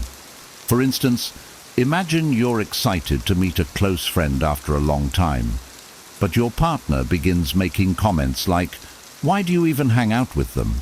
They don't really care about you." Or they might say, "I don't trust them. They're a bad influence on you." Over time, these remarks may cause you to second-guess your friendships, leading you to withdraw from people who could offer support. At work, this can happen when a manipulative colleague tells you, "The team doesn't really think you're contributing much." They might discourage you from seeking feedback from others, subtly driving a wedge between you and the rest of your team. This isolates you professionally, making you rely solely on their distorted version of reality. Gaslighters also use this tactic with family. They may make offhand comments like, "Your parents never really understood you, did they?" Or, "Your sibling always seemed jealous of you." These remarks plant doubts about your closest relationships, pushing you further into isolation. When you're cut off from external support, the gaslighter's influence becomes stronger. You may start to feel like they're the only person you can rely on, even as they undermine your sense of self. To combat this, actively seek connection with those who uplift and support you. Reach out to friends or family you've drifted from, even if it feels difficult. Sharing your experiences with a trusted person can help break the cycle of isolation. Remember, isolation is a tool of control. Staying connected is your way out. 4. Your confidence has plummeted. Gaslighting often chips away at your self-esteem, leaving you doubting your abilities, decisions, and worth. Over time, you may find yourself hesitating to take initiative or make choices because you fear getting it wrong, or worse, being criticized by the gaslighter. For example, imagine you're proud of completing a big project at work. You share your excitement with a colleague who's been undermining you, and they respond with something like, "It's not that impressive. Anyone could have done that." Suddenly, your sense of accomplishment deflates, and you start questioning whether your hard work even mattered. In relationships, a gaslighter might belittle your contributions or mock your ideas in subtle ways. You suggest trying a new hobby or planning a trip, only to hear, "That's a dumb idea. I don't know why you'd think that would work." Even if it's framed as a joke, the constant dismissiveness makes you second-guess yourself, and eventually you stop sharing your ideas altogether. This loss of confidence can creep into everyday decisions. You might start overthinking simple choices, what to wear, what to cook, or how to respond in conversations, because the gaslighter has made you feel like you can't do anything right. You might even start seeking their approval for things you once handled confidently on your own. To rebuild your confidence, begin by recognizing your own strengths and achievements. Keep a journal of your accomplishments, big or small, and revisit it whenever you feel self-doubt creeping in. Surround yourself with people who value and respect you, as their support can help counter the negativity. Most importantly, remember that the gaslighter's criticism reflects their need for control, not your actual worth. By reclaiming your self-belief, you take a critical step toward breaking free from their influence. 5. They twist the truth. Gaslighters are experts at twisting the truth to suit their narrative, leaving you confused and questioning reality. They'll take a situation where they're clearly in the wrong and distort the facts until you're unsure of what really happened. For example, let's say they blatantly lied about something. Perhaps they said they were working late, but you later find out they were out with friends. When confronted, instead of admitting the lie, they respond with, "You're always suspicious of me. No wonder I didn't tell you. You would have overreacted." Suddenly, the focus shifts from their dishonesty to your supposed overreaction, making you feel guilty for even bringing it up. Another scenario could involve a family disagreement. Imagine you catch them criticizing you to a relative. When you bring it up, they twist the situation. "I was defending you, actually. They were saying much worse things about you, but of course, you only hear what you want to hear." By distorting the truth, they create a reality where they appear as the victim or hero, and you're left feeling confused and even apologetic. Over time, this constant manipulation erodes your ability to trust your own perceptions. You might start second-guessing yourself, thinking, "Did I really misunderstand? Am I being too sensitive?" This confusion gives the gaslighter even more power over you. To counter this, document specific events or conversations as they happen. Keep a record of what was said or done, so when the gaslighter tries to twist the truth, you have clear evidence to ground yourself. Trust your instincts. If something feels off, it probably is. By recognizing and challenging these manipulations, you can begin to reclaim your sense of clarity and truth. They dismiss your feelings. Gaslighters are quick to invalidate your emotions, making you feel as though your feelings are irrational or unimportant. Over time, this dismissal can lead you to suppress your emotions altogether, convinced they aren't valid. For example, imagine you share that you're upset because they forgot an important date, like your anniversary. Instead of acknowledging your feelings, they respond with, "You're being ridiculous. It's just a date. It doesn't mean anything." This not only minimizes your emotions, but shifts the blame onto you for caring in the first place. Another instance might occur when you express frustration over being ignored in conversations.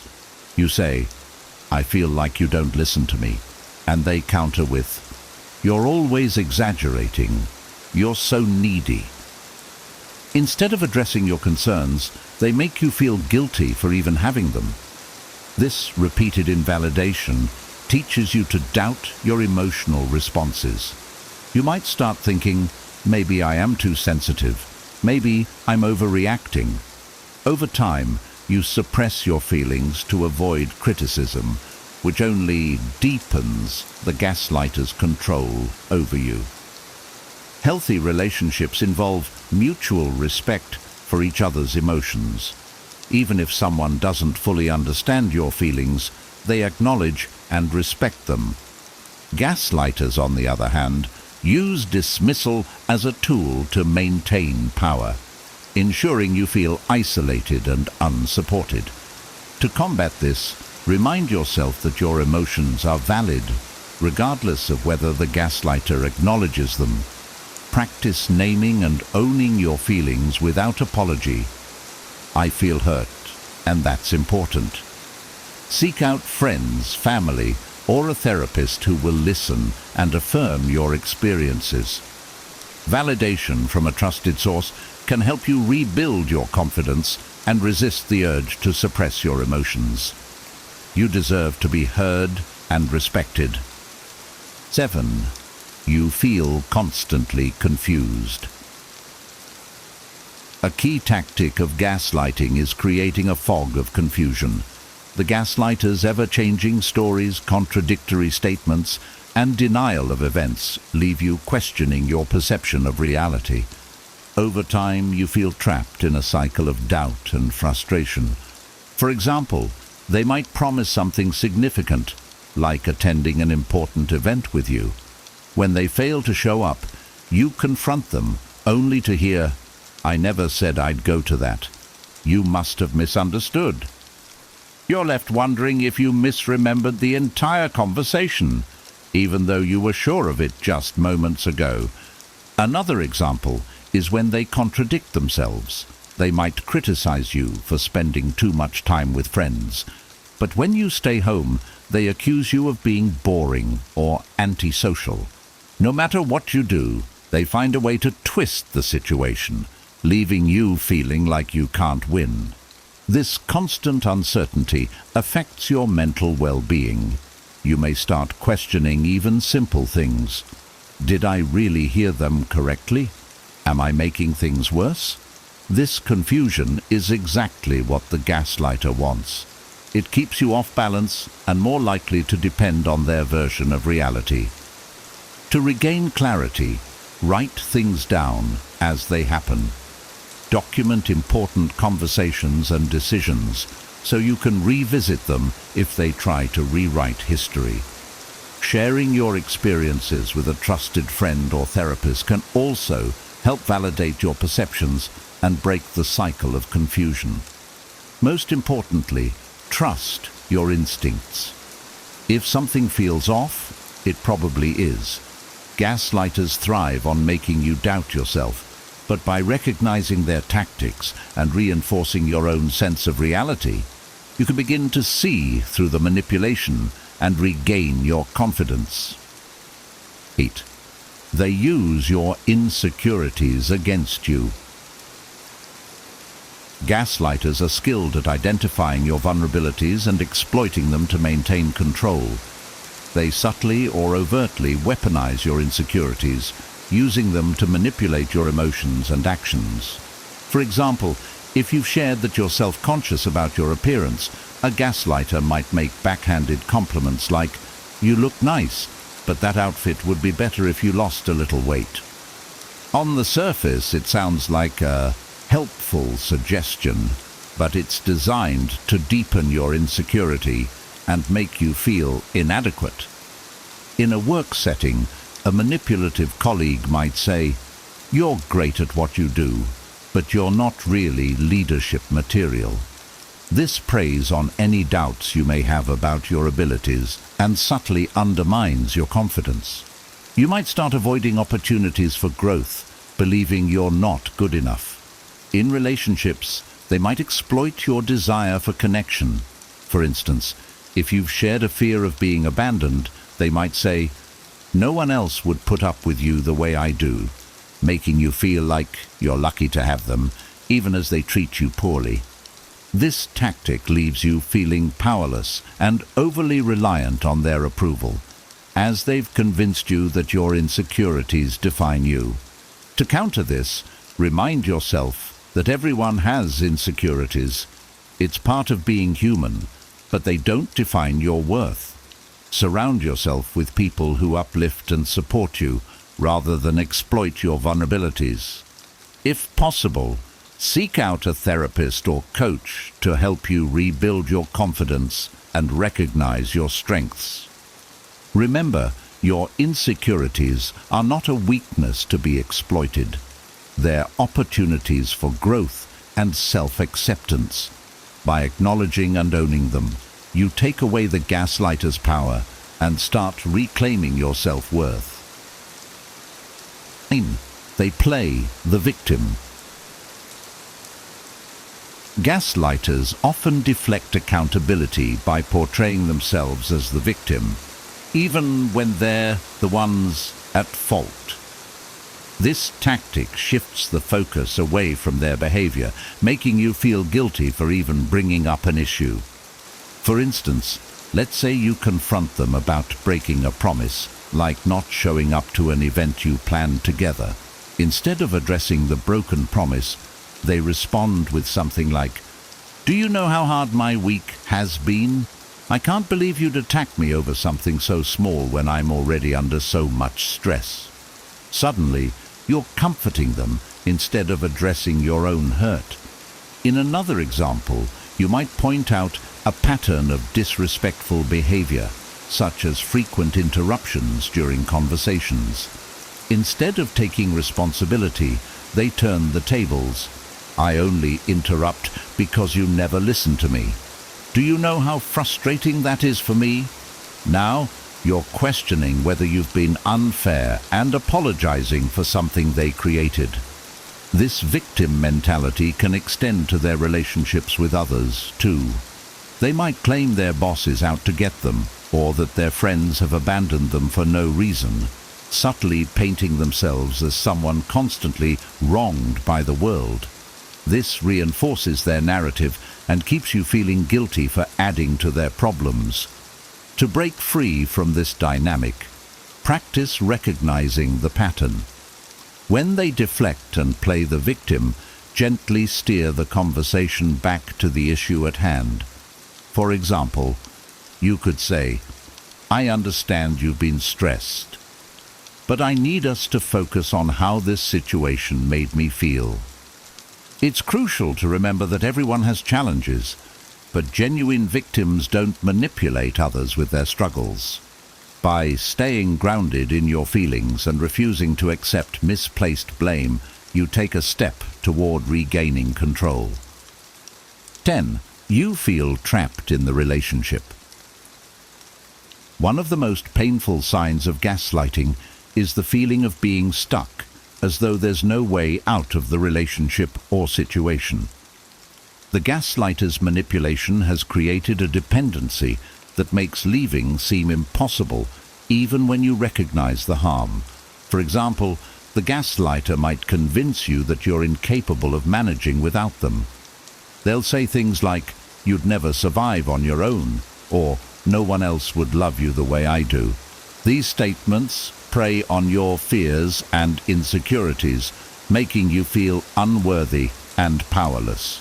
Another way they trap you is by creating an illusion of unpredictability.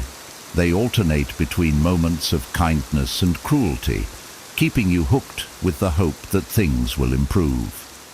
After a heated argument, where they dismiss your feelings, they might turn around and say, "I'm sorry. I didn't mean to hurt you. You're everything to me." This cycle keeps you invested, always waiting for the good moments to return. In friendships or professional relationships, gaslighters may leverage shared responsibilities or connections to keep you tethered. They might say, "If you leave, you'll destroy everything we've worked for," or guilt-trip you with statements like, "I thought you were loyal." The result? You feel paralyzed, torn between staying in the toxic relationship or risking the unknown. To overcome this, remind yourself that feeling trapped is part of their strategy. It's not reality. Seek support from trusted friends, family, or professionals who can help you see your options clearly. Build an action plan, even if it's small steps, like setting boundaries or consulting with a counselor. Remember, you are stronger than the gaslighter wants you to believe. Freedom begins with recognizing that you deserve better and taking steps, no matter how small, to reclaim your life. Gaslighting is one of the most insidious forms of manipulation, but recognizing the signs is the first step toward breaking free and reclaiming your confidence. If any of these points resonated with you, remember, you're not alone, and help is always within reach. If you found this video helpful, don't forget to like it to let us know. Make sure to subscribe so you never miss more content like this that empowers and informs. We'd love to hear from you. What signs stood out to you the most? Have you experienced gaslighting before? Share your thoughts, experiences, or takeaways in the comments below. Your insights could help others who are going through the same struggles. Thank you for watching, and remember, you deserve relationships that uplift and respect you. Stay strong, stay wise, and we'll see you in the next video. Have you ever wondered how some people stay calm in the eye of the storm, while the rest of us can barely stand up in a breeze? Today, we're diving into the secret world of Stoic women, silent warriors of serenity, and discovering how they turn storms into gentle breezes. This isn't just another video, it's a key that can unlock a strength within you that you didn't even know existed. Imagine a woman who faces life's fiercest challenges with unwavering calmness, whose presence alone can turn chaos into order. These are the Stoic women, figures who break with conventional expectations and invite us to dive into an ocean of ancient wisdom. They are beacons in the storm, remaining firm, controlled and serene, even when life's waves try to knock them down. In this journey, we'll uncover the virtues that make these women so fascinating and admirable. From self-confidence and direct communication to adaptability and compassion, each virtue we explore is a vital tool for navigating the tumultuous seas of everyday life. We'll delve into vivid examples that illustrate how these qualities manifest in real-world scenarios, offering you insights that can transform your own life. So are you ready to embark on this adventure of self-discovery and exploration? Let's unravel the secrets of these extraordinary women, understand how they apply Stoic teachings in their lives, and perhaps find inspiration to tread our own path with more wisdom, resilience, and independence. 1. Enigmatic nature, a mysterious aura that invites deeper understanding. Stoic women possess an enigmatic nature that captures attention and curiosity. Their presence exudes a calm strength, a quiet confidence that doesn't need to shout for recognition. Picture a serene lake at dawn. Its surface is still, reflecting the sky's colors. Yet beneath the calm water lies a world of depth and activity. Similarly, a Stoic woman's mysterious aura invites others to look closer, to seek understanding beyond the obvious. Take, for instance, a woman named Emma. At work, she remains composed and focused, even during high-pressure meetings. She listens more than she speaks, and when she does contribute, her words are thoughtful and impactful. Her colleagues often find themselves pondering her insights long after the meeting has ended. Emma's calm demeanor and measured responses make her an intriguing figure. People are drawn to her not because she demands attention, but because she naturally commands it. This enigmatic quality is not about being aloof or distant. It's about cultivating a presence that encourages others to engage more deeply. Emma's co-workers feel a sense of peace and clarity when working with her, even when tackling complex projects. Her ability to remain steady and introspective amidst chaos creates a stabilizing force in her team. Furthermore, Emma's enigmatic nature fosters an environment where meaningful connections can flourish. Her colleagues feel comfortable approaching her for advice, knowing she will listen without judgment and offer thoughtful guidance. This creates a culture of trust and mutual respect, where people are encouraged to be their authentic selves. In essence, a Stoic woman's mysterious aura is a powerful tool that not only sets her apart, but also invites those around her to explore their own depths, leading to richer and more profound interactions. 2. Inner peace and mindfulness, maintaining calm and centered state. Stoic women practice mindfulness and cultivate inner peace by focusing on the present moment and letting go of things outside their control. Imagine Sarah, who, despite juggling a demanding job and family responsibilities, remains calm and composed. Every morning she spends a few minutes in meditation, grounding herself in the present. This practice allows her to approach each day with clarity and serenity. During a particularly stressful workday, when deadlines loom and pressure mounts, Sarah maintains her composure. Her colleagues, frazzled and anxious, notice her calm demeanor and are inspired to take a step back and breathe. Sarah's ability to stay centered amidst chaos becomes a beacon of tranquility, illustrating how mindfulness can transform stress into manageable tasks. 3. Natural leadership, leading by example. Stoic women lead by example, inspiring others through their integrity and strength. Consider Maria, a project manager known for her unwavering ethical standards. She consistently delivers results and treats her team with respect and fairness. Her leadership style is not about exerting power, but about fostering a collaborative and supportive environment. Maria's team flourishes under her guidance. When faced with a challenging project, her calm and rational approach helps the team navigate obstacles with confidence. Her ability to remain level-headed and decisive, even under pressure, instills trust and loyalty. Maria's leadership proves that true influence comes from example, not authority. 4. Self-confidence, an inner compass. A Stoic woman's self-confidence is rooted in deep self-knowledge and acceptance. Take Anna, who, despite facing numerous rejections in her career as a writer, remains confident in her abilities. She understands her worth and is not swayed by external opinions. Anna's self-assurance stems from her dedication to honing her craft and her belief in her unique voice. When Anna finally publishes her book, it receives critical acclaim.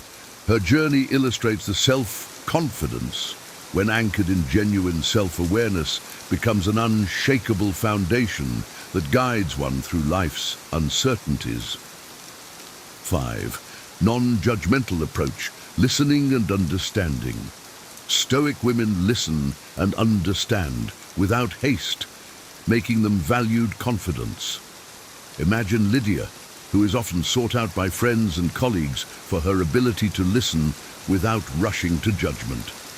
When a friend confides in her about a personal dilemma, Lydia listens attentively, offering empathy and thoughtful advice without imposing her own opinions. This non-judgmental approach creates a safe space for others to share their thoughts and feelings. Lydia's friends appreciate her ability to understand complex situations without jumping to conclusions, fostering deeper and more meaningful relationships. 6. Strength in adversity, accepting and growing.